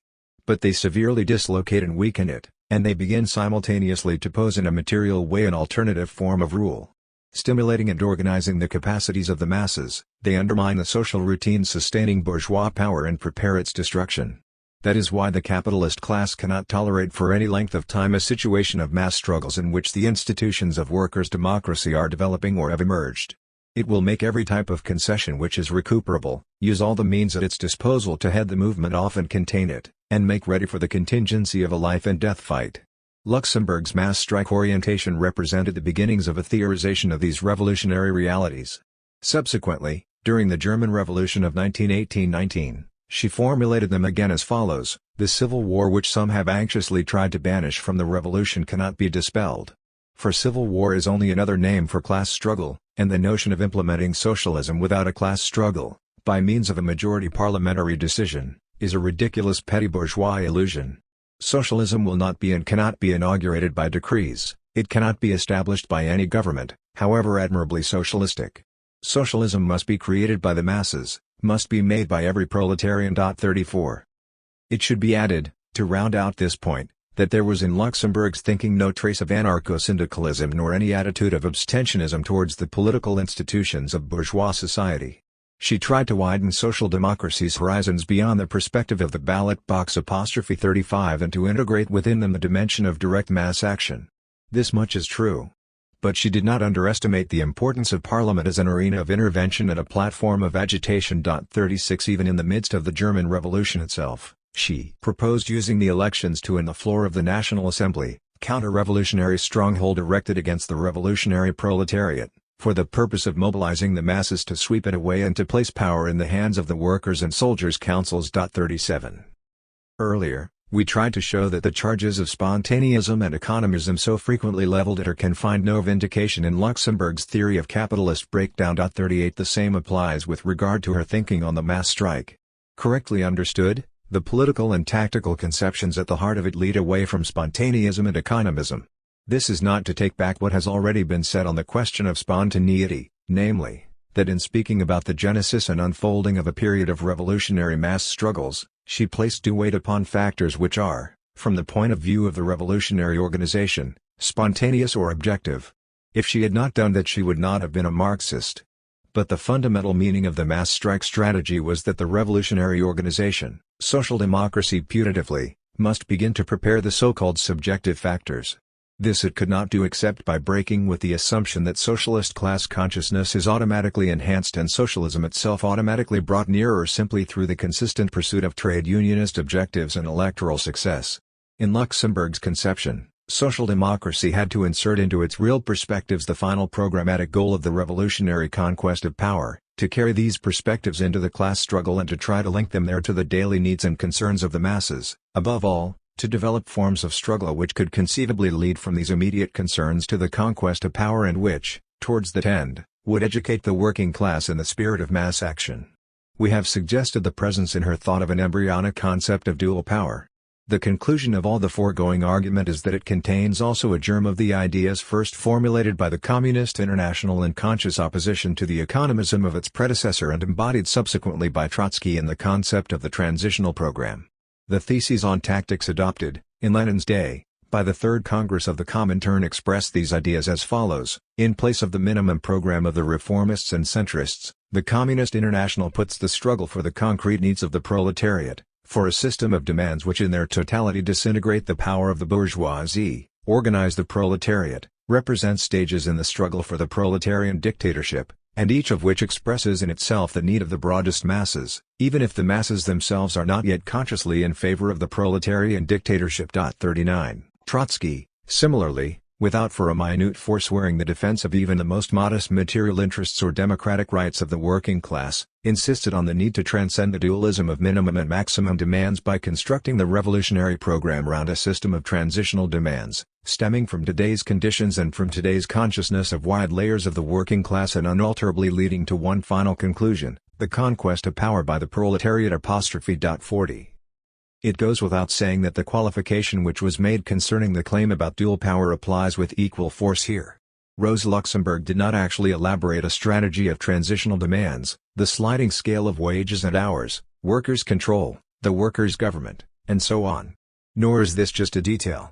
For if, as she correctly observed, the masses learn in action, it is important that when a period of mass action does begin to unfold, rendering them more open to revolutionary ideas, there should already exist a significant layer of worker militants familiar with a program of such demands and capable of explaining and popularizing them. Otherwise, the movement will be more easily diverted and contained by means of concessions which are recuperable. Here again, however, it is a matter of drawing attention to the direction Luxemburg's thought began to take before that of any of her contemporaries. Moreover, within the limits of the Erfurt program against which she instinctively pressed, she did not, for all her emphasis on the educative effects of mass struggle, neglect the importance of prior agitation and propaganda around the totality of demands in the program. From the revisionist debate onward she stressed it. It was, in any case, in the revolutionary aftermath of the First World War that she broke explicitly with the problematic of the Erfurt program. The Russian Revolution, she wrote, has inscribed the problem of socialist revolution on the agenda of history. Thanks to it, socialism has emerged from the inoffensive electioneering phraseology which treats of a nebulous future and has become the crucial problem of a day. 41 More clearly still, and with a force due to the fact that it was uttered in the midst of the German Revolution, Luxemburg said at the founding Congress of the German Communist Party, "We know nothing of minimum and maximal programs, we know only one thing: socialism. This is the minimum we are going to secure." 42. It should be remembered, finally, that Luxemburg waged a long political battle against a trade union and party leadership that was thoroughly bureaucratic and reformist. In this context she sometimes counterposed masses to leaders, and there are passages where she suggested that should the leaders try to stand in the way of a revolutionary upsurge, the latter would escape their control and sweep them aside. 43 To abstract this from its polemical context, however, and conclude that mass spontaneity was for her a self-sufficient force and the nature of the leadership a matter of no consequence, is illegitimate. Even in her response to the events of 1905, where the creativity of that force was at the very center of her attention, there are a dozen, and more, occasions on which she emphasized how much the revolution owed to the untiring underground work of enlightenment performed by Russian social democracy in the preceding years, and how much the course of events itself was influenced by social democratic agitation and direction. 44 Luxemburg's faith in the masses, when all is said and done, was circumscribed by clearly defined limits. It is not just that she stated in a general way the importance of determined revolutionary leadership.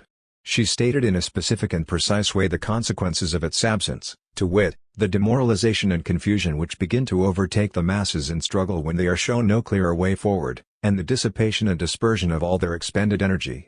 In lines like the following she displayed a keen perception of the real dynamics of a revolutionary situation and thereby also of the bounds of spontaneity. A consistent, resolute, progressive tactic on the part of the Social Democrats produces in the masses a feeling of security, self-confidence and desire for struggle. A vacillating weak tactic, based on an underestimation of the proletariat, has a crippling and confusing effect upon the masses.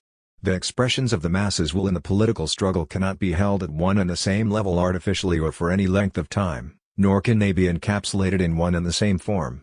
They must be intensified, concentrated, and must take on new and more effective forms. Once unleashed, the mass action must go forward.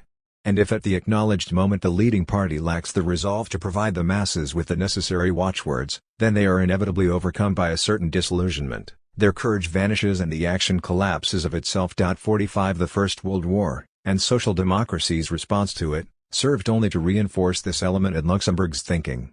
In 1918, she located the chief difficulty facing the struggle for socialism in the proletariat itself, in its lack of maturity, or rather in the lack of maturity of its leaders, of the socialist parties. 46 She had already by this time given her support to the idea of creating a new international whose decisions would be binding on each of the national sections. 47 Against 50 years of accumulated misunderstanding, not all of it entirely innocent, it is worth setting the mature and considered judgments on Rosa Luxemburg of just two persons, Lenin and Trotsky.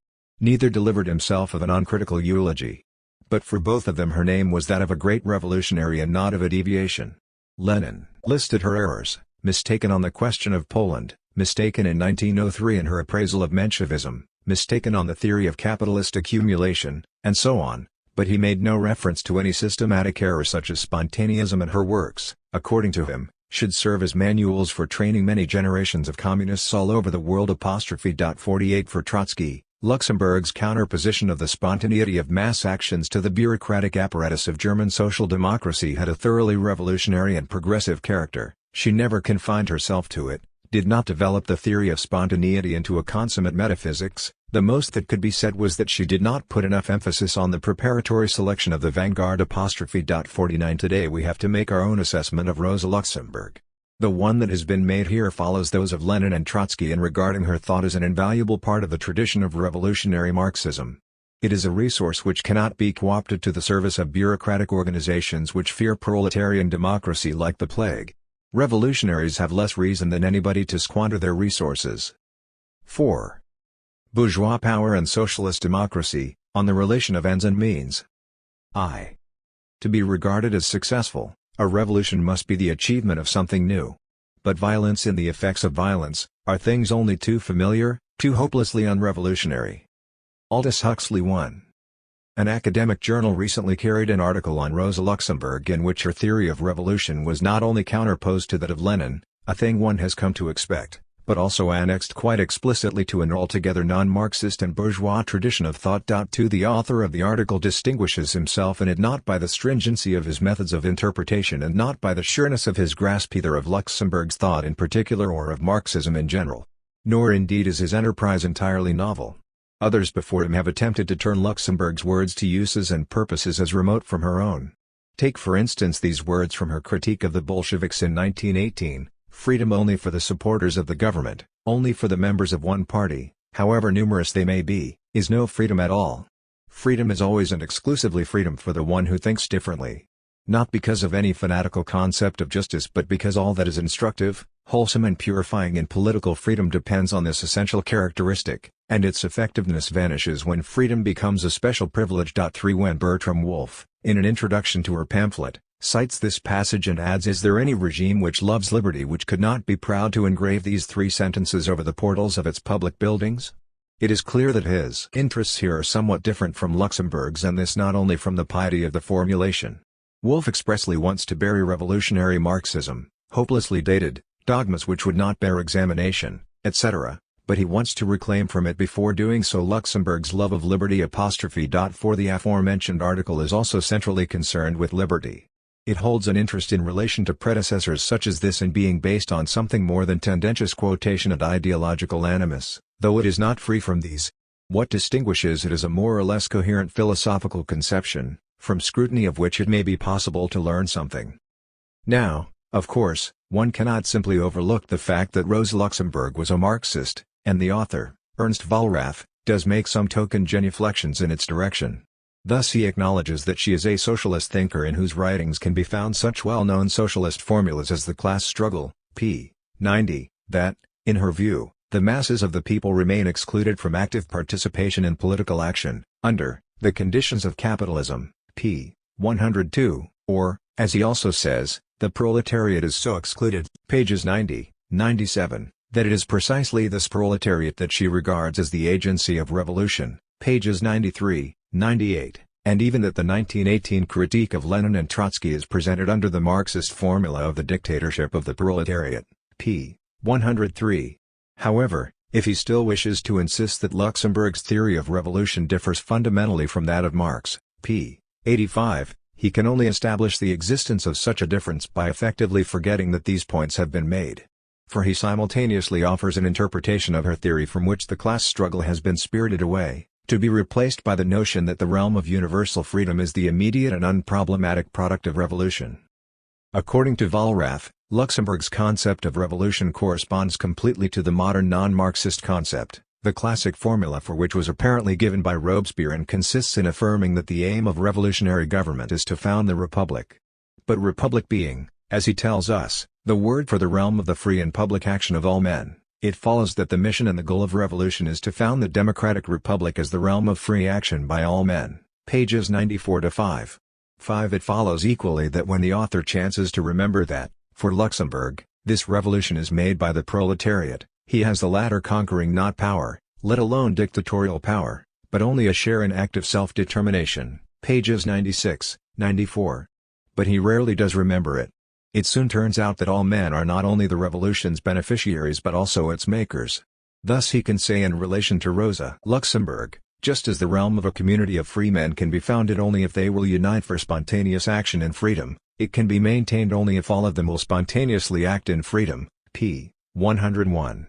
Or again, the realm of the freedom of all, founded by the spontaneous action of all and maintained by the active spontaneity of all, this is what she calls socialist democracy, p. 102. Further, the revolution, conceived as the process of all men coming to be active to establish the freedom of all, is continued and realized as all are active in freedom, pages 106-7. The cardinal question of Luxemburg's thought, predictably enough, here loses all trace of its specificity. It is not the mass strike, not even the proletarian revolution, but how democracy can be realized and, according to the author, the problem of the realization of democracy emerges everywhere and in all political systems, p. 93. The final consequence is that her thought, systematically differentiated by him from that of Marx and of Lenin, is at the same time related in various ways to the ideas of James Madison, Thomas Jefferson and Alexis de Tocqueville, pages 105-6. It is worth pausing for a moment to note what exegetical standards govern the production of these extraordinary notions. As is evident from the few lines already cited, Walrath situates Luxemburg's thought in a region of eternal harmonies wherein there appear to be no antagonistic interests, no violent conflicts, no contradictions in the Marxist sense, but only the unity of everyone in the achievement and maintenance of freedom. All of this being, however, clearly alien to the principal theses of historical materialism, he does not shrink from opposing her to them.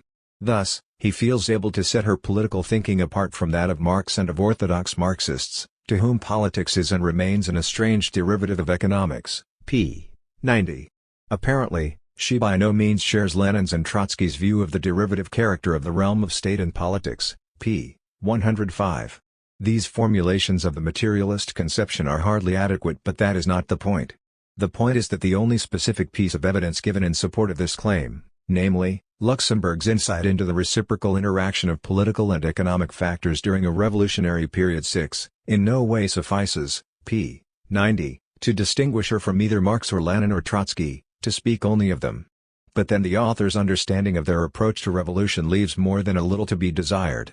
He writes, for example, that Rosa Luxemburg expressly rejects the theory worked out by Lenin, with its possibility of scheduling the revolution for a certain calendar day, by way of a central committee decision, which would mean turning it into a mere combat technique that might be decided upon or possibly forbidden at will, with the best of science and conscience, p. 88. 7. That he should take such a view of Lenin is not all that perplexing, but the quotations suggesting that she did are more so. It is true that her polemic of 1904 accuses Lenin of both blanquism and subjectivism. 8. But could she really have thought that Lenin regarded revolution as a mere combat technique to be decided on or forbidden at will? The answer is that the lines Walrath quotes are from Luxemburg's mass strike pamphlet and are directed against Bernstein, Bommelberg and the German trade union leaders, well-known Leninists for taking such an attitude towards the mass strike. 9 In any case, the contrast which the article most consistently sets up between Marxism on the one hand, and Rosa Luxemburg on the other, is the following: whereas in Marxist theory the realm of the state and of politics is determined by the element of force, and revolution can only mean the forcible seizure of power, p. 87, and whereas Lenin, for example, holds on to the identifications of politics and force, of state and force, of political action and force, p. 89, Rosa Luxemburg, on the other hand, opposes the seemingly so plausible identification of revolution and force. She distinguishes revolution from pure use of force, p. 88. She expressly questions Lenin's basic thesis, taken from Marx, but implied from the outset in the modern state concept, that the state and the politics identified with the state are nothing but instrumentalities of oppression and class rule, p. 102. Tedious though it may be to do so, we will expose the emptiness of this contrast. Vollrath's article is, after all, only a more consistent and thoroughgoing attempt to do with Rosa Luxemburg what an assortment of social democrats and bourgeois ideologues have been trying to do sporadically for 50 years, namely, to oppose her belief in democracy to the necessity of proletarian revolution. It is therefore worth uncovering not only the theory which guides it but also the method it requires. The claim that Luxemburg rejects the identification of state and revolution with force is supported with two things, a sentence and a page reference. In the sentence, revolution is said by her to be something other and more than bloodshed. Its context, omitted in the article, is this: when the representatives of our German opportunism hear of revolution, they immediately think of bloodshed, street fighting or powder and shot, and the logical conclusion thereof is, the mass strike leads inevitably to the revolution, therefore we dare not have it. In actual fact we see in Russia that almost every mass strike in the long run leads to an encounter with the armed guardians of Tsarist order. The revolution, however, is something other and something more than bloodshed. In contradiction to the police interpretation, which views the revolution exclusively from the standpoint of street disturbances and rioting, that is, of disorder, the interpretation of scientific socialism sees in the revolution above all a thoroughgoing internal reversal of social class relations. 10 Limiting ourselves only to the source which the author himself chose to cite, we see that for Luxemburg, while the revolution is indeed not just bloodshed and disorder, it does involve encounters with the armed organs of the state and hence force. So, where is the contrast with Marx or Lenin on this score? Perhaps, in referring to their identification of revolution with force, he wishes to suggest that for them revolution is nothing but force, nothing more or other than bloodshed. If so, he will labor for many years and in vain to find some confirmation of that. The page reference fares no better. It is evidently to the following passage: Lenin says, the bourgeois state is an instrument of oppression of the working class, the socialist state, of the bourgeoisie.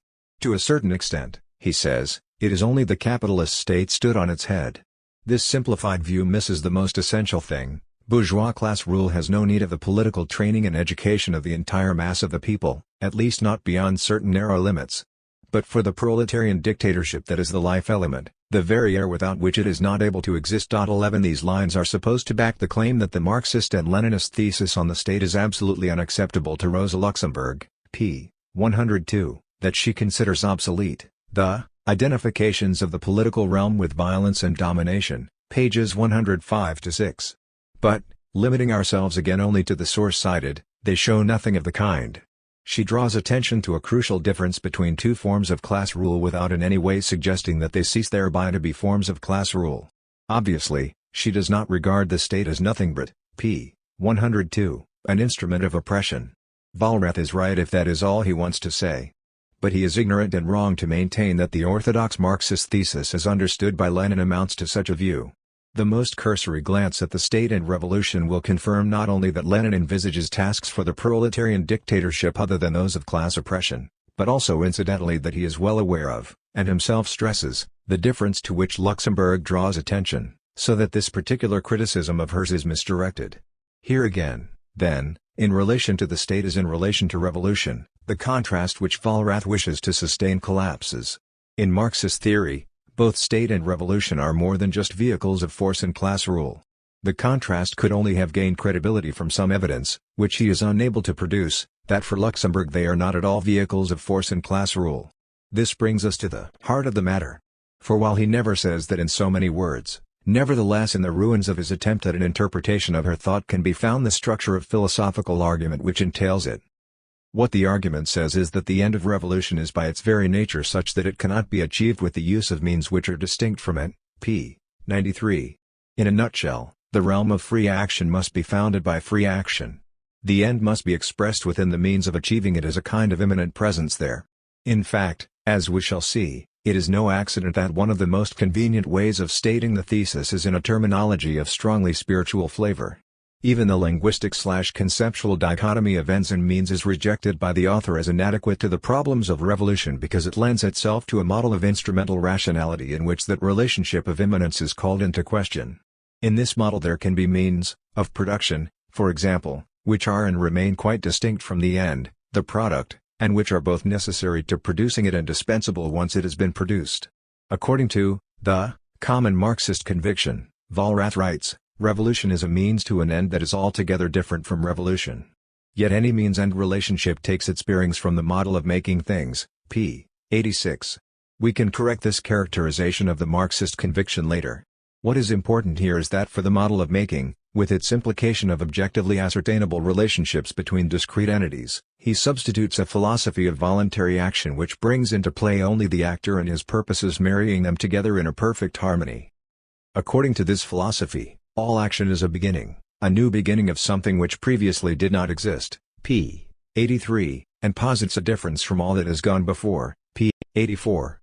Revolution, as the start of free action on the part of those who were not freely active before, p. 98, represents just such a new beginning, and it appears to be governed by its purpose alone. 4. The revolution's purpose is freedom. The point of revolutionary activity is the constitution of the realm of freedom, p. 105, and the revolution itself is a manifestation of freedom. The community of free men is established by acting in freedom, p. 98, and whether one is talking about the purpose achieved, in the shape of a free community, or about the act of achieving it, in the shape of revolution, the substance is one and the same. In Vollrath's own words, the freedom of action is the sole determining principle of both moments, p. 101. Both the foundation and the continuing preservation of the freedom to act are basically identical, going back to one principle, to freedom, to the self-determining action of all, p. 106. From here to his interpretation of Rosa Luxemburg the way is clear. 2. Or say that the end precedes the beginning. And the end and the beginning were always there. Before the beginning and after the end. And all is always now. T. S. Eliot 12. The argument we have uncovered is idealist to the very core. Between ends and means in the revolutionary process it stipulates a type of unity which can be described simultaneously as both spiritual and organic. Were it only that this argument had been used to shore up a careless interpretation of Luxemburg's work in the spirit of liberalism, it would not be of significant interest. However, there is a theme encountered frequently in the writings of a more revolutionary tradition, of socialists and, especially, of anarchists, which is at the very least ambiguous, and one of whose meanings appears to call for the same type of unity between ends and means. Generally, what is more, this theme displays a concern which can be impatiently brushed aside today by no honest and serious revolutionary. If the theme has a name, it is probably that of prefiguration. In any case, the thought has often been expressed, in the struggle for liberation the end must be prefigured or anticipated by, reflected or adumbrated in, the means employed to secure it. Some may be inclined to detect the thought within the Marxist principle of proletarian self-emancipation. In revolutionary Marxism, however, the latter principle has been complementary to the notion of the dictatorship of the proletariat. It has been the anarchist tradition, waging a long historical controversy against Marxism, that has consistently challenged the attempt to approach the ultimate abolition of political authority via its temporary, or transitional, use. The anarchist tradition has challenged also what it saw as, end of, authoritarianism within political organizations that were, or claimed to be, Marxist. Already in the disputes in the First International, the supporters of Bakunin had thrown down this challenge. How, they asked, can a free and egalitarian society arise from an authoritarian organization? It is impossible. The International embodies future human society. 13 Ever since 1917, anarchist writers have continued to voice the same kind of objection against the Leninist concept of the vanguard. It is no accident then if, at a higher level of abstraction, the theme of a necessary harmony between means and ends has remained an integral part of this libertarian current of thought. That theme has been eloquently restated in recent years by at least two writers, one himself an anarchist, the other a socialist concerned to emphasize anarchism's contemporary relevance. These two restatements can serve as a convenient point of departure for the discussion which follows. The American anarchist, Murray Bookchin, in a stimulating and passionately argued book which ranges over questions of ecology, technology and revolutionary strategy, puts the matter thus: like the movement in which he participates, the revolutionist must try to reflect the conditions of the society he is trying to achieve, at least to the degree that this is possible today. The treacheries and failures of the past half-century have made it axiomatic that there can be no separation of the revolutionary process from the revolutionary goal. A libertarian society can be achieved only by a libertarian revolution. 14 Behind the one qualifying phrase suggesting that there are limits on what is immediately possible, there lie concealed the whole weakness of anarchism, all its logical contradictions and, in particular, the material implications which overturn the so-called axiom. There must be some separation between the process and the goal. But we limit ourselves for the moment simply to exhibiting the prefiguration theme. It recurs in Bookchin's argument. The revolutionary group, he tells us, must constitute itself in accordance with the decentralized, organizational principles of the society it seeks to achieve, the revolutionary movement be congruent with that society. The Marxist Revolutionary Party, on the contrary, he sees as embodying hierarchical principles that reflect the very society it professes to oppose. At stake in this dichotomy, he insists, invoking the prospect of catastrophe, is not merely the realization of freedom, but everything. Listen, Marxist, the organization we try to build is the kind of society our revolution will create. Either we will shed the past, in ourselves as well as in our groups, or there will simply be no future to win. 15 The second writer, Anthony R. Blaster, while being critical of the anarchist tradition on certain important points, emphatically supports it in the matter under discussion, and arguments strikingly similar to Bookchin's make their appearance in a recent article by him on the subject of anarchism. He there states, rightly no doubt, that some of the characteristically anarchist themes have become more generally pervasive on the New Left, and mentions in particular the idea that the kind of society which only a revolution can produce can nevertheless be foreshadowed, demonstrated, shown in miniature in the personal behavior of revolutionaries and in the kind of institutions they create. He himself upholds the need for a consistency between means and ends, not simply for some general moral reason, but because it is in practice impossible to separate means from ends. As he goes on to explain, if we want finally to win for ourselves a fully free and democratic society, those same principles will have to be embodied in the struggle for it, and in the agencies of that struggle. The costs of separating the future from the present, means from ends, present necessities from the ultimate utopia, have already been commented on. The last devastating cost of this disjunction is that it guarantees that utopia will never be reached. 16. The theme of prefiguration, then, is readily identifiable by reference to the anarchist tradition. However, something similar is occasionally also found, hinted at by way of metaphor, in revolutionary Marxist writing. Seeds of wheat must be sown in order to yield an ear of wheat. Thus does Trotsky, for example, formulate the interdependence of means and ends in their morals and ours. He also quotes some lines from a play by Lassalle which admonish us to point out not only the goal but also the path, given the intimate relationship which exists between the two. 17 The same metaphor of travel finds its way into some lines Rosa Luxemburg herself wrote in 1918 during the German Revolution, lines by the way which should give Ernst Vollrath pause. The path of the revolution follows clearly from its ends, its method follows from its task.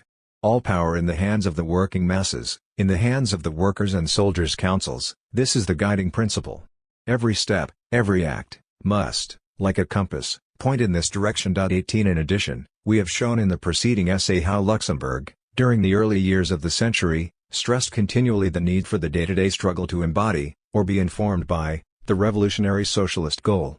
This was her way, inadequate as we argued, of insisting that the revolutionary conquest of power be taken seriously by the German social democratic movement, be treated by it as a real objective. 19 And indeed it is hardly surprising if, notwithstanding the differences between Marxism and anarchism on the nature of revolution and revolutionary strategy, formulations like the above are present in Marxist writing.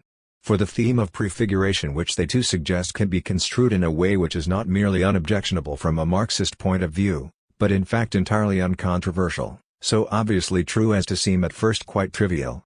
Seeds of wheat must be sown, absolutely, for if you sow dragon's teeth you don't get wheat.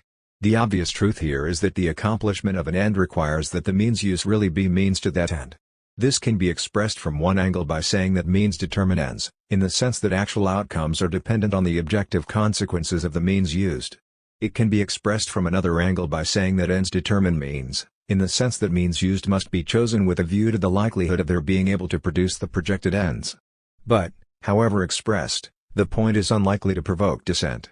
That means determine ends is affirmed by people of quite sundry persuasions, not only by Anthony Arblaster 20 from a position sympathetic to, but detached from, Marxism, but also by Trotsky, and not only by the American philosopher, John Dewey, who, challenging Trotsky as to whether the class struggle is the only agency of human liberation, nevertheless agreed with him in defending the principle that the end justifies the means, 21 but also by Aldous Huxley who explicitly rejected that same principle in his self-styled Practical Cookery Book of Reform. 22 The differences only begin when the substantive issues of history and politics are posed. What are the objective consequences of the different political and strategic options available?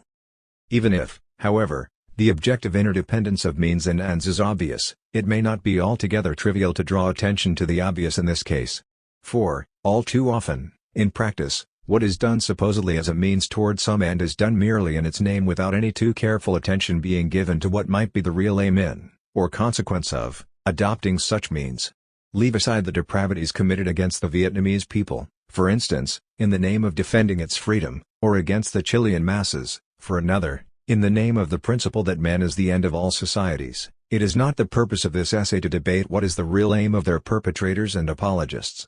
Be it the freedom of action of American imperial power, the freedom of private property, or only the freedom for Chicago economists to debase themselves utterly by the pleasure they take at the allegedly small cost of rescuing Chile from economic chaos. 23 This aim is in any case separated by a clear line of demarcation from the goal of liberation central to the revolutionary socialist project. But unfortunately, tragically, the cause of revolutionary socialism itself has suffered incalculable harm through insufficient scrutiny having been devoted by so many of its adherents to the question of just how, for example, by the silencing of critical thought and the systematic cultivation of lies, or just how by the murder of revolutionaries and the perfection of the instruments of police control, the goal of socialism is brought nearer. All of this has been, needless to say, a phenomenon more complex than moral turpitude. It drew strength from the tendency to regard the ultimate goals of the socialist movement as, in some sort, a metaphysical certainty, guaranteed by the infallible wisdom of the leadership or by the inexorable laws of history, lodged within a future which no present action or crime could compromise. To that extent, one of the concerns at the heart of the prefiguration theme, the concern to stress that means determine ends, is more than justified. Socialism is the goal of our time, whether it will be reached and, if so, the shape it takes, will be directly affected by the movements of our time and what they do. However, the argument we have chosen to isolate, both in the article by Ernst Vollrath and by reference to a long libertarian tradition, goes a good deal beyond this in speaking of the identity/inseparability of means and ends. Freedom is both means and end. The organization we build is the kind of society we want to create. There must be congruence or consistency between movement and goal, means and end. There is something extremely odd, to say the least, in the form of this argument. For, were the relationship involved a true identity, then the problem to which the argument addresses itself, the problem broadly speaking of revolutionary strategy, would cease to exist. Either the means of a struggle for socialism are already available and so therefore is the end, in which case there cannot be a revolutionary process since socialism is instantaneously realizable and realized, or socialism is not instantaneously realizable, the end therefore does not yet exist and ex hypothesi there are no means available with which to struggle for it. This is, of course, an extreme and ridiculous caricature, though even in this form it evokes certain real libertarian positions, in particular, maximalist and abstentionist ones. But the point is that it is arrived at by taking the identity argument at its word. This is not the way in which its proponents mean it to be taken. For, in the same breath with which the identity/inseparability of means and ends is affirmed it is also denied. The burden of performing this simultaneous affirmation and denial is carried by precisely that array of terms in which the means/end relationship is typically formulated. The end is prefigured, anticipated or foreshadowed by, reflected, embodied or expressed in, the means with which it is achieved. Each of these terms announces that the means are not yet the end. But lest we be tempted to conclude from this that they are, then, in some measure distinct and separate from it, and not fully congruent or harmonious with it, and must in fact obey other necessities than just utopia, each term also forbids that dislocation. The means, It tells us, do still match the end in some way, albeit one difficult to articulate clearly. They are cast in its image or partake of its substance, although they are not it, it is in part contained within or immanent to them. 24 These ideas are one-sided and therefore false. Let us consider what models might lend them a clear and articulate meaning. The first is a metaphor familiar by now. Means and end in the struggle for socialism are related to one another as the seed of wheat to the mature plant. In a sense, the two are obviously different. In another sense, they are not, because they are connected together by a process of natural growth, constitute, that is to say, the same entity but at two different stages of its development. The seed is not yet a plant. However, it can become a plant. Embryonically, this future stage of its growth is already contained within it. The difference and distinction between means and end are here subsumed within a broader unity whose type is organic, and it is precisely an organic unity between them, such as prevents for example the seed of wheat from turning into a radish, which can give material sense to the idea that means must prefigure their ends, as well as to the further idea, which this one presupposes, that they are able unambiguously to do so. However, such sense is only gained at the cost of overlooking all those equally material factors which would have to be taken into account if this metaphor was to be even remotely serviceable as an analogy for a real historical process. For the production of wheat, seeds of wheat are never in fact sufficient. On hard and barren ground, for instance, plow and fertilizers are also needed, and these are as much means of production of wheat as is the seed. But a plow is not a seed of wheat, does not contain wheat, not even in germ, cannot become wheat. Wheat is no more already present in it than is a statue in uncut marble or a sketch on blank canvas. To say in these cases that the end is prefigured by or embodied in the means can have no sense, save that the plough is after all a means of production of wheat, or that marble and canvas are needed for the execution of sculpture and sketch respectively. In that event, the idea of prefiguration is reduced to the obvious truth which has already been conceded to it. The plough, just because it is not organically related to the various ends which it can be used to produce, is a more neutral means than the seed. Moreover, the soil which in its hard and barren state constitutes the material point of departure in this example is not even neutral with regard to the production of wheat, but actually resistant to that end until it has been suitably transformed. So transformed, it embodies some of the preconditions for producing wheat. However, in the first instance it also embodies obstacles. If all of this draws attention to the fact that the relationship between means and ends is a more complex, less harmonious and more problematic one than is stipulated in the prefiguration theme, it may also serve to indicate why that should be so. Earlier a sense was defined in which ends can be said to determine means. But a certain care must be taken with this notion lest the problem of revolutionary strategy be taken for a kind of metaphysical teleology. The sense in question was that the means must be chosen with a view to their capacity to effect the relevant ends, and the very reference to effectivity invokes a context of material causality, an objective reality which forms the point of departure from which those ends are to be produced. The nature of the objective reality participates, so to speak, with the nature of the ends in view, causalities with finalities, in determining the character of the means. If these means reflect anything at all, they will certainly reflect that reality. Thus, where the seed of wheat in the above example shows something about the projected end, the fertilizers show something about the state of the soil. The direction of a road, by change of metaphor, is determined not only by its point of destination but also by its point of departure and by such points, such obstacles, as may have to be avoided on the way. The road obviously tends toward, and ultimately reaches, its destination, but being determined by points other than that one alone, it is not identical with it and passes through points that are quite separate from it. The theme of prefiguration is one-sided in much the same way as was the metaphor of organic growth in its initial form, falls victim to the same simplification. It abstracts from the objective reality which is the irreducibly given, if changing, point of origin and focuses exclusively on the nature of the projected end. On this basis, and only on this basis, which transforms the end itself into the origin, first principle and source of all others, is it possible to insist that the means must express the end.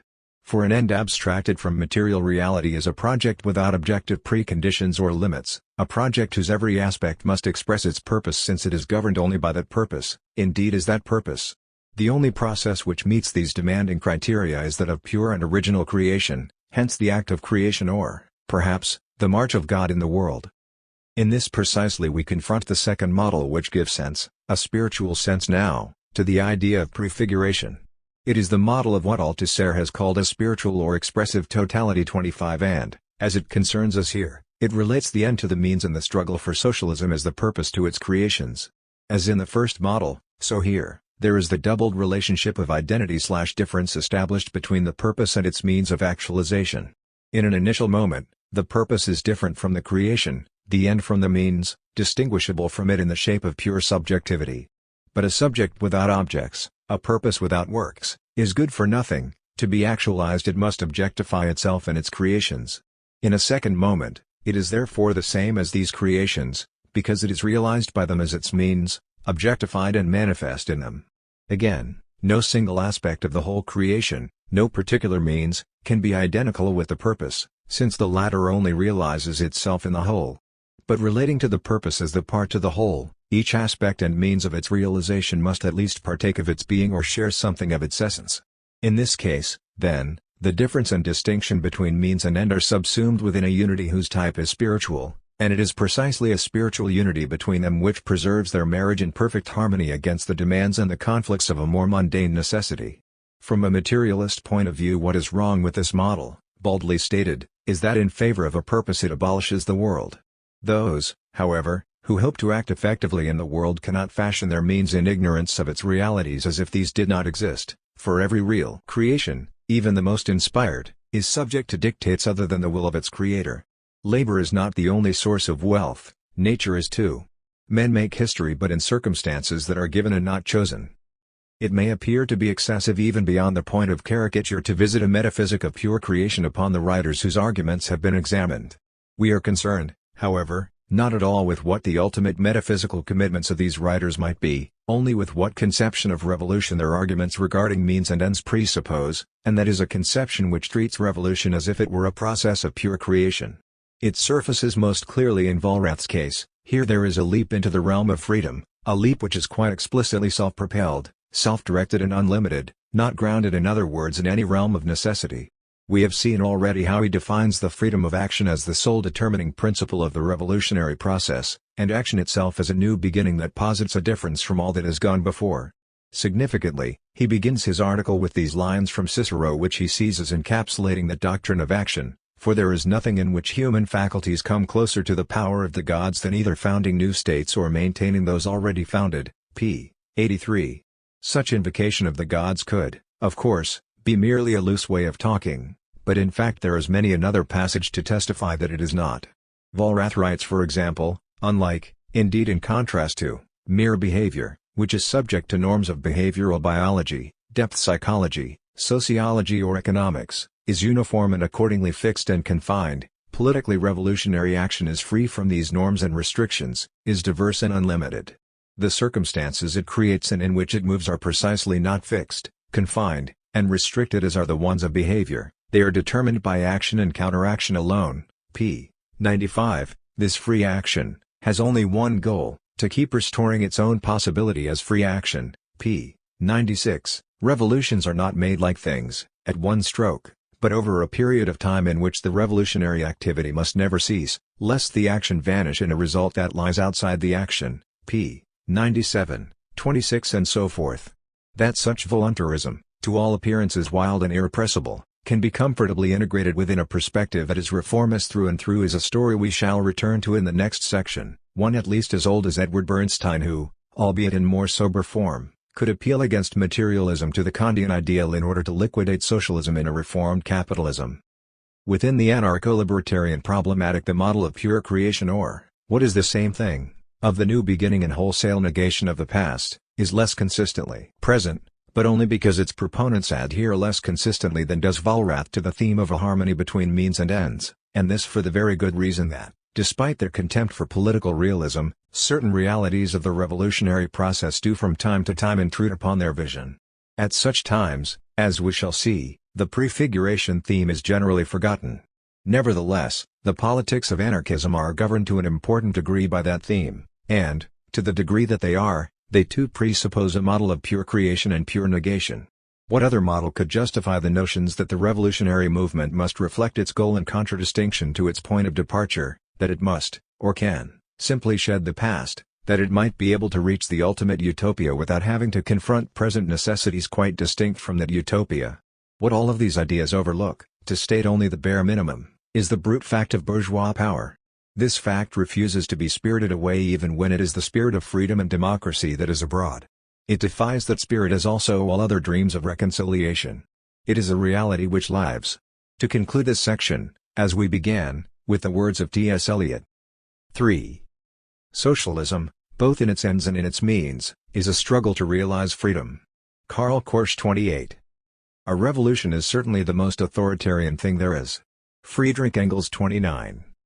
In the idealized forms which they assume when in dispute with revolutionary Marxism, both anarchism and social democratic reformism insist on a harmony between the purpose or spirit of liberation and the work of realizing it.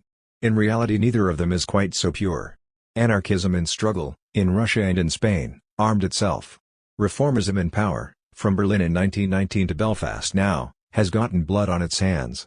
In or out of power, from the First World War to the war in Vietnam, it has given its blessing and its support to violence on a truly spectacular scale.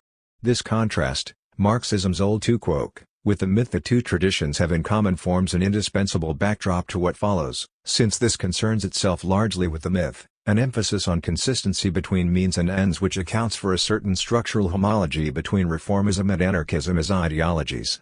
The juxtaposition of them here is not an equation nor, to be absolutely explicit on this point, is it an attempt to suggest, in the manner beloved of a whole Stalinist and post-Stalinist tradition, that anarchism is objectively the same as reformism, objectively counter-revolutionary, etc. There is a crucial difference between the two tendencies, one which is qualitative because it corresponds to the line that, in every critical situation, separates revolution from counter-revolution. The pursuit of consistency, the unity and the continuity between the process and the goal of liberation, are situated by anarchism beyond, and by reformism within, the boundary of the bourgeois state.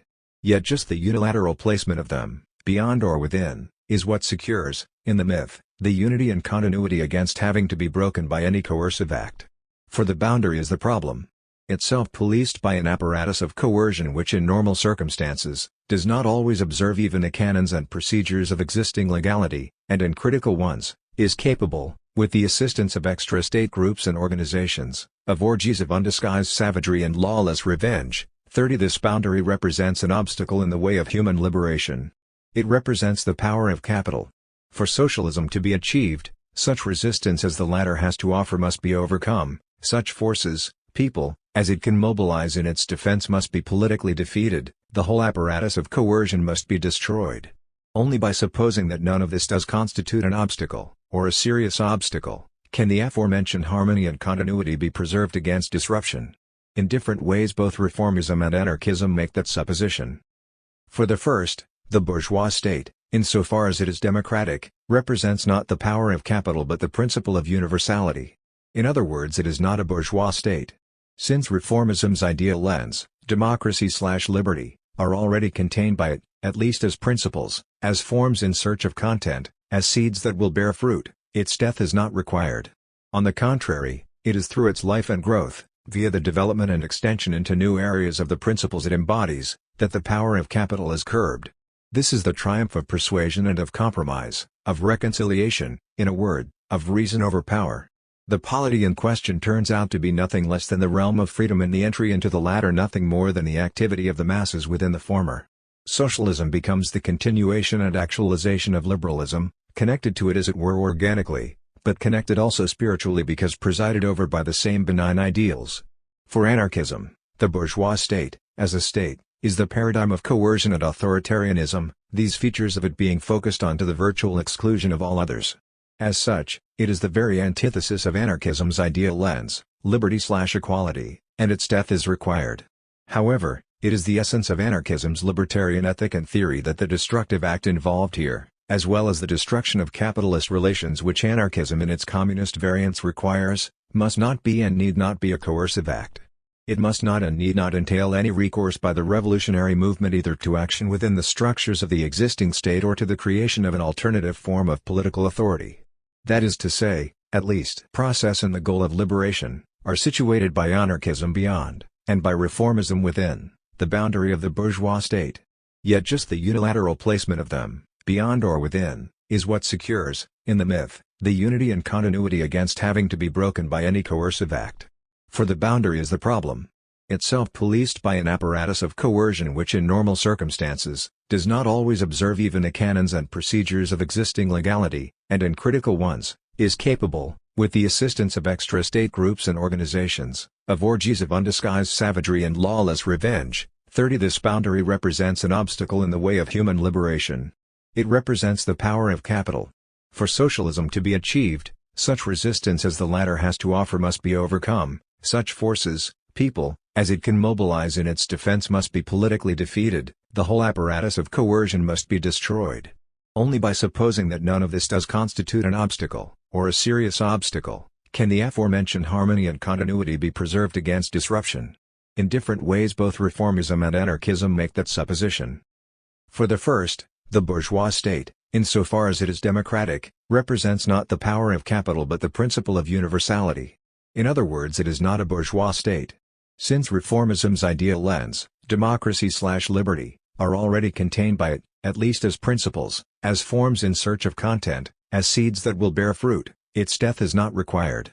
On the contrary, it is through its life and growth, via the development and extension into new areas of the principles it embodies, that the power of capital is curbed. This is the triumph of persuasion and of compromise, of reconciliation, in a word, of reason over power. The polity in question turns out to be nothing less than the realm of freedom, and the entry into the latter nothing more than the activity of the masses within the former. Socialism becomes the continuation and actualization of liberalism, connected to it as it were organically, but connected also spiritually because presided over by the same benign ideals. For anarchism, the bourgeois state, as a state, is the paradigm of coercion and authoritarianism, these features of it being focused on to the virtual exclusion of all others. As such, it is the very antithesis of anarchism's ideal ends, liberty/equality, and its death is required.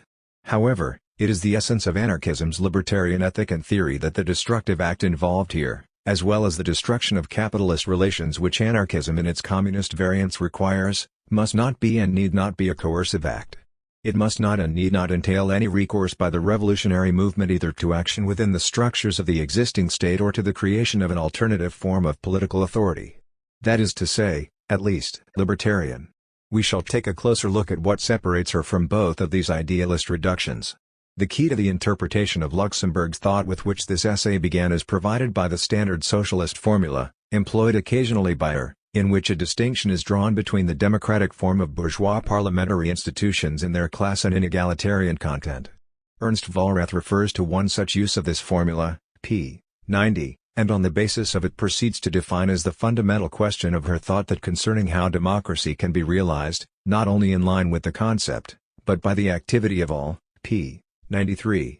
However, for him this is clearly a question as to how the difference between form and content can be ironed out, so to speak, as to how, more precisely, the existing democratic forms can be given a more suitable, i.e. democratic, content. The rest follows as night after day. The political realm of which these democratic forms are constitutive is defined, following Kant, as a union of free men, p. 90. Although in the first instance this is only formally a realm of freedom because the proletarian masses are effectively excluded from it by their conditions of existence, nevertheless they can by their revolutionary activity win their own participation within it, thus conquer a share in self-determining action, pages 93-4. Despite all talk about the new beginning and about the diverse and unlimited character of revolutionary action, this latter appears in the end to be limited in a very specific way. It is in fact no different from political action in general, p. 96, and Luxemburg's socialist democracy is simply active participation by the masses in political life, p. 102. Across the revolution the continuity is thereby preserved of representative democracy as the political constitution of those who act in freedom, p. 105. The gods as usual reconcile one to what exists. The relevant passage from Luxemburg's writings will be cited in a moment, but it is not difficult to show that by his gloss on her use of the distinction between democratic form and class content, Vollrath succeeds almost perfectly in uncovering the set of assumptions to be found in the thought of Edward. Embodied therein, above all, is this same notion of a fundamental institutional continuity through the transformation of capitalism into socialism. The liberal organizations of modern society are flexible and capable of change and development. They do not need to be destroyed, but only to be further developed. If this is so for Bernstein, it is on the basis precisely that these organizations are already, in form, or in principle, or embryonically, egalitarian and socialist ones, so that by their development and completion, their only true inadequacy being that they are not yet complete, the inequalities and contradictions of capitalist society are gradually eradicated. This is a thought he expresses repeatedly and in different ways. Democracy is in principle the suppression of class government, though it is not yet the actual suppression of classes. The right to vote in a democracy makes its members virtually partners in the community, and this virtual partnership must in the end lead to real partnership. Universal suffrage is only a part of democracy, although a part which in time must draw the other parts after it as the magnet attracts to itself the scattered portions of iron. 32 As Lucio Coletti has pointed out, the central axis on which Bernstein's thought turns and which accounts for this type of argument is the assumption of an incompatibility between political democracy and juridical equality, on the one hand, and social inequality and capitalist economic relations, on the other. 33 From this disharmony it follows that every extension of democracy is automatically an erosion of capitalism. Revolution therefore ceases, in this definitive statement of the social democratic creed, to be necessary. Capitalism becomes socialism. In all advanced countries we see the privileges of the capitalist bourgeoisie yielding step by step to democratic organizations. Under the influence of this, and driven by the movement of the working classes which is daily becoming stronger, a social reaction has set in against the exploiting tendencies of capital, a counteraction which, although it still proceeds timidly and feebly, yet does exist, and is always drawing more departments of economic life under its influence. Factory legislation, the democratizing of local government, the freeing of trade unions from legal restrictions, all these characterize this phase of the evolution. But the more the political organizations of modern nations are democratized, the more the needs and opportunities of great political catastrophes are diminished. It is no great surprise, then, if for Bernstein socialism is, unproblematically, the continuation of liberalism. 34 And if, further, one of the ways in which he chooses to express this continuity is in terms of the harmony between means and ends, democracy is at the same time means and end. It is the means of the struggle for socialism and it is the form socialism will take once it has been realized. 35 It may be added here that Kautsky's polemic against the Bolsheviks in 1918 was nothing but an extended argument for this same proposition. Even then, after he had revealed himself in his true colors, Kautsky was not Bernstein. He did not transmute the socialist revolution into a cumulative process of reforms, he did still argue in terms of a proletarian conquest of power, of a political revolution, which is rapidly concluded. But for him too the process had to remain within the framework of democracy. By the dictatorship of the proletariat, according to Kautsky, we are unable to understand anything else than its rule on the basis of democracy. 36. Now, of course, to show that something is true of Bernstein, or of Kautsky, does not by itself prove that it is false of Rosa Luxemburg. Indeed, did she not also tax the Bolsheviks in 1918 with the principle that democracy is an indispensable means in the creation of socialism? Socialist democracy, she then wrote, is not something which begins only in the promised land after the foundations of socialist economy are created. It begins simultaneously with the beginnings of the destruction of class rule and of the construction of socialism. It begins at the very moment of the seizure of power by the Socialist Party. It is the same thing as the dictatorship of the proletariat. 37 But there is in fact a world of difference here. It has been a central concern of this book to elaborate on that difference, and the essential references have therefore been given to the sources in Luxemburg's work by which it can be substantiated. It would be superfluous to repeat them, as has already been shown. She clearly rejected the notion of a smooth continuity linking capitalism and socialism, whether in the guise of the idea of a gradual and progressive amelioration of capitalism's bad sides in the context of perpetual peace and liberalism, or in that of an interclass conception of democracy and the state. She insisted that, in order to build socialism, the masses would have first to explode through that very framework of bourgeois democratic institutions which both Bernstein and Kautsky wanted to preserve intact. 38 At this point we need only focus, then, on aspects of her thought that are especially relevant to our present theme.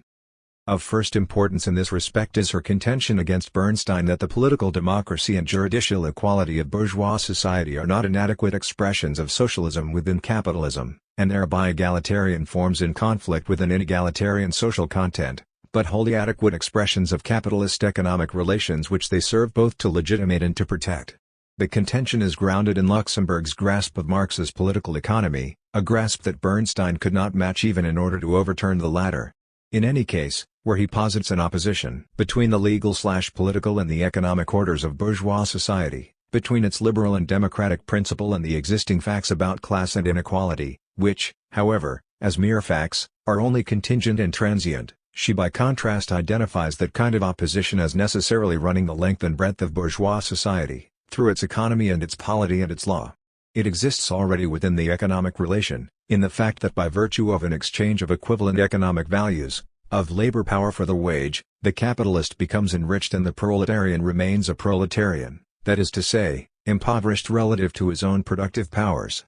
Thus capitalist wealth, as Luxemburg herself puts it, is explained not as the result of cheating or theft in the generally accepted sense of the words, but as an exchange between capitalist and worker, as a transaction of unimpeachable legal equity proceeding exactly according to those laws which govern the sale and purchase of all other commodities. 39 For the legal forms which frame the economic relation embody a similar opposition. In what they say, there is nothing of class or exploitation, only an equality of rights between proprietors free to do business with one another. In what they allow, however, amongst the time-honored and, be it noted, liberal freedoms, by the freedom of property, there is the whole basis of exploitation, that the only productive asset of the vast majority of people, namely their own persons, is a source of need, while the property of a very few is a source, for them, of wealth, luxury and power. In our juridical system there is not a single legal formula for the class domination of today, Luxemburg writes, and no law obliges the proletariat to submit itself to the yoke of capitalism. Poverty, the lack of means of production, obliges it. 40 Finally, for Luxemburg the contradiction between democratic form and real class content lies at the interior of the state itself, and not between the state and civil society. In this once again she follows Marx, rather than one or another luminary of liberal democratic thought. Marx, who as early as the essay on the Jewish question spoke of the sophistry of the political state, 41 intending to convey by this that the latter is not the instrument of human emancipation, that its claim to universality depends upon and does not dissolve the particularist conflicts of civil society, whose real dissolution therefore spells the death of this same state. She falls in, and not out, with a whole revolutionary Marxist tradition in regarding the state and capitalist society as precisely an instrumentality of oppression and class rule, p. 102, which even in and through the democratic forms of universal citizenship assists in sanctioning the economic power of capital. The political and juridical relations of bourgeois society are not then a seat of socialism. They are, said by Luxemburg, in a rather different metaphor and for reasons to which we shall return, to constitute a wall between capitalism and socialism, one which only the hammer blow of revolution, that is to say, the conquest of political power by the proletariat can break down. 42 One can readily concede there to be some ambiguity in her occasional use, when discussing the bourgeois state, of the distinction between democratic form and class content. However, no great power of discrimination is needed to see that she was not thereby underwriting a continuity of political forms over the transition from capitalism to socialism. On the contrary, it comes out of every line of even that passage, from social reform or revolution, which Fallrath takes as his starting point, that she was concerned to dispute this very idea. On the one hand, we have the growth of the functions of a general interest on the part of the state, its intervention in social life, its control over society. But, on the other hand, its class character obliges the state to move the pivot of its activity and its means of coercion more and more into domains which are useful only to the class character of the bourgeoisie and have for society as a whole only a negative importance, as in the case of militarism and tariff and colonial policies. Moreover, the social control exercised by this state is at the same time penetrated with and dominated by its class character. See how labor legislation is applied in all countries. The conflict within the capitalist state, described above, manifests itself even more emphatically in modern parliamentarism. Indeed, in accordance with its form, parliamentarism serves to express, within the organization of the state, the interests of the whole of society. But what parliamentarism expresses here is capitalist society, that is to say, a society in which capitalist interests predominate. In this society, the representative institutions, democratic in form, are in content the instruments of the interests of the ruling class. This manifests itself in a tangible fashion in the fact that as soon as democracy shows the tendency to negate its class character and become transformed into an instrument of the real interests of the population, the democratic forms are sacrificed by the bourgeoisie and by its state representatives. That is why the idea of the conquest of a parliamentary reformist majority is a calculation which, entirely in the spirit of bourgeois liberalism, preoccupies itself only with one side, the formal side, of democracy, but does not take into account the other side, its real content. All in all, parliamentarism is not a directly socialist element impregnating gradually the whole capitalist society. It is, on the contrary, a specific form of the bourgeois class state, helping to ripen and develop the existing antagonisms of capitalism. 43. For Rosa Luxemburg, the socialist revolution is neither the incarnation nor the flowering of a principle. It is a lengthy, epochal process of struggle to destroy exploitation and oppression and coercion, to release the productive powers of humankind and, by this, humankind itself from their subordination to the requirements of capital. As such, it cannot observe the kinds of harmony which the two analogies respectively suggest. It cannot pay homage only to its telos. In some measure, but, all the same, inevitably, it is also governed by the reality it undertakes to destroy. It is marked, irredeemably, by its beginning as well as by its end. Even to say that is an abstraction bordering on idealism, overlooking as it does, in the schematism of beginning and end, of capitalism and socialism, the multiple specificities of time and place which contribute their own exigencies far from the purity of pure socialism. Such specificities explain why, for example, the first act of this socialist revolution occurred when and where it did, in the most difficult circumstances conceivable. They do not, obviously, abolish the problem under discussion, the choice, for those who claim to oppose capitalism, between supporting the socialist revolution even with its impurities as Rosa Luxemburg supported that first difficult act, without a trace of cynical apologetics, with the frankest possible criticism, but on the basis of unflinching solidarity, and taking refuge in a moral purism that is in fact purely imaginary. Luxemburg herself pretended to no such purism, because she understood that painful and tragic historical dialectic in which, capitalism being both precondition and obstacle of socialism, the proletarian revolution could not escape from its violence in trying to rescue its achievements for the benefit of human beings. Since this revolution must count amongst its determinants at least these three moments, the resistance of capitalism, the achievements of capitalism, the project of human emancipation, it could correspond to the purity neither of the peaceful, organic transition nor of the clean break with the past. Espousing the ideal of humanity, Luxemburg did not dissolve within it the realities of class and of class power. Indeed, her case against Bernstein explicitly covers his attempt at such a dissolution. The science, the democracy, the morality, considered by Bernstein as general, human, are merely the dominant science, dominant democracy and dominant morality, that is, bourgeois science, bourgeois democracy, bourgeois morality. She takes him to task because he transforms socialism into a variety of liberalism and thus deprives the socialist movement of its class character, and because, under the notions of citizenship and man in general, he identifies human society with bourgeois society. 44 It is not that Rosa Luxemburg had no concern for humanity.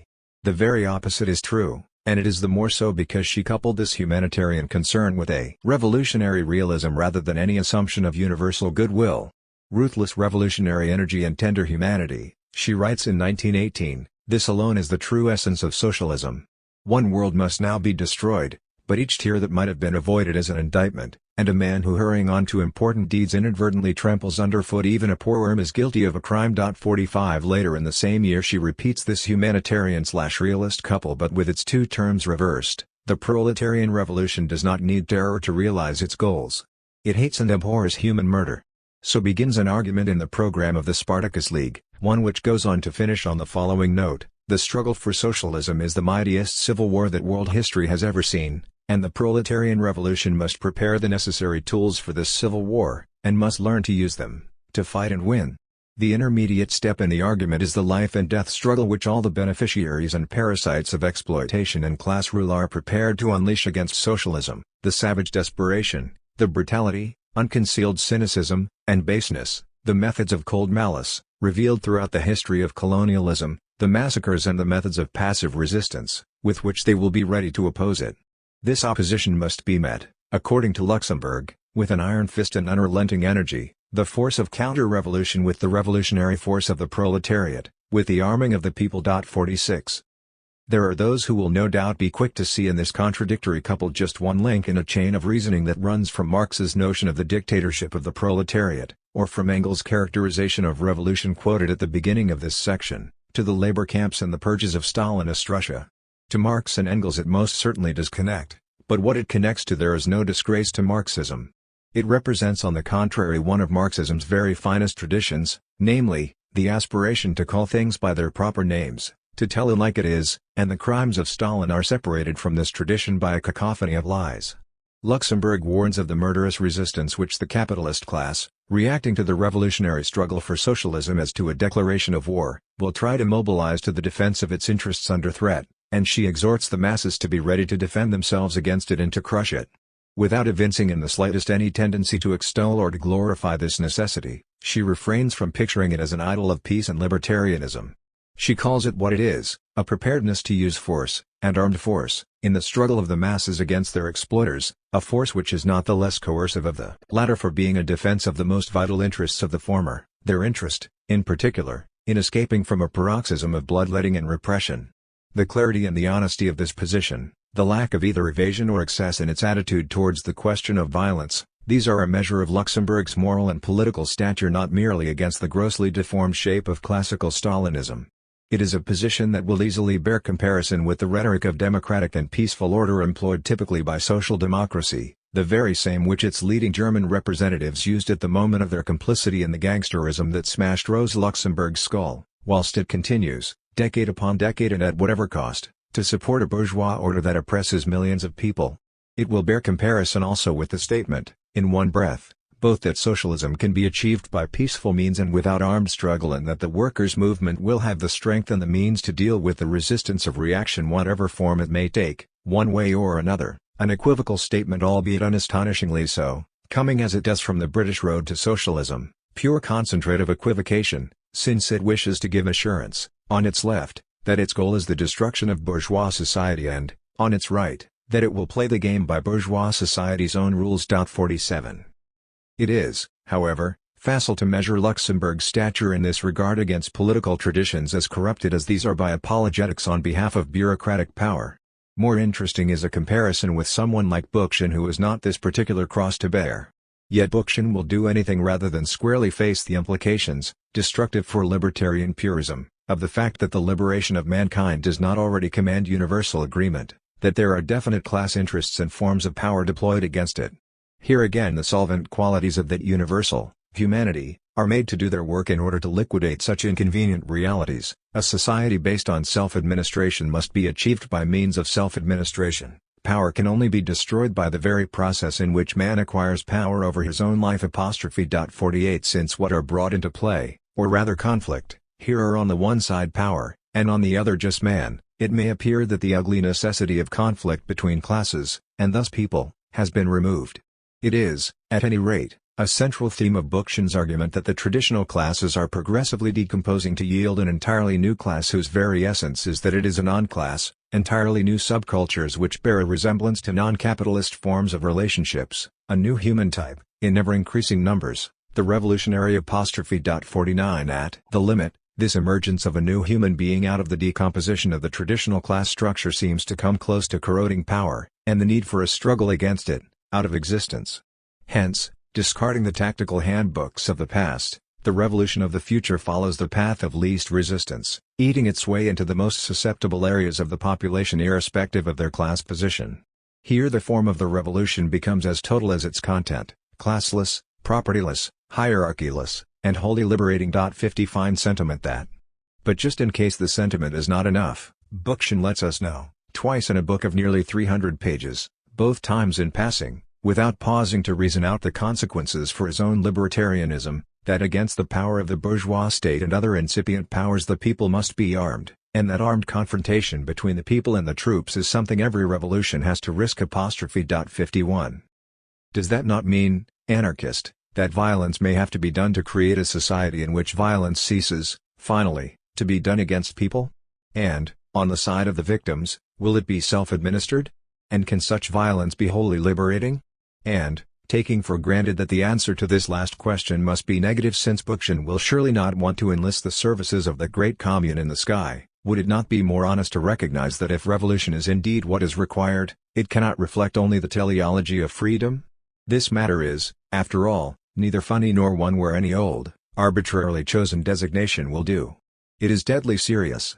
Just for this reason, no revolutionary should permit himself the kind of subterfuge by which violence, revolutionary and counter-revolutionary, is tucked away into a few casual lines whilst he pursues page after page an edifying myth concerning the inseparability of process and goal. In order to attain a somewhat less mythological view, Bookchin could do worse than to take a harder look at the tradition to which he proudly belongs. Through Polavrik's book on Kronstadt, for example, he could remind himself not only, as he does and is his right, of the broad populist language which the rebel sailors used by contrast with what he calls the repressive jargon of Marxism, 52, but also of their tough resistance, of the heavy, defensive barrage of artillery and machine gun fire which they threw out against the Bolshevik forces attempting to take the fortress across the precarious ice of the Gulf of Finland, a barrage which created for these forces a truly fearsome, nightmarish and in no way liberating experience and which left thousands of them dead. 53 Even more to the point in a way, he could inform himself, through another excellent book by the same historian, of the quandary of the Russian anarchists during the Civil War of 1918 to 1921, given their opposition to the notion of proletarian dictatorship in general and to the Bolsheviks in particular, but given also their obvious inability to countenance a white victory, and of the fact that, their own ideological positions and their criticisms of the Soviet government notwithstanding, a large majority of them gave varying degrees of support to it. Some of them actually joined the Communist Party. 54 Like Rosa Luxemburg, in other words, a majority of these Russian anarchists adopted the only position possible in the circumstances for real communists and socialists. No more than she, did they thereby endorse everything the Bolsheviks did or said. But did they not pay unwilling tribute, against their own anti-authoritarian convictions and the temptations of purism, to Engels, who 45 years earlier maintained with exemplary clarity against another generation of anarchists that there is to the revolution an irreducibly authoritarian element. It is the act, he wrote, whereby one part of the population imposes its will upon the other part by means of rifles, bayonets and cannon, authoritarian means, if such there be at all. 55. In the article to which reference was made earlier, Anthony Arblaster mentions this view of Engels, and speaks of the growing number of socialists who would emphatically reject it and for whom if the revolution is authoritarian, it will have failed. 56 However, if Arblaster counts himself amongst this number, as he seems to, he ought to address himself to answering Engels' specific contention rather than rejecting it on the basis of what are probably no more than the generalized and anachronistic imputations which the word, authoritarian, encourages. For Engels is perfectly specific about its meaning in this context. He is not talking about Gulag Archipelago, the political monopoly of the party, or the unquestioned, and unquestionable, authority of the leader. He is talking of the need for the revolutionary forces to impose their will and to be ready and able to back this will with arms. That is the essence of the question, and the question requires a straight answer. Can any revolution against capitalist wealth and power evade this necessity? If so, then one can be a libertarian, but one must also be a pacifist. If not, then the revolution will fail unless it is authoritarian in the sense defined by Engels, and to speak only of liberty in connection with it is tendentious. From the historical references given no inference should be made, nor is it any part of this argument to suggest, that, in respect of the forms or the extent of violence, every socialist revolution must inevitably be modeled on the Russian, or that no such revolution can be complete without some given quota of bloodshed, or even that there is some revolutionary principle which requires that violence be done. It should not be necessary to make these points explicitly, but it is, for the benefit of people quick to fall into this type of misunderstanding, both those who declare themselves simply against violence or against authority, as if Marxist revolutionaries could be in favor of either the one or the other, and those who commit themselves to peace, at least here, where the democratic tradition is strong, and now that times have changed. There are good reasons, in any case, to hope that the labor movements of the advanced capitalist countries will not have to repeat the bitter experience of the Russian proletariat. They are immeasurably stronger, both numerically and politically, than it was. Actually or potentially, they have at their command cultural, economic and technical resources that are incomparably greater. They are in a position also to take advantage of its experience as well as other subsequent experiences, and of not having to make the first attempt to sustain proletarian rule in a completely hostile environment. However, all of the advantages they enjoy are a consequence of various types of strength, not weakness, and it is no different in the matter under discussion. The prospect for any working-class movement, once embarked upon a serious struggle for socialism, of escaping from prolonged or massive violence, will be maximized precisely in the measure that it is equipped, both ideologically and materially, to move with resolution against any counter-revolutionary resistance and to stamp it out. Simply to count in advance on there being no serious resistance is to disarm the workers' movement ideologically, and in the event materially as well, by sowing illusions. Today, knowing what we do about the hideous repression which ruling classes in danger are willing to unleash against the masses, about the widespread practice of brutal torture, about fascist mass movements, the activities of intelligence agencies, the overt and the covert forms of foreign intervention, and so on ad nauseum, it is obligatory to expect serious resistance and an act of the grossest folly and negligence to pretend to speak in earnest about revolution whilst simultaneously identifying that process only with peace or liberty. From every point of view, therefore, it is wrong to elide the revolution's coercive dimension, its program of taking by force what is held in the last instance by force, of taking the wealth of the capitalist class, its freedom to exploit and to dominate working people, many other freedoms which it alone enjoys and are based upon this one, and of being prepared to suppress any violent reaction against this expropriation. In that sense, what Engels wrote a century ago remains true to this day. At the same time, it must not be overlooked that he was speaking only of one dimension of revolution and not offering an overall characterization. What he wrote is no vindication of the claim that, in some standard Marxist view, revolution is a means to an end that is altogether different from revolution, 57 force and nothing but force, as it were, to win the realm of freedom.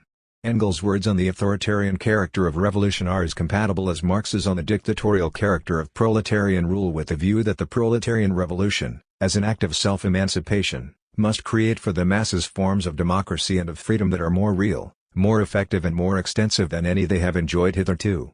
For the record, it should also be pointed out here that the words of Karl Korsch quoted alongside those of Engels at the beginning of this section, and emphasizing precisely this dimension of freedom, are not, despite possible appearances to the contrary, despite the ambiguity of prefiguration which they too contain, a repudiation on his part of the dictatorship of the proletariat.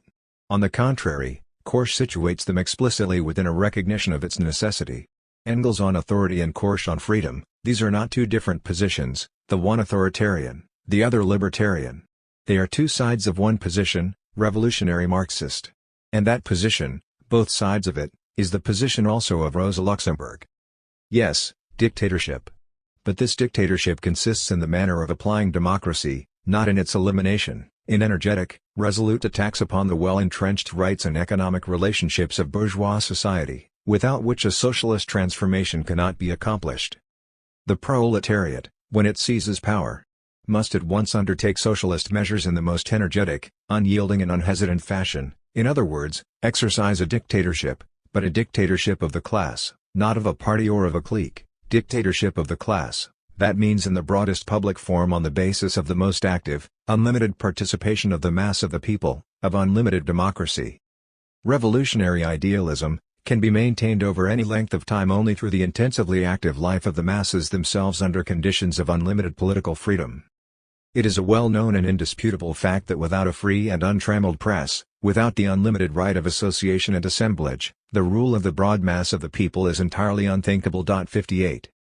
All of these passages are from Luxemburg's pamphlet, The Russian Revolution, and to take from them only one side of her position, to transform her, on the pretext of some phrases concerning freedom and democracy, into another political creature, be it a liberal, so-called democratic socialist, i.e. social democrat in the contemporary sense of that word, or libertarian, that is a useless game. As if either liberalism or democratic socialism so defined anywhere, ever, stood for a determined assault against the economic rights and relationships of bourgeois society through the kind of prodigious mass activity to which she here alludes, and as if they stood for a freedom or democracy for the masses that was anything like unlimited. As if libertarianism could acknowledge so frankly and unequivocally, without thereby removing its own basis, that the destruction of bourgeois society necessarily involves the proletariat and the seizure and the use of power. In the end we have returned to our beginning, to the reflections on democratic freedom and Luxemburg's criticism of the Bolsheviks in 1918, actual, historical point of departure for more than one attempt to denature the sense of her work. To deal with them was our end from the beginning, this being an indispensable part of the more general exercise of trying to recuperate that sense in its integrity. By means of the foregoing encounter with ideas that impede and retard this effort of recovery, we have reached a position where her pamphlet on the Russian Revolution can be treated directly on its own terrain, that of revolutionary Marxism. Here too, however, even upon that terrain, similar impediments to a proper understanding of her meaning are to be found.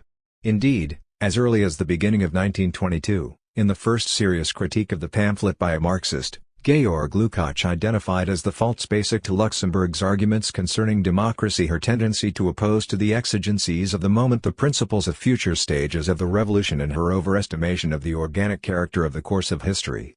There is an evident symmetry between this double attribution and the twofold, spiritual and organic relation of means to ends, stipulated by both reformism and libertarianism in order to liquidate, respectively, the future into the present and the present into the future. Lukács was far from wanting to anathematize Rosa Luxemburg, speaking of her here as the unforgettable teacher and leader of revolutionary Marxism. 59 having himself, only the year before, devoted an essay to the power and the originality of her Marxism. 60 He ventured no suggestion of either reformism or anarchism in her thought.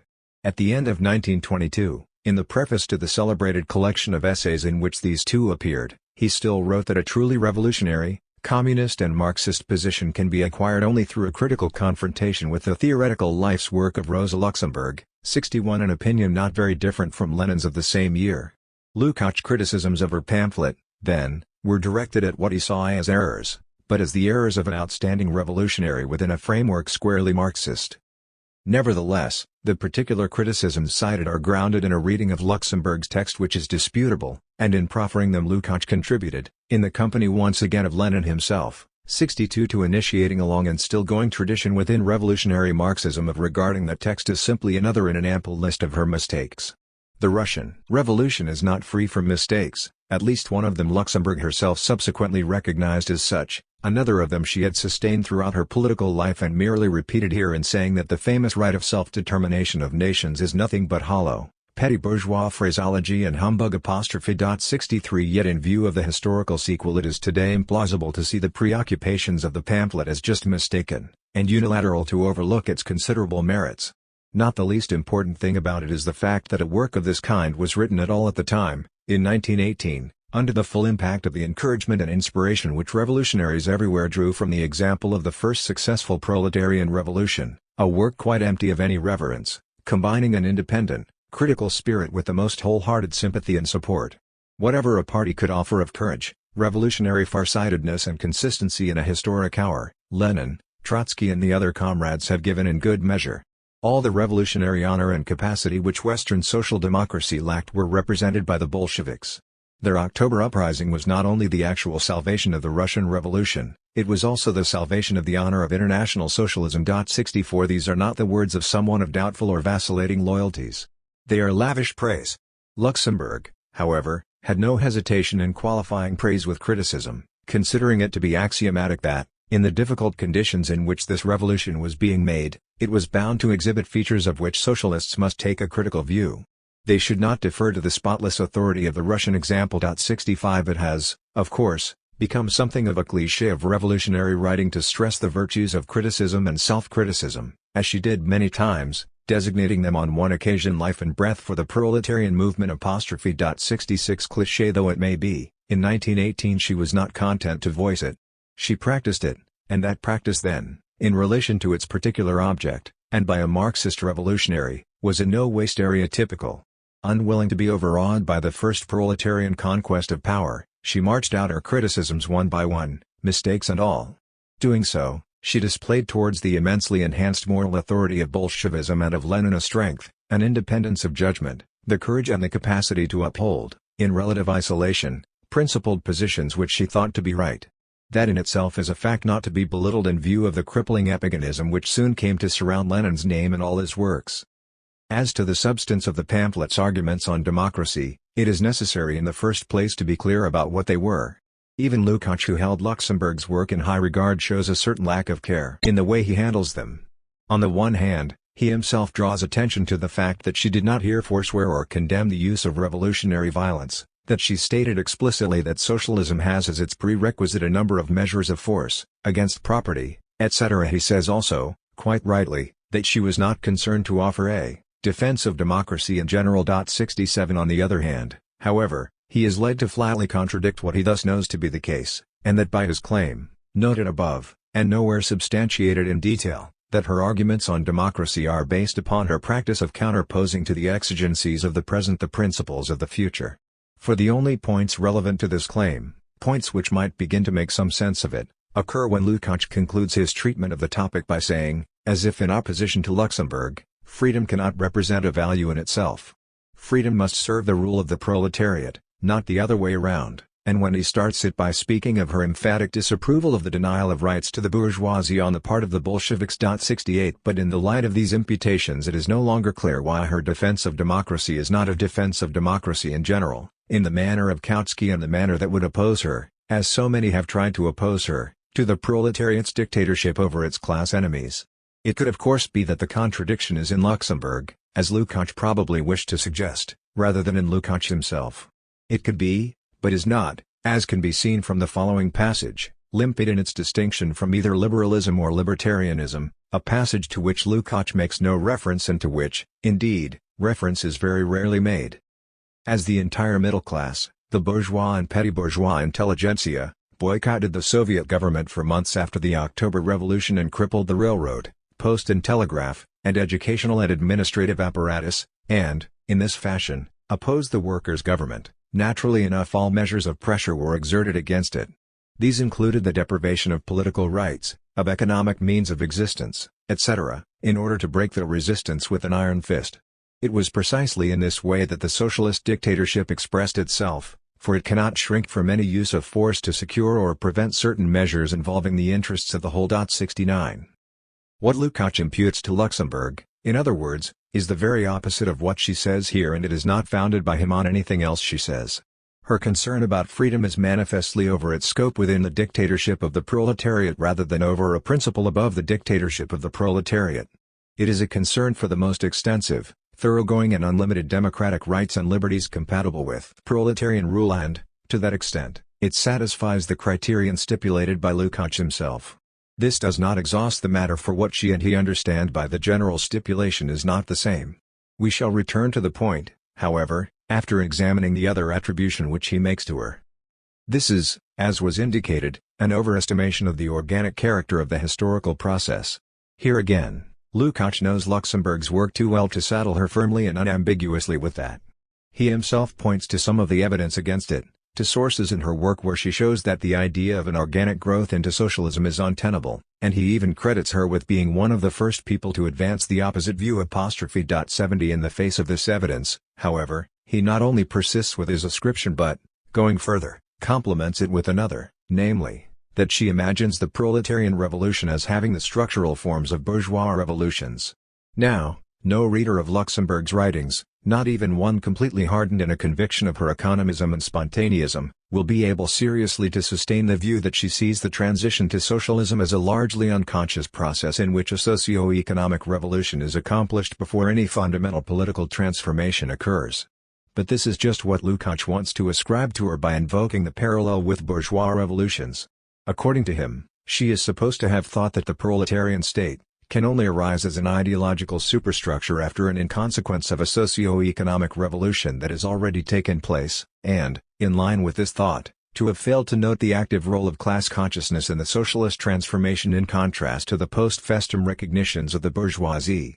Because it gives priority to an unconscious and thus automatic economic transition to socialism, this thought is obviously coherent with the claim that Luxemburg overestimates the organic character of the process. But it is not Luxemburg's thought. Indeed, in these few pages of history and class consciousness, there is a truly strange, and, to the best of our knowledge, hitherto unremarked upon spectacle. In one voice Lukács takes her to task for ideas which he concedes in another voice not to have been hers, and he deploys against her arguments so strikingly similar in form and content to her own, that the likelihood is he must have learned them from her.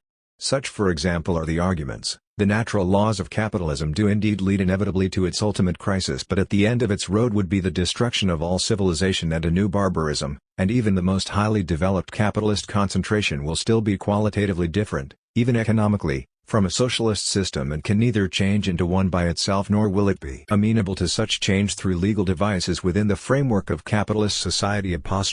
71 At the bottom of this surreal spectacle is, once again, Lukács' somewhat free and easy way with what Luxemburg writes. At least here, however, in the case of the organic transition, he tries to marshal some evidence for his claim rather than simply making an unsupported imputation. The evidence consists of two arguments from the Russian Revolution. One of them need not detain us for more than a moment since Lukács simply misunderstands it and it supports nothing he wants to say. In one section of the pamphlet, Luxemburg expresses a concern lest the right of suffrage devised by the Soviet government and based upon a general obligation to labor will have the effect of disenfranchising not only the exploiters, as is its intention, but also broad and growing sections of the petty bourgeoisie and proletariat for whom the economic mechanism provides no means of exercising the obligation to work. The point she makes is that, in the prevailing conditions of great economic dislocation and chaos, such a suffrage law is inappropriate because many who want to work are unable to. In this context she speaks of it as an anachronism which anticipates an economic position that does not yet exist. 72 The point is quite precise and limited. But by abstracting a few lines from the context so that this specific point disappears altogether, Lukács takes Luxemburg to be offering a general hypothesis on the transition to socialism, to the effect that the proletarian state and law can only sanction post facto what has been brought about by economic forces beyond the control of consciousness. 73 That mistake bears the whole responsibility for the comparison with bourgeois revolutions. The other of Luxemburg's arguments which he brings forward as evidence appears superficially to prove his case. It is worth quoting for it leads us to the central issue. The socialist system of society should only be, and can only be, a historical product, born out of the school of its own experiences, born in the course of its realization, as a result of the developments of living history, which, just like organic nature of which, in the last analysis, it forms a part, has the fine habit of always producing along with any real social need the means to its satisfaction, along with the task simultaneously the solution. However, if such is the case, then it is clear that socialism by its very nature cannot be decreed or introduced by UK's. 74. There is here not only the explicit parallel with organic nature but also the overt spontaneism of the notion that the solution is always produced contemporaneously with the task. Against this, one could point out that notion is a clear allusion to the classics, indeed to what could be called the classic of historical materialism, namely Marx's preface to A Contribution to the Critique of Political Economy, 75, and that not too much can be made of the combination of such a passing allusion with a brief, parenthetical simile. But there is no need to rely on any special plea of this kind. Readers may decide for themselves what is the proper way to be attached to the evidence of these lines. The most important point, and one not irrelevant to that decision, is the substance of what Luxemburg is saying in the pages from which this evidence has been mined. Even in the above lines, which are the ones Lukács himself cites, traces of this substance have been left. For the meaning of the argument that socialism, maturing in the school of its experiences, cannot be decreed into life, is the very opposite of the one he wishes to give it. It is not the statement of a conviction in the automatic and unconscious nature of the socialist revolutionary process, nor an appeal to the self-sufficiency of blind, economic forces, one such as must disparage the importance of conscious, political struggle and of the efforts and the legal enactments of the proletarian state. It is scarcely credible that Lukács could so badly misunderstand Luxemburg's meaning. She is appealing, in any case, to a rather different distinction, between a socialism which is commanded into existence by bureaucratic fiat, and a socialism, in reality the only possible kind, which is won by the masses through a prodigious effort of struggle, through victories and defeats, through errors, misjudgments, but also new political and intellectual acquisitions, a socialism that establishes their conscious and collective control over the whole of the social process and, as such, cannot be achieved through an unconscious or automatic development, behind their backs as it were, to be ratified only subsequently by an act of recognition and some necessary superstructural adjustments.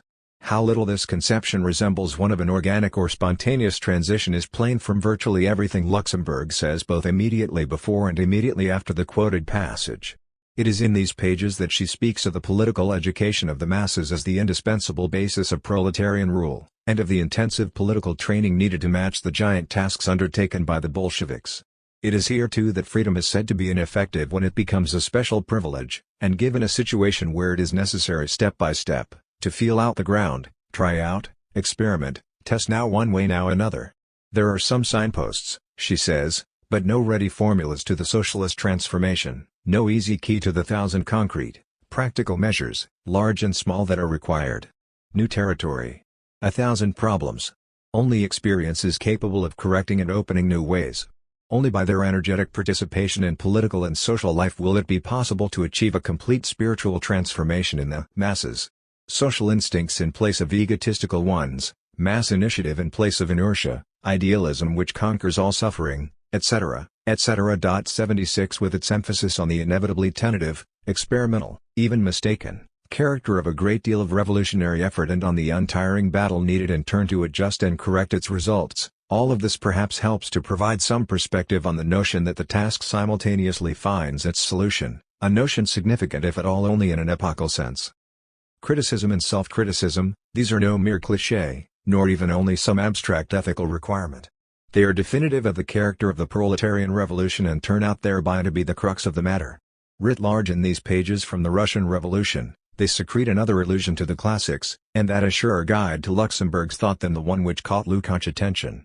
In the 18th Brumaire of Louis Bonaparte, Marx wrote, "Proletarian revolutions, criticize themselves constantly, interrupt themselves continually in their own course, come back to the apparently accomplished in order to begin it afresh, deride with unmerciful thoroughness the inadequacies, weaknesses and paltrinesses of their first attempts, seem to throw down their adversary only in order that he may draw new strength from the earth and rise again, more gigantic, before them, recoil ever and anon from the indefinite prodigiousness of their own aims, until a situation has been created which makes all turning back impossible, and the conditions themselves cry out. Hic Rhodus, hic salta. Here is the rose, here dance! 77. Luxemburg makes no explicit reference to this passage here, though on other occasions she did. 78 However, the model it contains, not of the simultaneity of revolutionary task and solution, but of the inherent prematurity by which every proletarian revolution is afflicted, is one which she had firmly integrated into her thinking as early as the revisionist controversy. As Lukács himself understood, it is the very antithesis of an organic conception, and he even recognized its presence in this pamphlet. 79 All he failed to recognize was its presence in the very lines adduced by him as the site of Luxemburg's errors. Why then prematurity? It is not only because the Bolsheviks were the first with this endeavor, nor merely because of the acutely difficult circumstances they faced, that she spoke of the unavoidably tentative character of all they did. She was explicit to the contrary. Thus it must and will be with all of us when we get to the same point. 80 Further, it is only a rough approximation to say, following her own indications and, before hers, Marx's, that it is owing to the immensity of the tasks and the obstacles that no proletarian revolution can be so adequately prepared from the beginning as to be able to find ready solutions.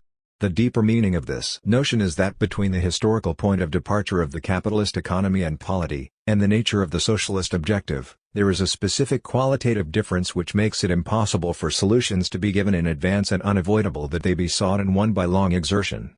That qualitative difference was defined in one of Luxemburg's economic texts when she referred to the situation where the anarchistic economy of capitalism has made way for a planful, organized economic order which will be systematically directed and managed by the entire working force of mankind. 81 The thought was not especially novel even then, but it embodies a lot of what matters in this context, in particular, the distinction between an economy which is opaque to the masses and beyond their control, and one which they both understand and manage.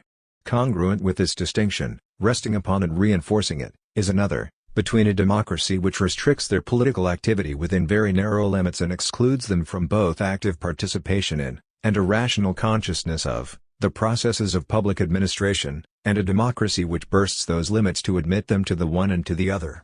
The transition to socialism is an attempt to cross the gulf of this distinction. That is the fundamental reason why any organic conception of it has to be rejected. The questions of the extent of counter-revolutionary and revolutionary violence, and of whether or not the capitalist class is to be deprived of the vote, are in this sense secondary, matters of circumstance, probability or possibility, rather than of principle. But the necessity to destroy economic relations in which the laboring populace is exploited and mystified, and political institutions which all but exclude it from politics, this is integral to the objective. Socialism cannot be given as the end product of an organic development of objective economic laws, since it presupposes the abolition of those laws and their wretched objectivity. It cannot be given as the end product of an organic process of cumulative improvements within the framework of bourgeois democratic institutions, since it presupposes the demolition of that framework. The revolution has to destroy, to break up, to shatter a whole elaborate institutional structure which expropriates the masses economically and politically. And it has to release all their creative energies into a work which is, at last, their own. Thus, unprecedentedly, to build through their own organizations, their own parties, councils and assemblies, their own newspapers, and with their own voice, a society that is fit for human beings. Except by way of general guidelines, therefore, socialism can also not be given in a program or a theory, nor can it be given by the legislative and administrative dictates of the guardians of some orthodoxy. Simply, it cannot be given. It has to be won by and of the effort of working people for the needs of working people. It is a break with one world towards another, a break which, it is now surely needless to argue, cannot be clean or punctual, because it will always be premature however overdue. Rosa Luxemburg during the German Revolution, once, again, and yet again, socialism cannot be introduced by decree. Because it is an organic economic or spontaneous process beyond the reach of political initiative? Nothing of the kind. Because it must be politically fought for and politically won by the conscious will and action of the majority of the proletariat. 82. There remain, out of this whole aspect of Lukács' criticisms, two things, one big and one small. The small thing is Luxemburg's reprimand of the Bolsheviks over the dissolution of the Constituent Assembly in January 1918. To appreciate that such is its significance one must situate it historically. Imprisoned, and thus cut off from adequate sources of information, she did no more than respond to what she understood to be the justification of that act offered by the Bolsheviks themselves. Now, there were in this justification two distinct strands. The basic one was that the Constituent Assembly was a bourgeois parliament become the rallying point for the gathering forces of counter-revolution, and hence doubly opposed to the Soviets which, as organs of workers' democracy, expressed the proletarian socialist character of the October Revolution, and had every right to supersede that parliament. The second strand was that owing to a number of contingent circumstances, split within the SRs, timing of the elections, etc., the composition of the assembly did not adequately reflect the actual, current relation of forces in the country. Seizing only on this second argument in isolation from the first, Luxemburg simply overlooked the point that the dissolution of the assembly was done in the interest of proletarian democracy, and thought that she detected here revolutionary impatience with any kind of democratic formalities. If the composition of this body did not properly reflect the present state of affairs, then why not, she asked, arrange new elections? She saw its dissolution, in other words, as one manifestation of a certain carelessness towards democratic rights in general on the part of the Bolsheviks under pressure, rather than as the liquidation of a bourgeois democratic institution by and for a democracy of the masses. 83 We have argued that Rosa Luxemburg went further than her contemporaries before 1917 in anticipating the nature of proletarian power. 84 But in view of the fact that the question of its precise institutional forms remained an open one in the absence of any successful proletarian revolution, and of the ambiguity in the Bolshevik position even in 1917, calling for all power to the Soviets, and the convocation of the Constituent Assembly up to the very seizure of power, in view of Luxemburg's incarceration at this time, which prevented her from making a well-informed assessment, and of her recognition, when she was in a position to do so, shortly after her release, during the course of the German Revolution, that her criticism in this matter had been mistaken. 85 In view of all this, it is neither surprising that she was able to make this mistake nor possible to attach great significance to it where the interpretation of her thought is concerned. To treat it, as Lukács does, in the context of his criticisms discussed above, as flowing logically from her whole conception of proletarian revolution is to make an arbitrary connection. After all, only a couple of months later she could declare in no uncertain terms that this type of assembly was a bourgeois institution counterposed to the organs of workers' democracy and a counter-revolutionary stronghold against them. 86 Without for all that ceasing to subscribe to the substantive views expressed in the Russian Revolution and summed up in the assertion that socialism cannot be decreed. The long passage below, which follows and elaborates one such assertion, shows clearly enough these same views in comfortable coexistence with the correction of the mistake in question. The mass of the proletariat is called upon not merely to define the aims and direction of the revolution with clear understanding. It must itself, through its own activity, nurse socialism, step by step, to life. The essence of socialist society is that the great working mass ceases to be a ruled mass and instead lives and controls its own political and economic life in conscious and free self-determination. Thus from the highest offices of the state down to the smallest municipality, the proletarian mass must replace the outdated organs of bourgeois class rule, the federal councils, parliaments, municipal councils, with their own class organs, the workers' and soldiers' councils. Further, the proletarian mass must fill all posts, supervise all functions and measure all the state's requirements against their own class interests and against the tasks of socialism. And only in a constant, active interrelation between the masses and their organs, the workers' and soldiers' councils, can the masses' activity fill the state with the socialist spirit.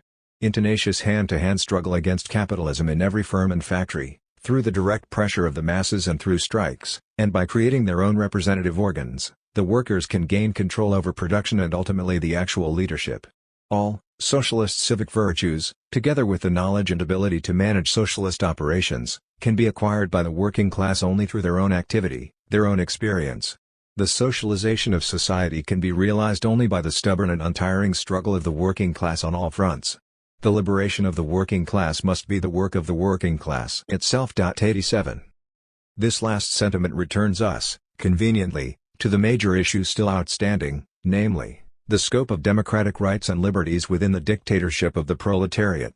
In its general lines, Luxemburg's view on the issue is clear. The proletarian dictatorship is a more direct and more extensive form of democracy than anything that has existed hitherto and must involve comprehensive democratic procedures and freedoms, elections, freedom of the press, freedom of opinion, for the one who thinks differently, not only for the members of one party, freedom of assembly, etc., in the absence of which life dies out in every public institution, becomes a mere semblance of life, in which only the bureaucracy remains as the active element. An elite of the working class is invited from time to meetings where they are to applaud the speeches of the leaders, and to approve proposed resolutions unanimously. 88 Her view demands freedom, in other words, for a plurality of tendencies and parties within the dictatorship of the proletariat. In this connection, Lukács speaks disparagingly of the distinction she makes between dictatorship of the party and of the class, and also of her dangerous proximity to exaggerating utopian expectations and to anticipating later phases in the process. 89 One should be clear, therefore, about a couple of points. Luxemburg did not begrudge or question the Bolsheviks' title to hegemony in Russia, stating categorically that they were the only party that had grasped the true nature and needs of the situation in 1917 and won thereby support, leadership and power. 90 So we are not dealing here with yet further evidence of her notorious spontaneism. We are dealing with a concern lest, by the elimination of the possibilities of opposition and criticism, the proletarian state should come to be automatically identified with the Bolshevik party and the interests of the working masses with the will of a bureaucratic leadership. Secondly, it is idle to represent this concern as nothing more than a purist flaunting of principle in defiance of the exigencies of the moment. 4. She was again perfectly explicit in saying that what the Bolsheviks had done in this direction was forced upon them by circumstances in which it was impossible and unreasonable to expect from them the finest example of socialist democracy. What she did insist on, however, and this is ultimately the crucial merit of her pamphlet, was that in coping with these temporary exigencies the temptation should be avoided of taking them for general principles, and thus making a virtue of necessity. 91 That is the grain of truth, if one wants, in the charge of utopianism. But it is hardly to be accounted a weakness in our positions. The surest demonstration that it is, on the contrary, a strength is given by what Lukács himself in 1922 opposed to the Luxemburg of 1918 on the subject of freedom and the proletarian dictatorship. He had no quarrel with the notion that the possibility of criticism must be kept open institutionally even under the dictatorship. But against the idea that such institutional openness required the existence of certain specific political rights and liberties, he proposed a rather different answer. The proletarian dictatorship, he argued, is a period of abrupt changes in the state of the class struggle, in which the proletariat must be able to maneuver and make quick turns, whether on economic policy or on the extent of freedom. Against this background, only a revolutionary party like that of the Bolsheviks is able to carry out these often very sudden changes of front. Only such a party is sufficiently adaptable, flexible and independent in judgment of the actual forces at work to be able to advance from Brest-Litovsk and the war communism of the fiercest civil wars to the new economic policy. Only the Bolsheviks will be able to progress from that policy, in the event of new shifts in the balance of power, to yet other power groupings while preserving unimpaired the essential dominance of the proletariat. By contrast, according to Lukács, all other tendencies in the workers' movement are counter-revolutionary and there is a straight line from Kornilov to Kronstadt. 92 The answer, in essence, is simple, the party knows. The spotless authority of the Russian example has, here, already done its work. We have refrained in this book, and will do so to the end, from any attempt to assess the global political and strategic conceptions of Rosa Luxemburg by means of a systematic comparison with those of Lenin. Reference has been made to him in passing and there was a sustained comparison between his and her perspectives on the Russian Revolution after 1905. But there it was a question of drawing attention to a fundamental unanimity. The procedure, which is so common, of discussing problems such as those of spontaneity and consciousness, organization and the mass struggle, and so on, by continual reference to her points of difference with the Leninist theory of them, has been deliberately eschewed. 4. The procedure is methodologically unsound and produces inevitable distortions in the interpretation of her work. If the principle of intelligibility of her thought is not wholly internal, extending beyond her texts into the broader politico-ideological field which was her field of intervention. It is a fortiori true that that principle is not to be found in the texts of Lenin. She did on occasion articulate differences with him and did address herself to issues which, as revolutionaries, she and he faced in common, so that there is nothing illegitimate in attempting a comparative assessment, although that has not been our aim. But unless it is founded on a prior effort to understand her in her own specific context and terms, Luxemburg's meaning invariably suffers. She is treated as though her whole life were one long dialogue with Lenin, or merely an extended endeavor to match what he produced, to give, point for point, as good if not the same. One of the worst variants of this treatment is that which, taking Lenin as the true measure of all things, gauges from Luxemburg's differences with him exclusively her weaknesses and errors. We have no wish to deny his superiority over her, in respects that were decisive, as both revolutionary organizer and theoretician. However, it is well to remember that Lenin was canonized and, as part of that whole process, Luxemburg and others had to be exorcised. The practice, common amongst Leninists and would-be Leninists, of pointing out continually where she fell short of him has by now become tedious if nothing else, and it is more than time to scrutinize her differences with him for what there might be of value on her side. In the nature of things, Luxemburg could not have been Lenin. But the reflection may not be irrelevant that she was also not Zinoviev or Stalin. It has not, then, been a covert or surreptitious purpose of the arguments in this book to suggest that one can find in Luxemburg's work the equivalent of what is in Lenin's.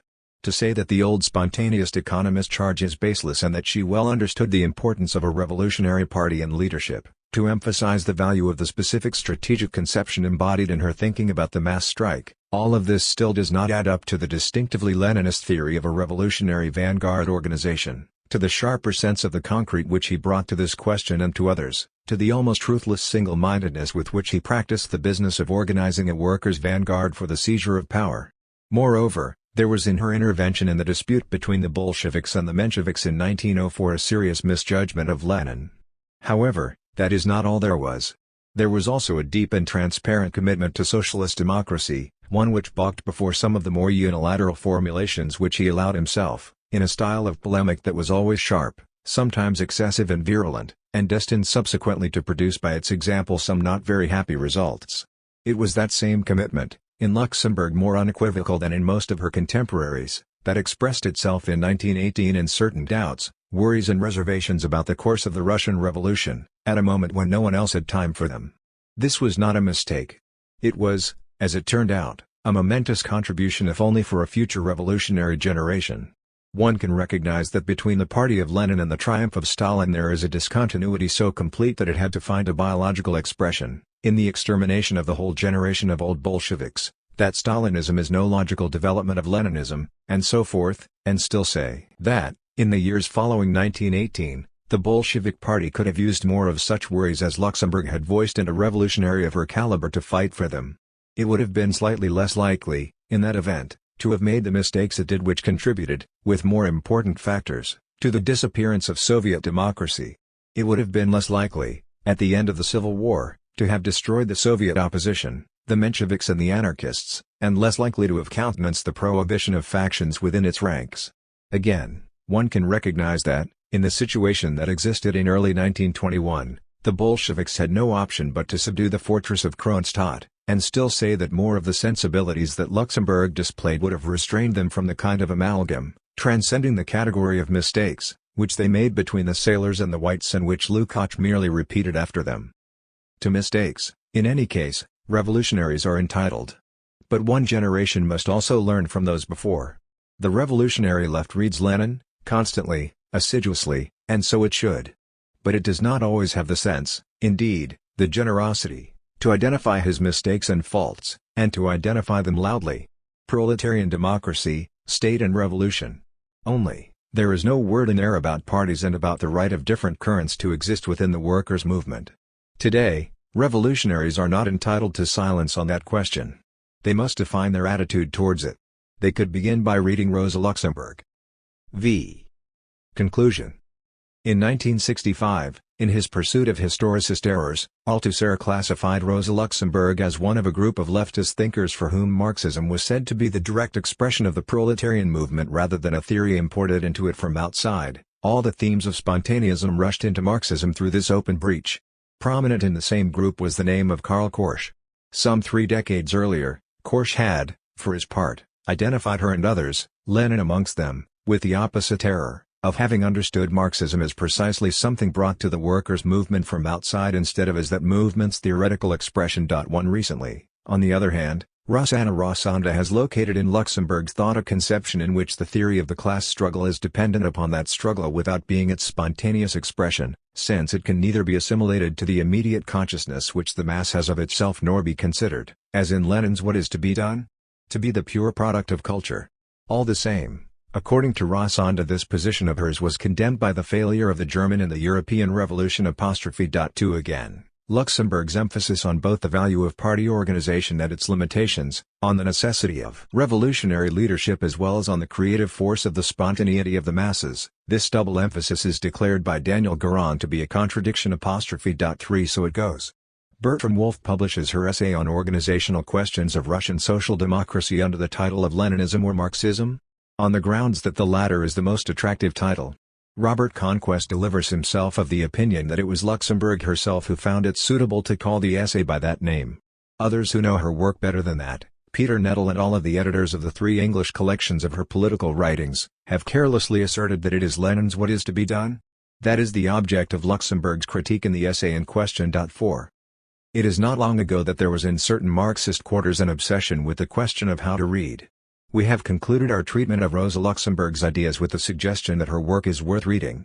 But no elaborate metaphysic is required to establish why, if she is to be read to any useful purpose, this task must today be undertaken with a certain elementary care, rigor and respect, which does not of course mean uncritically. The access ways to her thought are already fraught with enough impediments. Some of these are only petty, others larger and more intractable. It is only a bibliographical detail. But English readers coming to her work for the first time through the materials most readily to hand will search in vain in the pages of What is to be done? For the formulations with which Luxemburg takes issue in her text on organization. The latter makes no direct reference to the former but is wholly concerned with the arguments of 1 step forward, 2 steps back, which is the actual object of its critique. This point is obviously not one of world historical significance, indeed the carelessness in question is quite understandable, but it is symptomatic even so.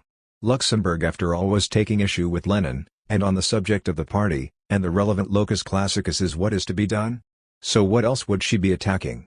This detail is a symptom, in other words, of a more general situation in which the specificities of her thought, and these necessarily include minutiae, are obscured by preconceptions, or sacrificed for the convenience of one or another polemical purpose.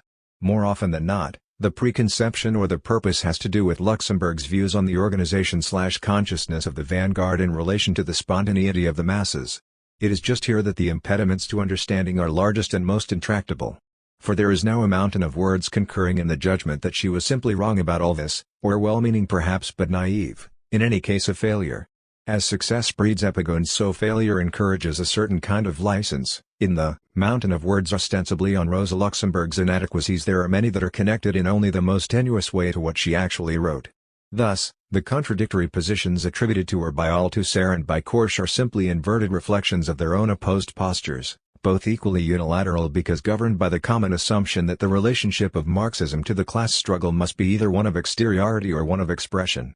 But this polar opposition does not illuminate her thought. To speak of a complex, or even dialectical, interrelationship between Marxism and the proletarian movement, between spontaneity and organization, may not by itself resolve very much, but it is a more helpful and more accurate beginning than either of those two characterizations. It at least prompts one to look for, and at, the several different sides of the complex dialectic in question. That has been the object of the foregoing essays. From her very first entrance into the life and debates of the German socialist movement, Luxemburg was committed to a set of propositions regarding the tendencies of capitalist development that separated her from any spontaneist or organicist conception of the transition to socialism. However paradoxical this may appear, it is nevertheless a fact that her belief in the inevitability of capitalist breakdown was no support for an attitude of fatalist inactivism. For the forms of this breakdown, already beginning to appear on the horizon, were not to be looked upon with complacency. Unchecked, they would lead the working class, and humanity as a whole, to disaster. Luxemburg's vision of capitalist breakdown, sketched during the revisionist controversy, theoretically elaborated later in the accumulation of capital, a constant presence in her writing and between was a vision of the convulsive irrationalities with which imperialist capitalism threatened mankind if its progressive achievements were not released by the proletarian revolution. In the absence of the socialist alternative, capitalist collapse meant a slide towards catastrophe, as she came to call it, barbarism. Whatever criticisms can be made of the errors in her economic reasoning, or of the apocalyptic extreme to which she carried this idea, there is no doubt that it gave to her thought a dimension almost entirely lacking in other socialists of her generation, who were dominated to one degree or another by an easy, evolutionist optimism of progress. In the organic laws of capitalism, Luxemburg read the signs of something else, a world of economic stagnation and crisis, of political reaction, of war. A determined fighter for a better world, she nevertheless understood something of the terrible darkness that could and did overtake the new century. That was why the struggle was urgent. Social democracy had to win the masses for socialism. Her revolutionary catastrophism did have its negative effects. While it opposed her to the liberal and reformist illusion that everything must automatically continue to get better, it led also to an underestimation of bourgeois democracy's resilience and capacity for integrating the masses, as of the bourgeoisie's loyalty to this type of polity at least where it had acquired, and so long as it retained, that capacity for integration. A corollary of her thesis on the bankruptcy of bourgeois democracy was that the proletariat must save the latter from, and use it against, an increasingly reactionary bourgeoisie. This strategic emphasis, coupled with a mechanical transposition onto Russia of the notion of necessary historical stages, led to the adoption of Luxemburg's perspective for the Russian Revolution with its distinctive combination of strength and limitations. Its main strength lay in an acknowledgement that, in Russia, where indeed bourgeois democracy was bound to be stillborn and the bankruptcy thesis therefore wholly applicable, any thoroughgoing settlement of accounts with the Tsarist order would require the proletariat to move decisively into struggle and assume the leadership of all the revolutionary forces, even to lay its hands on political power. Luxemburg was not impressed by the argument that such a struggle for power was premature. It was necessary if anything substantial was to be won, and she always maintained, in any case, that the proletariat's seizure of power must, in a sense, inevitably be premature. The masses, as she said once, must learn how to use power, by using power. There is no other way. 5 The limitation in her perspective, as in Lenin's, was the dogmatic and paradoxical insistence that this revolutionary struggle of the Russian proletariat would be unable to do more than install a bourgeois democratic republic, that it could only clear the ground for a further and freer development of Russian capitalism. In the end, the actual dynamic of the Russian Revolution in 1917 freed her thinking from this limitation and, in doing so, led to her endorsement of the October Revolution and, with it, of the strategic and programmatic insight which Trotsky had gained from 1905. But, even behind the inadequacy in her conception, there had been a positive impulse. Luxemburg appreciated the vital importance of elementary democratic rights as instruments for the self-emancipation of the working class. It must do all it could to secure, to preserve and to extend them. From classical Marxism in the West she transmitted this kind of emphasis, in the company naturally of the other Marxists of the Russian Empire, into an environment where the Blanquist and populist prejudices of an indigenous tradition stood opposed to it. Where she thought to detect the same kind of prejudices invading Russian Marxism itself, as she did in Lenin's arguments in 1904, she protested against that too. In 1918 she protested, equally, against what she regarded as a failure of the Bolshevik leadership to weigh fully the dangers that were involved in restricting democratic rights and liberties. This was not the protest of a liberal or an anarchist against the dictatorship of the proletariat, nor an appeal to universal freedom or to interclass democracy against coercion of any kind, nor the plea of a pacifist to the effect that the masses must join battle with an enemy armed to the teeth, shielded only by the strength of their ideals. It was not an idealism of the harmony between means and ends, an idealism which is empty, because impossible to achieve in a material world of complex, or over, determination and, therefore, not respected in practice even by those who articulate it. Nor was Luxemburg criticizing the Bolsheviks with the assistance of a theory of organic economic or unconscious automatic transition.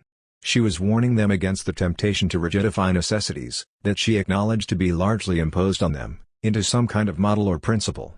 They should, on the contrary, recognize unambiguously that the masses needed, in order to work out their own liberation, the fullest possible complement of democratic rights, including the right to support different tendencies/parties, and that insofar as inroads had to be made on these rights, this was a deformation of the Russian Revolution and not a virtue. Only if there was such a recognition could that deformation be corrected in future rather than being made worse. In the light of the subsequent historical development, The judgment that Luxemburg was here mistaken cannot be sustained. She displayed a foresight achieved by none of the Bolshevik leaders in the thick of the struggle. And her concern for democracy in Russia differed from that expressed at this time by other socialists in Europe, by virtue of its clearly revolutionary content. In fact, amongst the best revolutionary thinkers of her generation, Rosa Luxemburg was, perhaps, in a uniquely suitable position to represent to the workers' movement of Tsarist Russia, a sensitivity over questions of democratic rights where she thought these were being belittled in theory or practice, at the same time, to the workers' movement in the West an understanding of, and deep feeling for, the revolutionary vigor, the determination and the bold sweep of mass action, which were so widely decried there. Active in three parties, the German, the Polish and the Russian, deeply interested in, and writing about, the political affairs not only of Russia and Germany, but also of France, of Belgium, of the International as a whole, she spanned some important politico-cultural divisions. Not only that, however, which was true of other Marxists than herself, she had also a capacity and facility for generalizing the different national experiences for and to one another, for drawing broad lessons from a particular set of events, for taking a long and large view of things.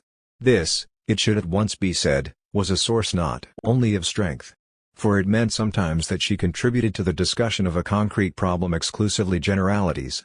Thus, as Lenin rightly noted in 1904, her critique of one step forward, two steps back said nothing about the main substance of that work, namely, Lenin's analysis of the situation in the Russian Party, of the Second Congress, of the reasons for the split and the refusal of the Mensheviks to respect the decisions of the Congress, etc. but was limited to picking up considerations of a general kind and discussing those. 6 Because of this, Luxemburg ignored the circumstance that, on any meaningful criterion of internal party democracy, it was not Lenin but the Mensheviks who were violating it.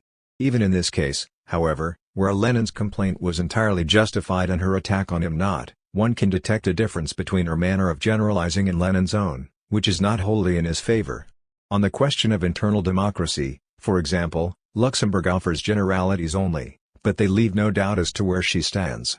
Lenin analyzes the present situation, concretely. But in the depths of this concrete situation and in the heat, usually, of a polemic, he also loses sight frequently of the longer and larger view to the extent of subordinating the generalizations he makes to the purpose in hand. He speaks as if for all time without always meaning it so. That produces, within the concrete analysis, serious ambiguities. These may be explicable as the consequence of attempts to straighten out the stick and so forth, but this does not render them any more adequate as statements of the problem under discussion. It is not difficult to find examples. In 1902, Lenin says not only that the broad democratic principle in party organization is impracticable under conditions of autocratic rule, but also that, given secrecy, and strict selection and training of revolutionaries, something even more than democratism would be guaranteed to us, namely, complete, comradely, mutual confidence among revolutionaries. In 1904, bureaucracy versus democracy is in fact centralism versus autonomism. It is the organizational principle of revolutionary social democracy as opposed to that of opportunist social democracy. The former strives to proceed from the top downward, and upholds an extension of the rights and powers of the center in relation to the parts. In 1918, there is absolutely no contradiction in principle between Soviet, that is, socialist, democracy and the exercise of dictatorial powers by individuals. 7 The list could be extended. If Luxemburg's arguments sometimes lacked concreteness, they also lacked this sort of thing, and at least part of the reason was the broad comparative scope of her manner of historical generalization. Where, for instance, in 1904 bureaucracy versus democracy was for Lenin a polemical way of formulating the need for a unified, centralized and disciplined vanguard party, which could overcome the amateurishness and fragmentation of the Russian movement, she was thinking, already, of Germany and a danger, the possible conservatism of a powerful, centralized apparatus in the face of mass action and mass militancy. 8 The danger of bureaucratization was hardly a burning problem of the Russian movement at this time, it is true, and that is one measure of Luxemburg against Lenin. On the other hand, the time came when it was. Lenin then completely underestimated the danger until it was too late for him and for the Bolshevik Party. That throws a wholly different light on bureaucracy versus democracy. It provides also another, complementary measurement of the two revolutionaries. It was, in any case, from the experience of the Russian movement that Luxemburg began to glean some of the answers to questions posed for her by the German one. The question of how to transcend the dualism of minimum and maximum programs and to make the ultimate goal of revolutionary proletarian power a real factor in the strategic calculations of social democracy, this question, which had exercised her from the time of the revisionist controversy and which was in fact an open question for revolutionary socialism in general, found its first response, under the impact of 1905, in her theory of the mass strike. She saw in the latter the potentialities for linking economic to political demands, political to industrial struggles, the everyday concerns of the masses into a global assault on the capitalist order. She saw there too the necessary conditions for the most widespread implantation of a revolutionary consciousness, as well as the germinal forms of a genuine proletarian democracy. She understood better than any of her contemporaries in this period the preconditions for destroying the bourgeois state. In this connection, Luxemburg registered the importance of spontaneous mass initiatives in creating revolutionary situations and extolled their educative effects. She also pointed to the danger of their being dissipated in the absence of clear direction and conscious leadership. She insisted, therefore, on the indispensability of a revolutionary workers' organization with an understanding based in Marxism, in a scientific knowledge of bourgeois society, and acting to prepare the ground for the mass struggle. And she pointed to different types of limitation in party organizations, to the inability of even the best of them to conjure up a revolutionary mass upsurge at will and to the danger from others that they might in the end form an obstacle to revolution. Only from an exceedingly unilateral point of view can these be seen as contradictions. Nor is it clear why Luxemburg's position in this matter, with its strong link between spontaneity and organization, should be said to have been condemned by the failure of the European Revolution. No doubt, unified, centralized and disciplined vanguard party, which could overcome the amateurishness and fragmentation of the Russian movement, she was thinking, already. Of Germany and a danger, the possible conservatism of a powerful, centralized apparatus in the face of mass action and mass militancy. 8 The danger of bureaucratization was hardly a burning problem of the Russian movement at this time, it is true, and that is one measure of Luxemburg against Lenin. On the other hand, the time came when it was. Lenin then completely underestimated the danger until it was too late for him and for the Bolshevik party. That throws a wholly different light on bureaucracy versus democracy. It provides also another, complementary measurement of the two revolutionaries. It was, in any case, from the experience of the Russian movement that Luxemburg began to glean some of the answers to questions posed for her by the German one. The question of how to transcend the dualism of minimum and maximum programs and to make the ultimate goal of revolutionary proletarian power a real factor in the strategic calculations of social democracy, this question, which had exercised her from the time of the revisionist controversy and which was in fact an open question for revolutionary socialism in general, found its first response, under the impact of 1905, in her theory of the mass strike. She saw in the latter the potentialities for linking economic to political demands, political to industrial struggles, the everyday concerns of the masses into a global assault on the capitalist order. She saw there too the necessary conditions for the most widespread implantation of a revolutionary consciousness, as well as the germinal forms of a genuine proletarian democracy. She understood better than any of her contemporaries in this period the preconditions for destroying the bourgeois state. In this connection, Luxemburg registered the importance of spontaneous mass initiatives in creating revolutionary situations and extolled their educative effects. She also pointed to the danger of their being dissipated in the absence of clear direction and conscious leadership. She insisted, therefore, on the indispensability of a revolutionary workers' organization with an understanding based in Marxism, in a scientific knowledge of bourgeois society, and acting to prepare the ground for the mass struggle. And she pointed to different types of limitation in party organizations, to the inability of even the best of them to conjure up a revolutionary mass upsurge at will and to the danger from others that they might in the end form an obstacle to revolution. Only from an exceedingly unilateral point of view can these be seen as contradictions. Nor is it clear why Luxemburg's position in this matter, with its strong link between spontaneity and organization, should be said to have been condemned by the failure of the European Revolution. No doubt,